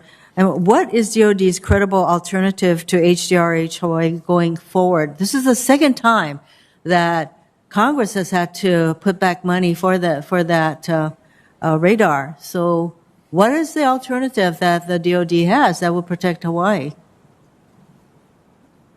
Well, the capability that we currently have, Hawaii is protected, and again, this is an issue that we continue to look at, and you can rest assured that Hawaii will not be unprotected. Well, I know that we're protected as of today. I'm looking at the future. So a lot of us have concerns about what is going to happen to the Afghani women and girls with the Taliban coming back. I'd be interested, Secretary Austin, to hear your perspective about concrete steps the U.S. can take to influence a future for Afghan women and girls that honors their human rights and freedoms. Well, I certainly share your concern, Senator, and Taliban's track record on this is absolutely horrible. We'll have to work to use economic levers and also international pressure to hold the Taliban accountable for some of the things that they said they're going to do. And again, I think will have to be an international effort to maintain pressure on the Taliban. And at some point, I think we'd like to know, specifically what kind of international efforts are bearing fruit with regard to what the Taliban is doing with women and girls of their country. Regarding our relationship with Pakistan, so I think I'll submit that for the record because I know we're trying to keep to a 5-minute. But the relationship with Pakistan going forward with regard to the Taliban. Thank you. Thank you very much, Senator Hirono. Senator Ernst, please. Thank you, Mr. Chair. General Milley, in the previous round, we established that the withdrawal achieved no security conditions other than an unconditional withdrawal. We had to withdraw by a time certain, a date certain. Has the military, and these are yes or no questions, please, General Milley, has the military's task to defeat terror threats from Afghanistan gotten harder? Yes. Does the Taliban and its other terror partners have more ability to train and prepare in Afghanistan now that we've left? More ability, yes. Has President Biden or his policy staff provided any updated guidance or direction for countering terror from Afghanistan? Yes.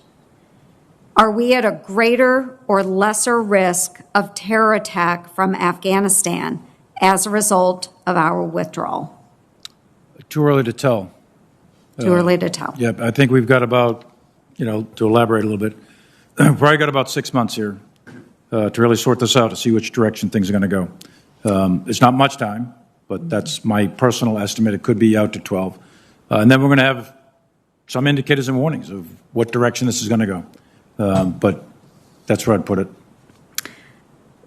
In the previous round, and this is a comment, but in the previous round, each of you had admitted that your best recommendation was to leave a residual force in Afghanistan. Clearly, the president disregarded that opinion, that recommendation, that advice.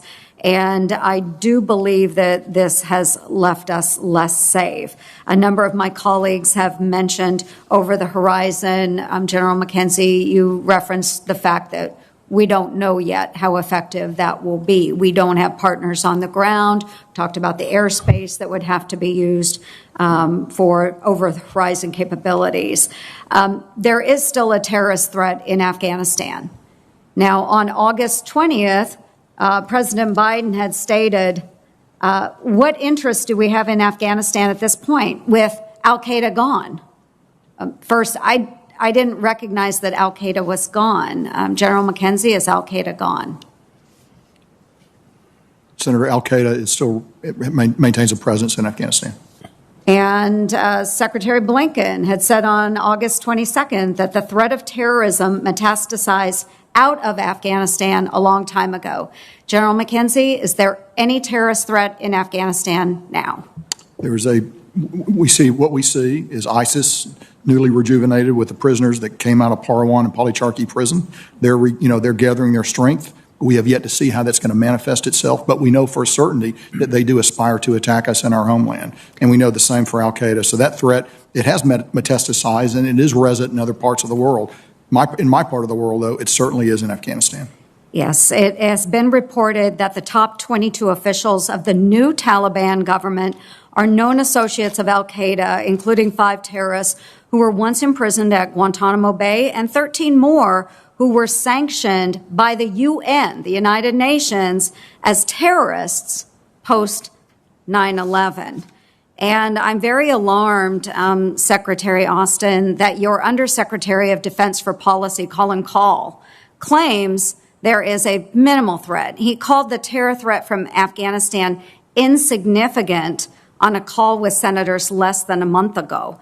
He's wrong. I think all of you would admit he's wrong. The FBI director even said that he was wrong last week. He's in denial or he's lying. I would hope that his testimony and comments are not indicative of your own thoughts. And if they are different, I just truly hope they are. Let's just leave it at that. So if the Department of Defense can't get their lead policy official off the couch, which is where he told me he was during closed testimony last week, that he was sitting on the couch. He didn't really care what General Miller's opinion was. If that's the type of thought process that we put into decisions that are made at the Department of Defense with this lead policy official, maybe he needs to go back to the couch. I do think that there is still a threat in Afghanistan. I think we all need to acknowledge that, recognize it. Al-Qaeda is not gone. I hope we all make that very clear to the president. And we will have to have additional discussions about over the horizon as things develop in the upcoming months. Thank you, Mr. Chair. Thank you, Senator Ernst. Now let me recognize Senator Gillibrand, please. Thank you, Mr. Chairman.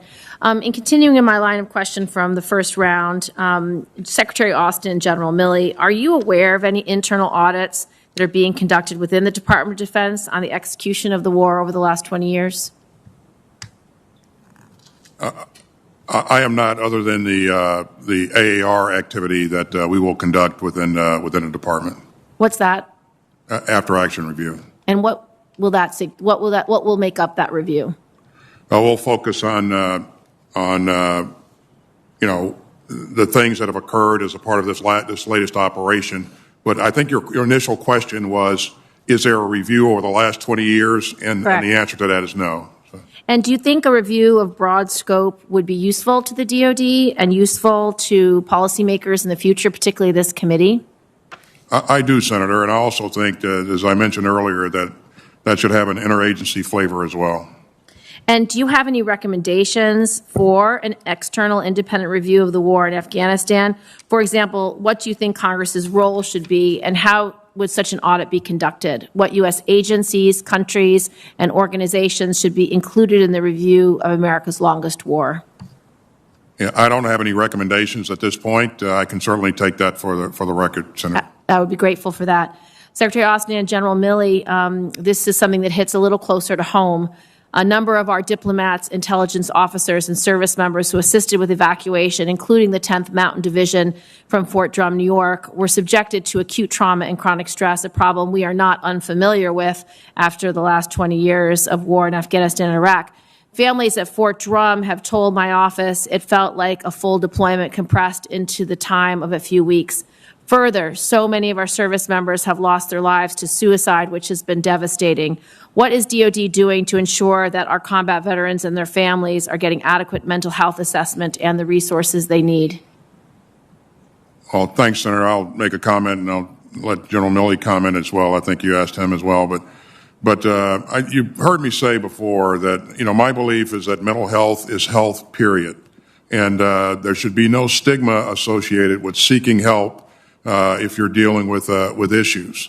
And I've encouraged the entire force, all of our leadership, to make sure that, number one, we have adequate resources available for our troops and our families, and number two, that they destigmatize the issue of assisting help with mental health issues. Senator, as you know, I commanded the 10th Mountain Division as well as Secretary Austin at one point.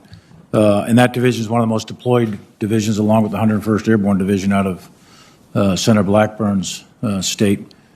And there's significant mental health capability there to help the soldiers that were on this non-combatant evacuation. And they'll get immediate assessments upon redeployment. It's the normal procedure. And then those that need counseling, it's there.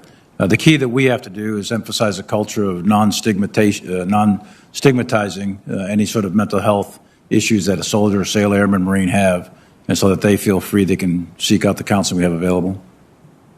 Thank you. I'd like to follow up on the line of questioning that Senator Ernst started. Can you describe for us the al-Qaeda threat today, where it's located, where you believe it will be going, what the strength is compared to the strength over the last 20 years? And please answer the same question for ISIS, ISIS-K, and other variations of ISIS across the world. You're asking me, Senator? Yes, General Milley first, and then Secretary Austin. So first, I think it would be good to handle it in some detail in the classified session, but in an unclassified session, I would say that the al-Qaeda threat globally is still there. The threat in Afghanistan has an opportunity now to potentially reconstitute, although it's been ripped apart pretty steadily over 20 years. And al-Qaeda has displaced other parts of the world with their affiliates in East Africa, for example, Al-Shabaab or AQAP down in Yemen, also in the Maghreb, et cetera. So there's several affiliates worldwide, some of which are quite capable and definitely have aspirations to attack the United States. With respect to ISIS, we saw ISIS core in Iraq and Iraq and all that. That was all ripped apart, but they still exist up there, by the way. And ISIS has found a new home in parts of Afghanistan, although right now they're at war essentially with the Taliban. But ISIS has affiliates as well in other parts of the world because of their brutality. So there are other regions of the world which have high concentrations of very lethal terrorist organizations that have aspirations to conduct operations against the United States. And we have operations in intelligence, surveillance, reconnaissance, et cetera, in all of those parts to continue to watch that. But it has moved in various parts, and we can cover that in some detail in a classified session, if that's okay. Thank you. Thank you, Mr. Chairman. I'll pursue both questions for both in classified setting. Thank you, Senator Gillibrand. Senator Tillis, please. Thank you, Mr. Chairman. General Milley and General McKenzie, I ran out of time before I could thank you for some of the work that your staff did in August. We were working several cases. I was involved. I remember a conversation with one of your staff, General McKenzie, at about 3 o'clock in the morning while we were trying to shepherd someone out, and we did get them out successfully along with some American citizens. But unfortunately, we have a much longer list of people that we were not successful with getting out. Between SIV holders and family members, my office alone has over 900 people still on a list of people who are still in Afghanistan. And we communicate with these people through WhatsApp. We were trying to shepherd them to HKIA and then back and forth, and ultimately operations were shut down and they were stranded and left behind. So what role, and Secretary Austin, maybe I'll start with you, what role, if any, and actually before I answer that on the mental health issue, we were working with a Marine who was trying to get an interpreter out had been maintaining contact for years. We had all the authenticating documentation. We weren't successful in that case. That Marine committed suicide about 3 weeks ago, retired Marine. So this is having real-life consequences not only in Afghanistan but here in the United States. So, Secretary Austin, what role, if any, does the DOD play in helping us draw down this list of people that we believe we have documentation that suggests they should somehow get shepherded out of Afghanistan? Senator, first of all, my deepest condolences on the loss of our Marine. Really saddened to hear that. Thoughts and prayers to his families. DOD continues to work as a part of the cell that you may have heard me mention earlier. That's actually run or headed up by the State Department, and Ambassador John Bass is running that. And we're trying to pull in as much information from every corner that we can and refine lists and refine contact information so that we can reach out and make sure that people have the right credentials to be able to leave the country. And so we continue to work with, as a part of the state effort on this issue. I think it'd be helpful to find out what our point of contact was. It was literally me reaching somebody to see if they could help me or moving it up the chain of command to where I was able to personally intervene in several cases.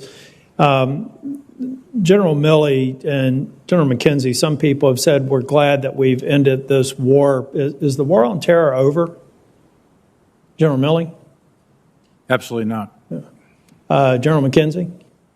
The war on terror is not over, and the war in Afghanistan is not over either. Has the exit from Afghanistan made the war more challenging for us or less challenging with respect to continuing to try and protect the homeland and U.S. interest abroad? Senator, it's made it more challenging. General Milley, you agree? Yeah, absolutely. A related note, a Wall Street Journal article published on August 31st said U.S. officials acknowledge the military has lost 90% of the intelligence collection capabilities it had using drones before the drawdown. Do you agree with that? I didn't see the report. It said, say again what it said? It said we have lost 90% of our intelligence collection capabilities it had using drones before the drawdown. I'd have to go look at the actual math. I've got my J2 actually doing that right now to determine the level of ISR assets and the statistics. It is significant. I don't know if it's 90%, but it's significant. On the SIVs and folks that are stranded in Afghanistan, is it fair to say that our human intelligence network, given the current status and the fact that many were left behind, is it fair to say that that's been stressed even more so than our drone surveillance capabilities? I mean, do we have much in the way of human intelligence on the ground in Afghanistan today? We can explain that, I think, in good detail in a classified session, but there is still, yes. Do we also, back to General or Secretary Austin, I think it's so important for us to show that we're going to move heaven and earth to try and get these others out of Afghanistan, because this not only has an impact in Afghanistan, it has an impact anywhere. You know, SIVs are not unique to Afghanistan. People working with us, human intelligence on the ground, keeping our forces safe is something that's standard operating procedure in a lot of dangerous areas. So I hope that we recognize that we owe it to the people of Afghanistan, but we owe it to our men and women in uniform to get this right. Thank you. Thank you, Senator Tillis. Now let me recognize Senator Warren. Thank you, Mr. Chairman. General Milley, our military executed a massive operation during the month of August. As I understand it, it was larger than the Berlin airlift. For the record, can you just tell us how many Americans you evacuated? Almost 6,000. I can get your precise number for the record, but it's about 6,000. Let's get the right number for the record, but that's helpful. And how many people in total did the U.S. and coalition forces evacuate? 124,000. Total 44,000 went out on non-U.S. aircraft, and the rest came out on U.S. aircraft. Okay, an extraordinary effort, but still, it's hard to get everyone out. Largest airlift in history. Right. Hard to get everyone out. One problem, of course, is that there were so many Afghan SIV applicants in Kabul waiting to be evacuated because the Trump administration had essentially shut the program down. Withdrawal was a massive operation conducted in a chaotic, unpredictable environment, and some people have criticized you for leaving on August 31st, but I just want to explore that for a minute. General Milley, once the Afghan government collapsed in August, would you say that staying past the date of their collapse would have exposed the force on the ground to substantial additional risk? Yes, and that is exactly what we assessed, that if we stayed past the 31st, the risk to force, U.S. military casualties, the risk to the mission, the ability to continue to execute a NEO, and most importantly, the risk to the American citizens that are still there was going to go to, we assessed, very high levels, and we thought that that was a level of risk that was unacceptable. Okay, and just so I'm sure, and everybody's got this on the record, so if we'd stayed another week or 2 or 3, then it's likely there would have been another attack that killed American service members. Is that what you're saying? I would say that that is a near certainty. All right. For years, we poured money into the Afghan government, and for years, we trained their army, we outfitted them with all the best American equipment, we provided them with overwhelming air power. Even so, both the Afghan government and the army collapsed almost instantaneously. So, General Milley, let me ask you, given how quickly the Afghan government and the Afghan army collapsed, do you think that either or both would have been able to stand on their own with just another few months or another few years of American assistance and training? I think at this point that's unknowable, but my estimate at the time was if you kept advisors there, kept money flowing, et cetera, that we probably could have sustained them for a lengthy or indefinite period of time. Whether or not you would have had a different result at the end of the day, that's a different question. When I hear you say that, it reminds me of all the years that I've sat now on the Senate Armed Services Committee, and how many times the generals have come in front of us, and when you point out every way in which the Afghan government was failing and the Afghan army was failing, the generals respond with, but we're turning the corner now. I didn't say we're turning the corner, Senator. I said we could sustain them. And that we would be able to keep them, and somehow when we got ready to withdraw, they would be so well sustained that they would not have collapsed instantaneously the way they did after 20 years of sustenance and training. Oh, I think the end state probably would have been the same no matter when you did it. Well, right. I believe that leaving a force behind would have necessitated that force staying indefinitely. That's right. And many of those service members would have been exposed to unnecessary risk and harm. That's exactly right. We agree. And I also just want to say, this week we will have our 5th hearing on Afghanistan in the 8 months since President Biden took office. During the Trump years, as the Afghan government and the Afghan army racked up one failure after another, the Republicans seem far less interested in this topic, holding one public hearing a year. The Republicans' sudden interest in Afghanistan is plain old politics. It is not the kind of oversight that we should have been exercising in years past. So thank you, Mr. Chairman, for calling this hearing. Thank you very much, Senator Warren. Senator Sullivan, Thank you, please. Mr. Chairman. And just to my colleague's statement, it's a little bit rich coming from one of my colleagues on this committee who wants to gut the military and its readiness. But that's a whole other issue. I want to get back to my line of questioning from this morning, and I will tell you again, gentlemen, I've never seen so much anger, at least from my constituents, who've witnessed a fiasco, a humiliation, a president who is consistently telling falsehoods to the American people, and the issue of there's no accountability. And you gentlemen have spent decades serving your country honorably in combat. I have the utmost respect for your service, your fidelity to America. And importantly, you've dedicated your lives to an institution that has a culture of strict accountability and responsibility up and down the ranks. I mentioned a few examples this morning, the collisions of the USS McCain and Fitzgerald. Everybody up and down the ranks, including the 3-star admiral, was relieved. The recent, very tragic Marine AAV accident, everybody up and down the ranks, including the commanding general of the 1st Marine Division, was relieved. If you're a Marine or Army 2nd Lieutenant training your platoon on patrol and one of your soldiers loses his NVGs or his rifle, that lieutenant is going to get relieved. But on this issue, one of the biggest national security fiascos in a generation, no one is accountable. And the American people are livid because they saw it, they see it, they know. It's a debacle. General Milley, this morning you called the Afghan retrograde a logistical success, but, quote, a strategic failure.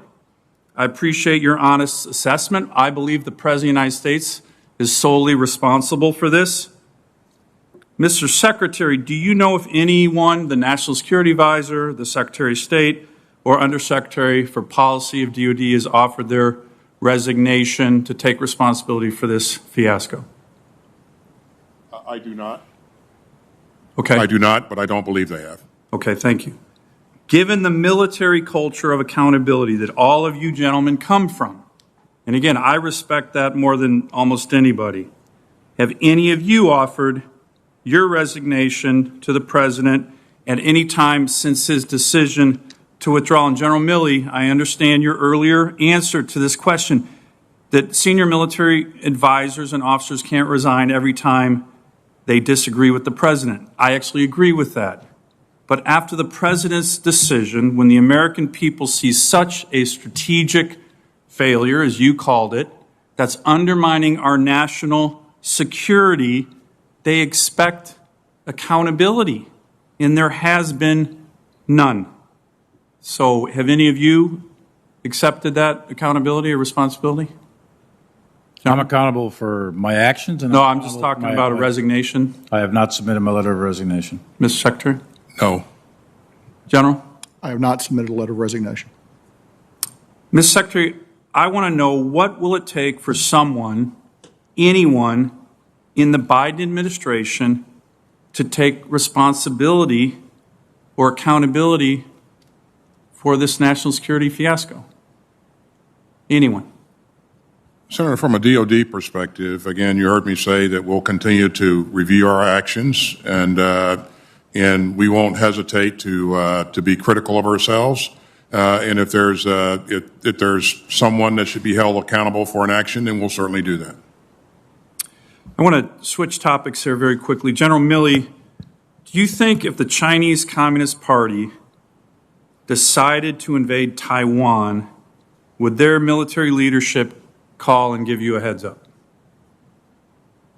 I think there'd be a period of increased tension, indicators and warnings, and I think there'd be an exchange of various communications at all levels. Department. You really of State, think the and I think you really think the Chinese Communist Party head of the PLA would call and say, "Hey, General, FYI, we're going to get ready to invade Taiwan. I just thought I'd give you a heads up."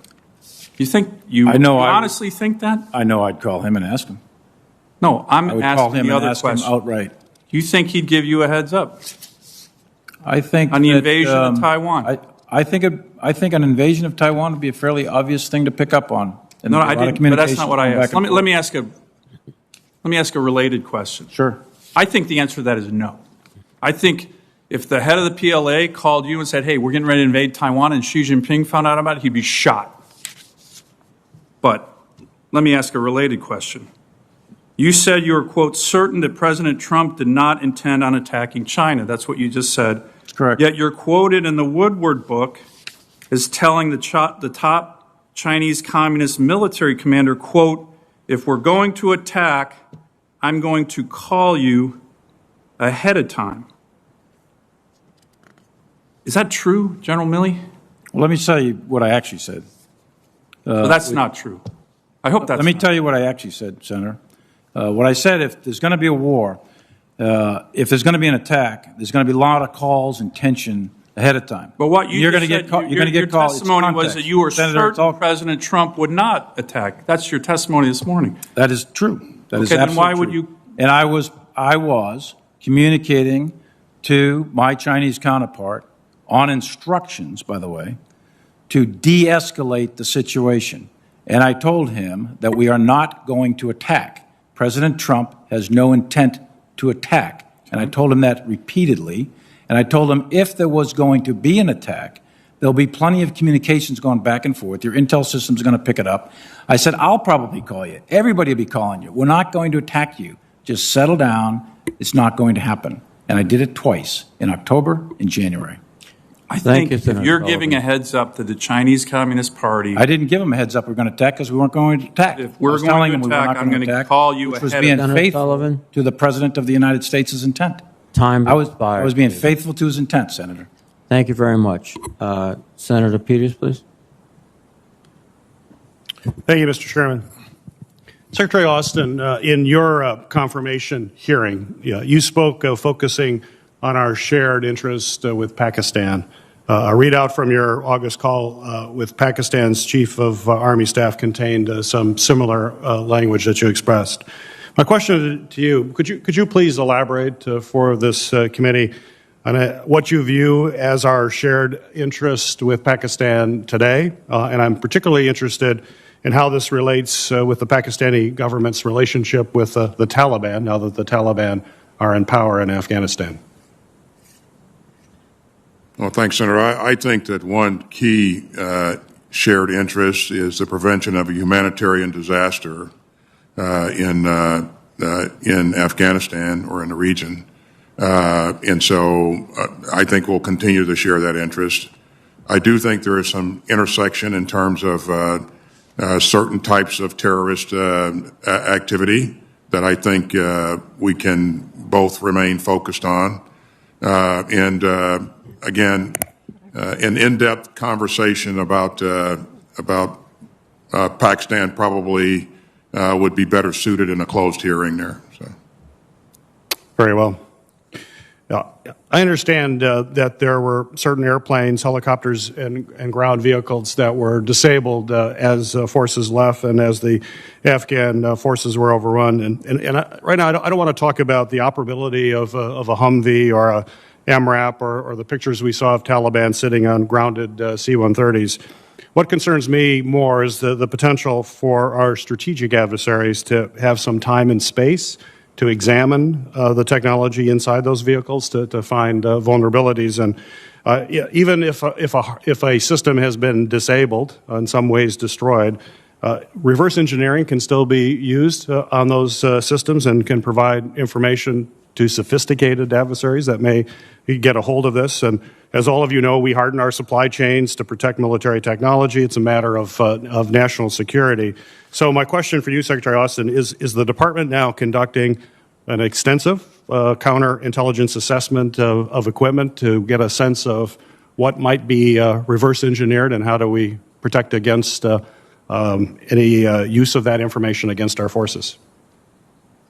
We will continue to assess what's exploitable, Senator.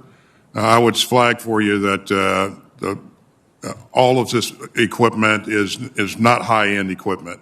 Again, the equipment that we had for our use was retrograded as General Miller drew down the retrograded equipment and drew down our forces. I would also like to flag for you, sir, that while the number $84 billion has been bounced about quite a bit, that's the number that we invested in Afghan security forces over a 20-year period of time. Less than 20% of that was dedicated towards Afghan equipment. Most of that money was focused on sustainment and salaries and those types of things. So. General McKenzie, if you could go back in time and change one thing about the strategy in the last 6 months of operations in Afghanistan, which could have alleviated some of the chaos that we saw at the end, what would it be? In the last 6 months, Senator would, of course, infer that the decisions made were going to zero. I think I go back to, could we have gotten more people out earlier in the process? By that I mean U.S. citizens. And I know the embassy put out at least a dozen notices to U.S. citizens to leave. I know that the ambassador was very aggressive on that. I would have liked to maybe have seen done more there, more done in that regard. Additionally, perhaps to try to get more of the SIV population out. But, Senator, I think we need to recognize that if you're asking the Afghans to fight and at the same time you're bringing out the best and the brightest, that's clearly a conflicting message that you're sending them. So I don't say that lightly or recognize there wouldn't be inherent risk in taking that course of action. So there would have been risk doing those things. There would have, in my judgment, yes. But that's a way that we could have, could have been more forceful with our own citizens. Although there are very strict limitations on what you can say or do to an American citizen abroad for good reason. So I think, you got to trust the good judgment of the people, of the American citizens that are in Afghanistan. Right. Thank you. Thank you, Mr. Chairman. Thank you, Senator Peters. Senator Kramer, please. Thank you, Mr. Chairman. Secretary Austin, why did the committee not get the testimony for today until 10:35 last night? Were you guys not prepared? We were prepared, and again, I don't know the specifics of what last-minute adjustments were being made at what level, but we were prepared. Well, it must not have been a level below you then, or you'd be aware of it, right? So it would have to be a level above you. In other words, did the White House withhold your testimony? General Milley, did you have your testimony done before 10:35 last night? We did, but the White House wasn't withholding my testimony, no. Who was? Nobody. I mean, you have to submit, when you submit written documents, as you well know, you have to submit them to OMB. Right. They reviewed them in the afternoon. We got them back, I don't know, 1900, something like that. And then we made the changes and submitted them. And yes, we were late. But it wasn't you. No. It was wasn't OMB. any Okay. intent to block. Yeah.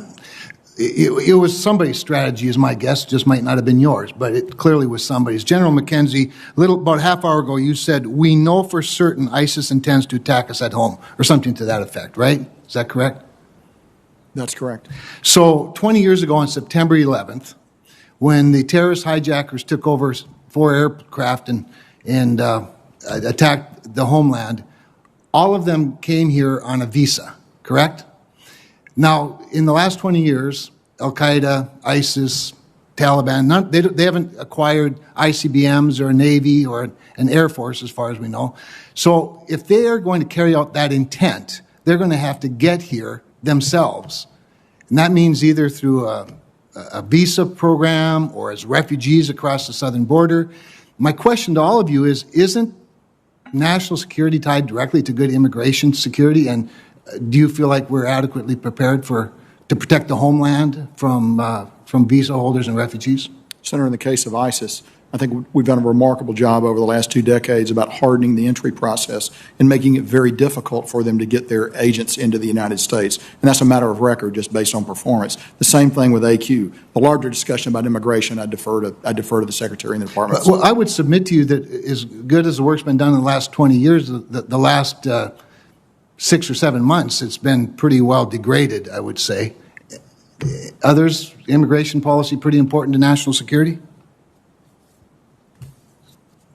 It absolutely is, Senator. And again, I wouldn't want to, again, that's the domain of Secretary Mayorkas. And I know that he and the interagency continue to work that very hard. All right. According to CENTCOM press release, General, post-strike, this is a quote now, post-strike reflections indicate that Kabir Adi was directly connected to the ISIS-K leaders that coordinated the August 26th attack at the airport. The way I read that, the actual ISIS-K leaders who coordinated the attack are still out there. Is that true? I'd prefer to talk about it in a private I setting. thought you might. I look forward to that, and I yield back. Thank you, Mr. Chairman. Thank you very much, Senator Kramer. Now let me recognize Senator Duckworth, please. Thank you, Mr. Chairman. Mr. Secretary, I just wanted to say thank you. I just received the letter this morning in response to a letter I'd written to you and Secretary Blinken asking about the process of certifying that somebody did work for the DOD as a contractor. And I do want to say that a response is a good one. I think you've made, with regards to Project Rabbit, which I'll give you a couple minutes to talk about, but it seems that you've reviewed over 7,800 employment records and matched over 3,400 of those pre-com applicants. Would you like to talk about Operation Rabbit just a little bit?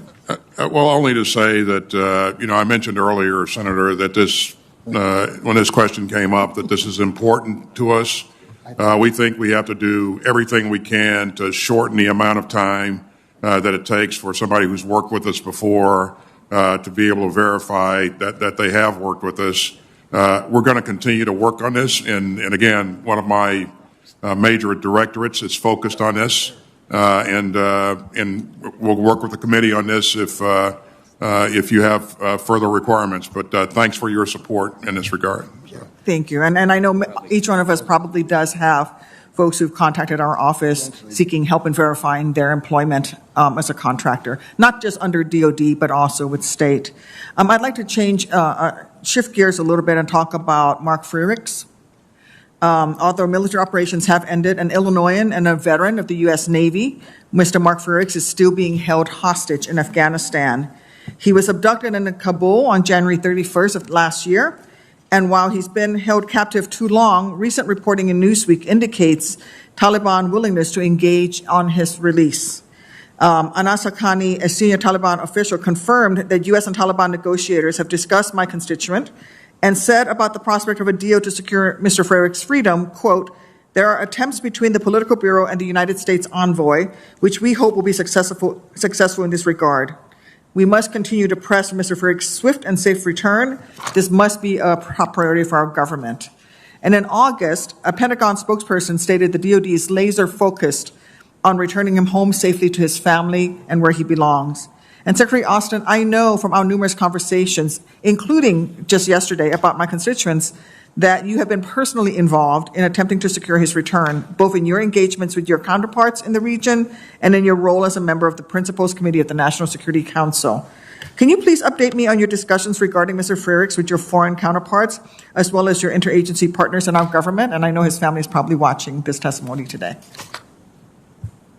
Well, this is, as you have indicated, Senator, I want him back. And, we're going to continue to do everything we can to get him back.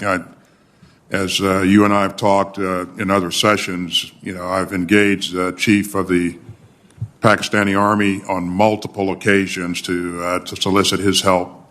I've engaged other senior leadership, Qataris, for example, to use their influence to see if they can help us there. We'll remain focused on this. This is. I'm hopeful that we can see some daylight, some movement here in the future.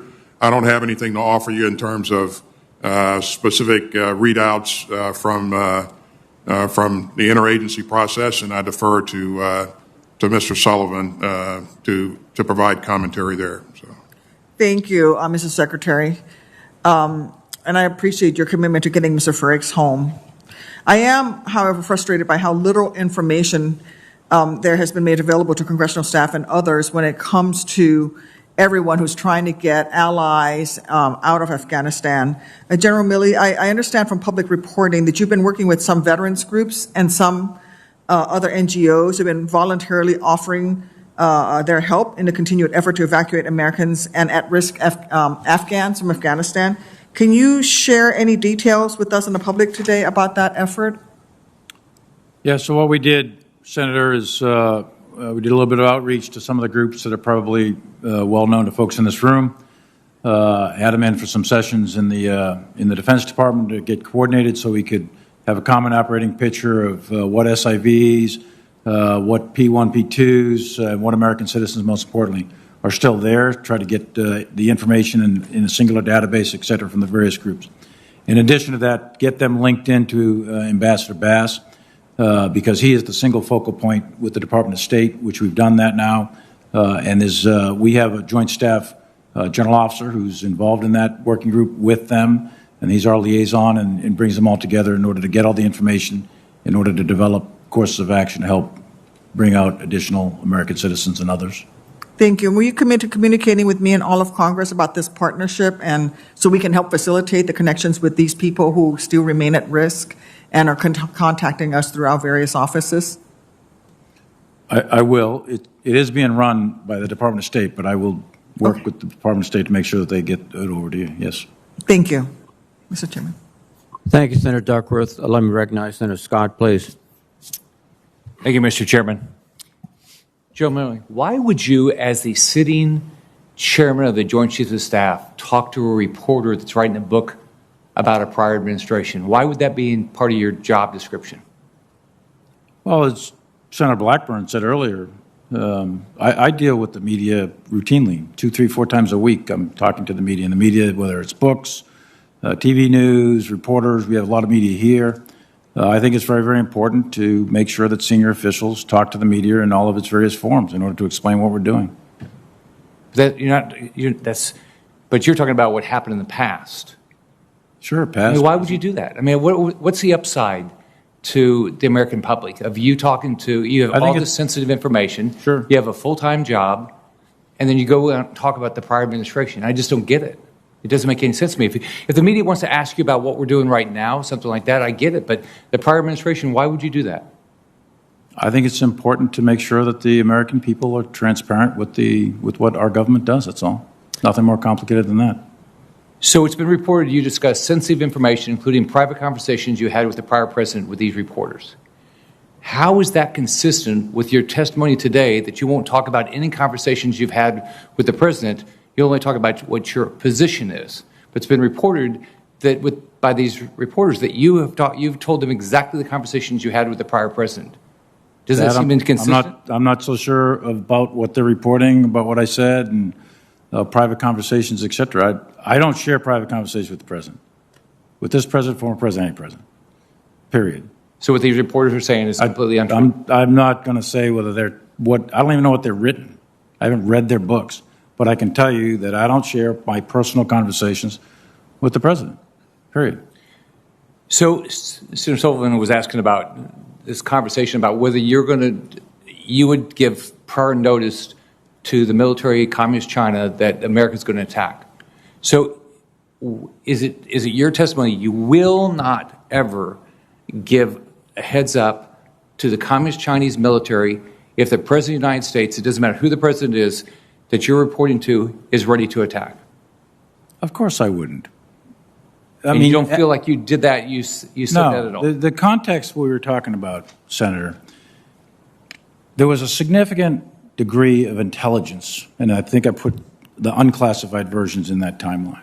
And it's not insignificant. It's not like one report or two. It's an entire body of intelligence that led us to believe that the Chinese were misinterpreting our actions and misinterpreting what was happening inside our own country politically, and they were assessing a situation that was leading to escalation, possible incident, and it would have been quite dangerous. So Secretary Esper and I met, and we met with other members of the team, and we developed an engagement plan to ensure that we engaged at various levels. Secretary Esper had his DASD do it, and he asked me to do it, so I did that. And I made a call, and the theme was to de-escalate, to lower tensions. And I believe that is a faithful and loyal execution of my constitutional responsibilities. And I believe that was faithfully executing the intent of the President of the United States at the time. Because I knew with certainty that President Trump was not going to attack the Chinese just out of the blue. It wasn't going to happen. And if things did happen, there would be periods of tension, calls going back and forth. So I have one more question. Sorry. It's been reported that you had concerns about the prior president's fitness for office. Do you have a criteria for presidents, and have you reviewed the existing President Biden for his fitness for office, or do you think that way? Do you think you have the ability to have a right to make those decisions, and have you been doing that? I'm not qualified to evaluate the mental fitness or the health of a former president, present president, or anybody else, or anybody in this room. That's not my job. That's not what I do, and that's not what I did. There was a lot of speculation going on, but I don't evaluate people's health and fitness. That's not my job. Okay. How did you feel when President Biden attacked the willingness of the Afghan military to fight? How did that make you feel? How did I feel? Yeah, when he went and attacked, he said he didn't think the Afghan military had the willingness to fight. How does that make you, as a military officer, how does that make you feel? I mean, somebody that you put your I think the life on the Afghan line. military sacrifice. I mean, there's 60 or 70,000 Afghans that were killed in action over the last 20 years defending their country. And I thought, and I personally am witness to units that fought well and fought bravely and gave their life for their country. But I would also say at the same time that over the summer in those 11 days, the vast majority of the Afghan units put their weapons down and they surrendered without a fight. Kabul was taken with a couple hundred guys on motorcycles and there wasn't a shot fired. So my question to myself is, how did we miss that? What happened? How did that happen? And that's one of the things we've got to figure out. How is it that an army of that size, that they were trained, they were manned, they were equipped, et cetera, how is it that the factors of will and leadership and morale just collapse like that? And we have to answer that to ourselves. But the Afghan army fought for their country for 20 years and lost a lot of people. Thank you, Chairman. Thank you, Senator Senator Scott, excuse me. Senator Rosen, please. Thank you, Mr. Chairman, and thank you for being here with us throughout this long day. You know, I just want to speak about how, as Americans, we are really frustrated, all of us, about the way we withdrew from Afghanistan, but we nonetheless understand the difficult position that you and our men and women in uniform on the ground were, the position you were in last month. So what the American people fail to understand, however, and what I, too, have difficulty accepting, is the idea that the circumstances we found ourselves in were inevitable. So I'd like to ask about a few areas where perhaps we might have taken a different approach that could have given us more time to accomplish the mission. So General McKenzie, why was it always the responsibility of the U.S. and coalition forces or contractors to maintain Afghan aircraft and equipment? And why were the Afghan forces either not trained or not given this responsibility over the last 20 years? So I think you begin with the basic technological literacy of the country, which began when we first had dealings with them in 2001. You know, you're talking to people who are coming out of rule by the Taliban, imposition of Sharia law, a Stone Age approach to these things. You cannot impose technological literacy quickly. So that's why it took a long time, and we were still not finished with the Afghan Air Force. And, you know, there's a lot of contract maintenance done for a lot of air forces around the world. The Afghan Air Force is not unique in that regard, although in this case it was particularly telling because they were so dependent on it. And so, understanding that, would it have been helpful to keep Bagram Air Base open in order to help with any of this going on, any of the evacuation, anybody else coming through the country, another place for our citizens, people from other countries, or special SIV holders, any of those folks? Ma'am, I was intimately involved in all the decisions on Bagram, and in no way would Bagram have been able to contribute to either the effective use of the Afghan Air Force, its continued maintenance, or bringing people out. And very briefly, I can tell you that once we went below 2,500 people in Afghanistan, we lost the ability to hold Bagram Air Base. And it was inevitable that we were going to have to come out of Bagram, because we ended up in late June, early July with 650 Marines and soldiers in the country. It was not feasible to hold Bagram under those circumstances. So we were driven by the plan, which we had all had an opportunity to work, that we were going to come out of Bagram. There was no way we were going to be able to keep Bagram and go to effective zero in Afghanistan. Just not possible.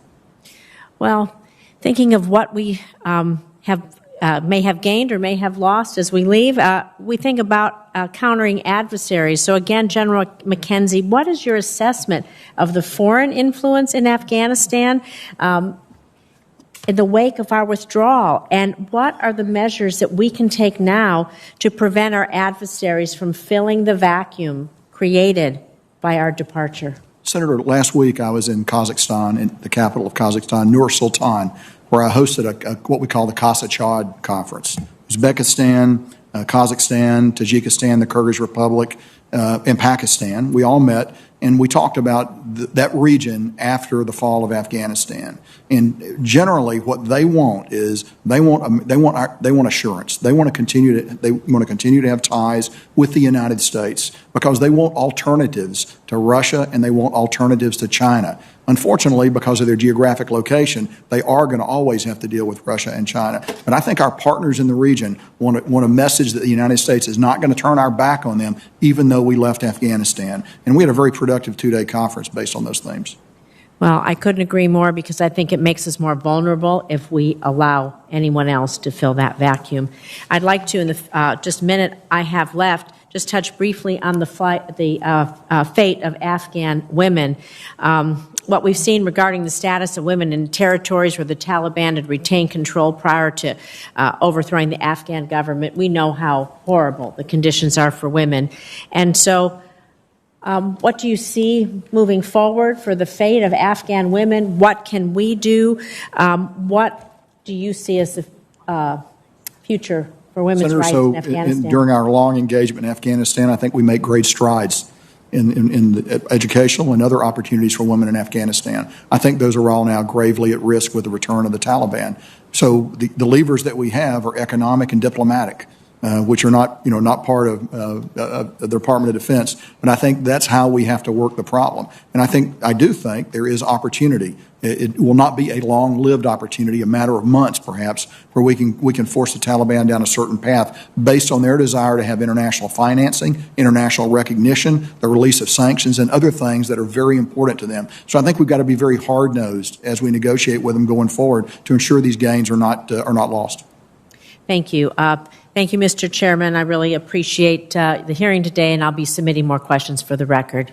Thank you, Senator Rosen. Senator Blackburn, please. Thank you, Mr. Chairman. General Milley, I want to come back to you. We discussed that you have had conversations with Woodward, Costa, Leonig, Rucker, and Bender on their books, correct? Not Koster.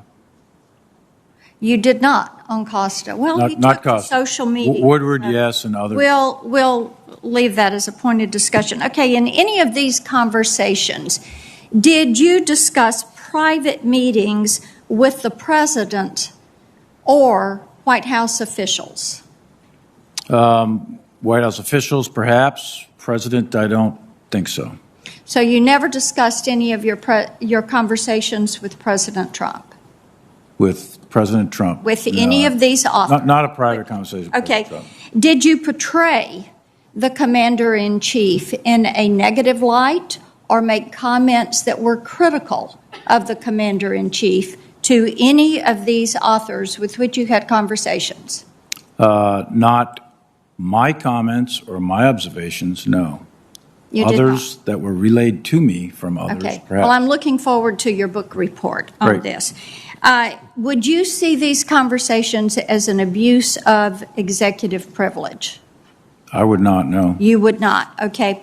Let me ask you this. What is your standard for determining when to leak private conversations with the president? I don't leak private conversations with the president. You did not. So you had these conversations with the authors, but you don't see that as leaking information to which they were not entitled to know. See, this is the problem that we have. See, as a member of this committee and as someone who represents a lot of our men and women in uniform that are there, as we've referenced today, I've really got an issue with the fact that you will talk to authors, but then you all come in here and you say, well, we can't tell you what we told the president, and then I have to drag it out of you that the written documents, which under Article 2, you're supposed to give those to us. You can't go hide behind somebody's skirts on this, and you don't want to give those to us. So you've repeatedly told this committee that you will not reveal your private conversations with President Biden, but then you've leaked this information from your meetings with President Trump.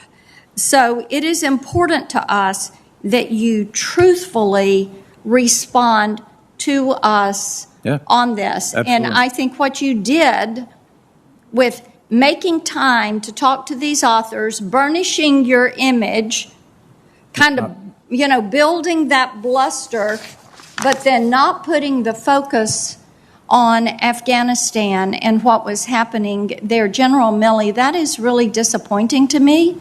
I know it's disappointing to people that have served with you or under you, under your command, and it does not serve our nation well. You talked a little bit earlier about the damage, and you said damage was the right word to use when assessing what has happened in Afghanistan, when you look at America's credibility. So how do you look the men and women in the eye that have served under your command? How do you look young men in the eye that are coming to our military academy days and who want to serve and say, you can depend on me, I've got your back? Because you know what? I think a lot of these families right now, they don't feel like you have your back. The special ops guys I met with Friday in my office in Nashville that are taking their time, their money, and risking their lives to do a job that the three of you could not do. Maybe we're going to remember you three as the three that broke the military. I don't know. But this is causing just a lot of anger from people who have trusted the military. They have felt like the military was one of the most trustworthy institutions. But in order to get a name in a book, in order to not be drawn into a political fight, what you have managed to do is to politicize the U.S. military, to downgrade our reputation with our allies. Nobody has resigned. Nobody has submitted their resignation. And we've got thousands of people watching this hearing today that are looking at you all and saying, I can't believe they're sitting there and not answering the questions and are trying to punt. I yield back. Thank you. Now let me recognize Senator Kelly. Thank you, Mr. Chairman. Earlier today, I had the opportunity to ask some questions. At the time, because we were short on time, I didn't have the opportunity to thank all three of you, General Milley, Secretary Austin, General McKenzie, for your service to our country, serving in combat overseas, multiple deployments. Your family has served as well, all of your families, and I want to thank you personally for that. It is a big commitment. I understand it. Secretary Austin, since U.S. troops departed Kabul on August 31st, the number of evacuation flights has been very small. The State Department briefed on Friday that only 4 charter flights have departed with U.S. support, and the ability to leave by a land route is even less right now. The testimony today has indicated that the mission of facilitating evacuation for Americans and vulnerable Afghans is ongoing. Can you explain what role the military has in ongoing evacuation efforts being led by the State Department?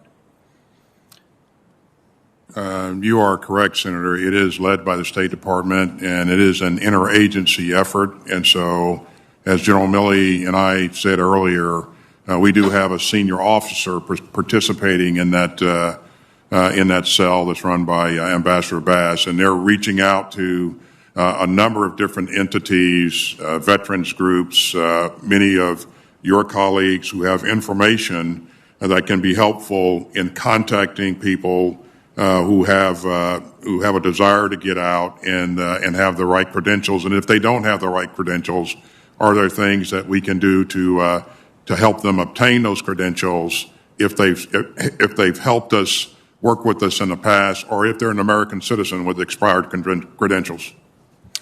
And do you anticipate there will be transport from third countries? Many of our Afghan allies have left and now find themselves in a third country. Should we expect that there'll be flights out of those places as well? I think those individuals, as they work with our embassy personnel in those various countries, to help us. Help them, again, if they qualify as one of the people who helped us in the past. Certainly either taking a routine commercial flight or taking a chartered flight that we can help sponsor. I do anticipate there'll be some sort of activity in the future. But again, I don't want to speak for the State Department. I will tell you, Senator, that from a DOD perspective, we're going to do everything we can to help enable this effort. Throughout this evacuation effort, my office worked closely with groups of former Afghan pilots and women who served, in addition to American citizens and veterans working to assist them in leaving the country. These are men and women who trained with us, who fought with us, and who are at heightened risk because of it. So I'm concerned that they were not a priority in our evacuation efforts, and that guidance on immigration options for them has been inadequate. Due to the challenges and uncertainties of accessing evacuation flights, many Afghan evacuees sought alternative means of escape, flying to these third-party countries, as I mentioned. How is the Defense Department working with state right now to ensure that these individuals don't fall through the cracks with regards to resettlement? Again, I'd have to defer to state in terms of outlining what the resettlement processes are. But in terms of direct activity on the Department of Defense, we don't have much. We're not a big part of that effort, the resettlement effort in third countries. Excuse me. Well, thank you, Mr. Secretary. And again, I want to thank all three of you for being here today, and thank you for your service. Thank you very much, Senator Kelly. Senator Hawley, please. Thank you, Mr. Chairman. General Milley, I've just got one more question for you about these many book interviews that you did. I Alone Can Fix It's one book, Perils, another book. Frankly, we did win this election, the inside story of how Trump lost is the third book. Seems like that's a significant outlay of time. I don't think so. I think that they were short interviews?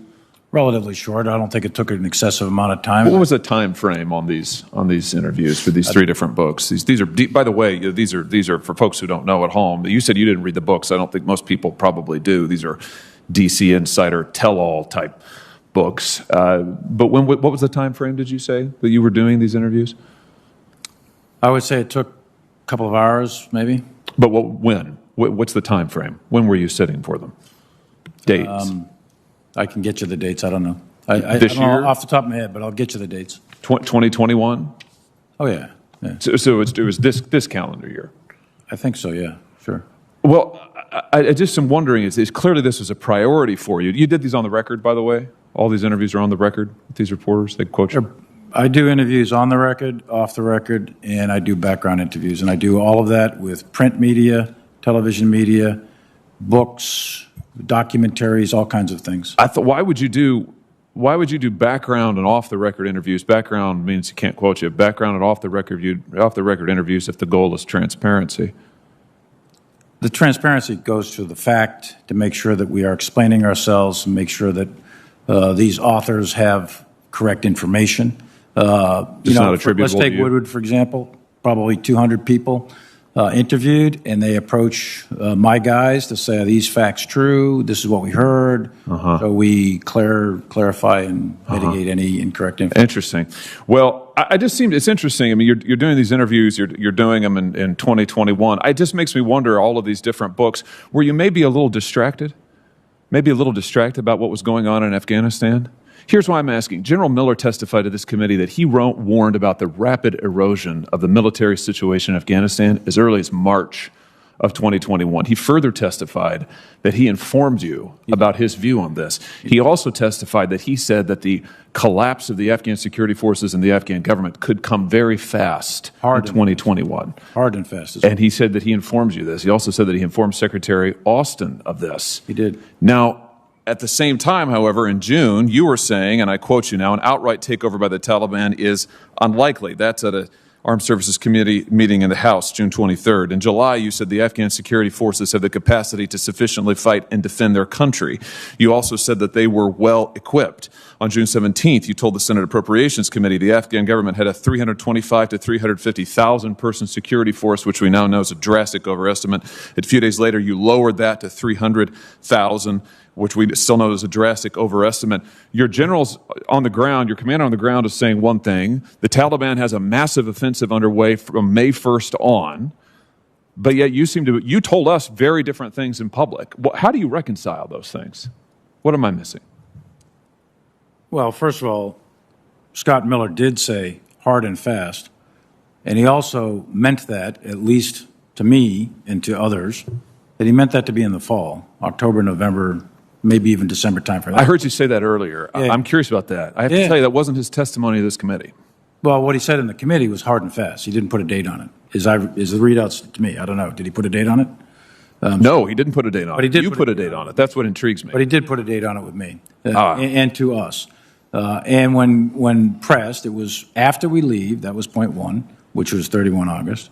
and probably into the October timeframe, maybe Thanksgiving. And that is about more or less where many of the intel assessments were. He said he was a dissenter on the intel He did. assessment. That's right. And he didn't put any of those qualifiers on his testimony to us. So are you saying he shifted his testimony, General Miller, that he wasn't? No, I'm saying what he told me was it was likely to be in the October timeframe. The intel assessments are centering around November, Thanksgiving at the latest, Christmas. Some intel assessments went into the next year. Here's my point, Senator, is the intel assessments had two basic things, in my view, was the scale and scope plus the speed. All the intel assessments, all of us, got that wrong. There's no question about it. That was a swing and a miss on the intel assessment of 11 days in August. There's nobody that called that. Well, can I just, General, my time is about, I appreciate that you've made these points. I don't mean to cut you off. It's just that my time is about to expire. I just want to say this. It seems to me that you put a high priority on making sure that you were favorably portrayed by the D.C. press corps. You spent a lot of time doing that. Fair enough if that's your priority. But at the same time, we had a rapidly deteriorating, frankly, disastrous situation in Afghanistan, which resulted in the death of 13 soldiers, including one from my home state, hundreds of civilians, and hundreds of Americans left behind. And in my view, that mission can't be called a success in any way, shape, or form, logistical or otherwise. General, I think you should resign. Secretary Austin, I think you should resign. I think this mission was a catastrophe. I think there's no other way to say it, and there has to be accountability. I respectfully submit it should begin with you. Senator, thank you, Mr. Chairman. Senator Tuberville. Thank you very much, Mr. Chairman. General Milley, you've spoken today a lot about civilian control of the military. I appreciate the statements you made about that today. On June the 10th, though, I asked for formal questions for the record about Bagram Airfield, and I pointed out that having a major air base within 500 miles of both Iranian and Chinese borders would be very strategically invaluable. I asked you about the feasibility of retaining Bagram Airfield as a U.S. base. I'm still waiting for a reply. I hope you do see today, ignoring, questions that might come up from civilian oversight sometimes backfires on you a little bit. You apologized for being late for your statement today, the hearing, but you just got to understand the pattern here. I heard Senator Blackburn say about the book, you got to see how dismissive it looks to Congress that you've had time to interview and do all these interviews, but questions aren't answered. So I'm just troubled by some of those things. And also, on August 18th, you said, quote, "There is nothing that I or anyone else saw that indicated the collapse of the Army and this government in 11 days," end quote. I find it unbelievable with your staff of 3,200 people and a budget of $419 million taxpayer dollars that we didn't see the obvious.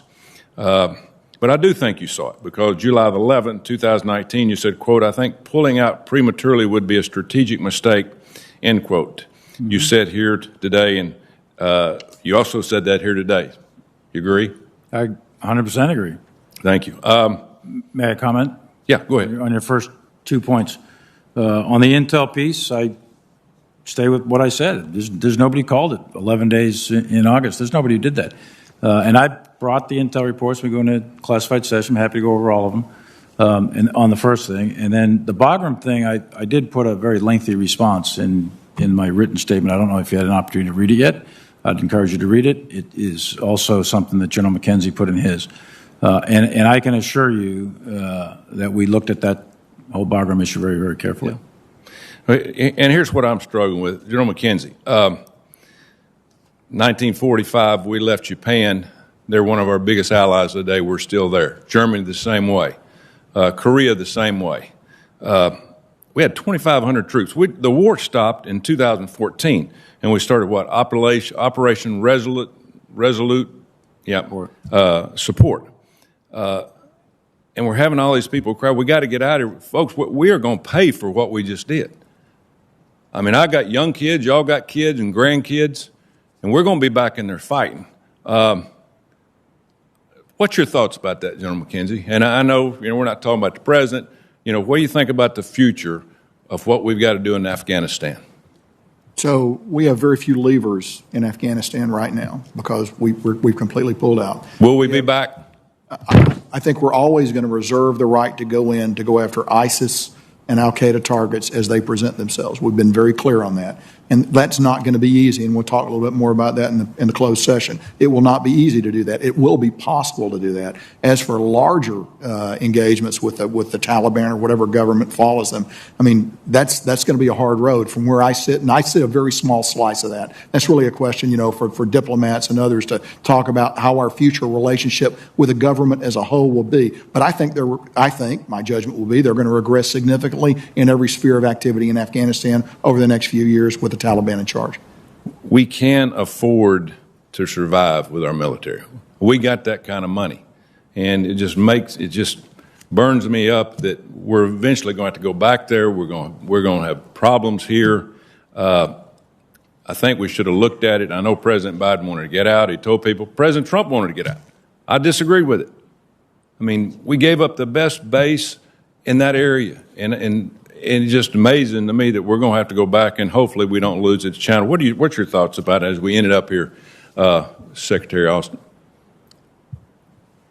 Well, I don't think it's preordained that we're going to have to go back, Senator. I would tell you that what you've heard us say is that we recognize that transnational terrorists will migrate towards ungoverned spaces. We also are committed to not allowing al-Qaeda to regenerate and be able to export terror from Afghanistan to the United States of America. And we'll remain laser focused on that going forward. And we'll do everything within our power to make sure that doesn't happen. Thank you. Could I ask you one question off? Are you against dishonorable discharges to the military for not taking a vaccine? You're the leader of the DOD. I am the leader, and again, we have a non-judicial, a UCMJ that really addresses all of the issues in the military, and gives our leadership what they need to be able to enforce standards.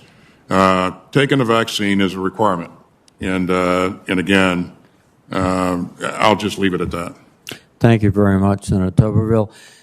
Gentlemen, thank you very much. This has been a long day, and we still have a closed session in SVC 217. There's a vote ongoing now, so I would suggest we reconvene into SVC 217 at 3:45. We'll give an opportunity for a brief respite, very brief respite. With that, I will adjourn the open session.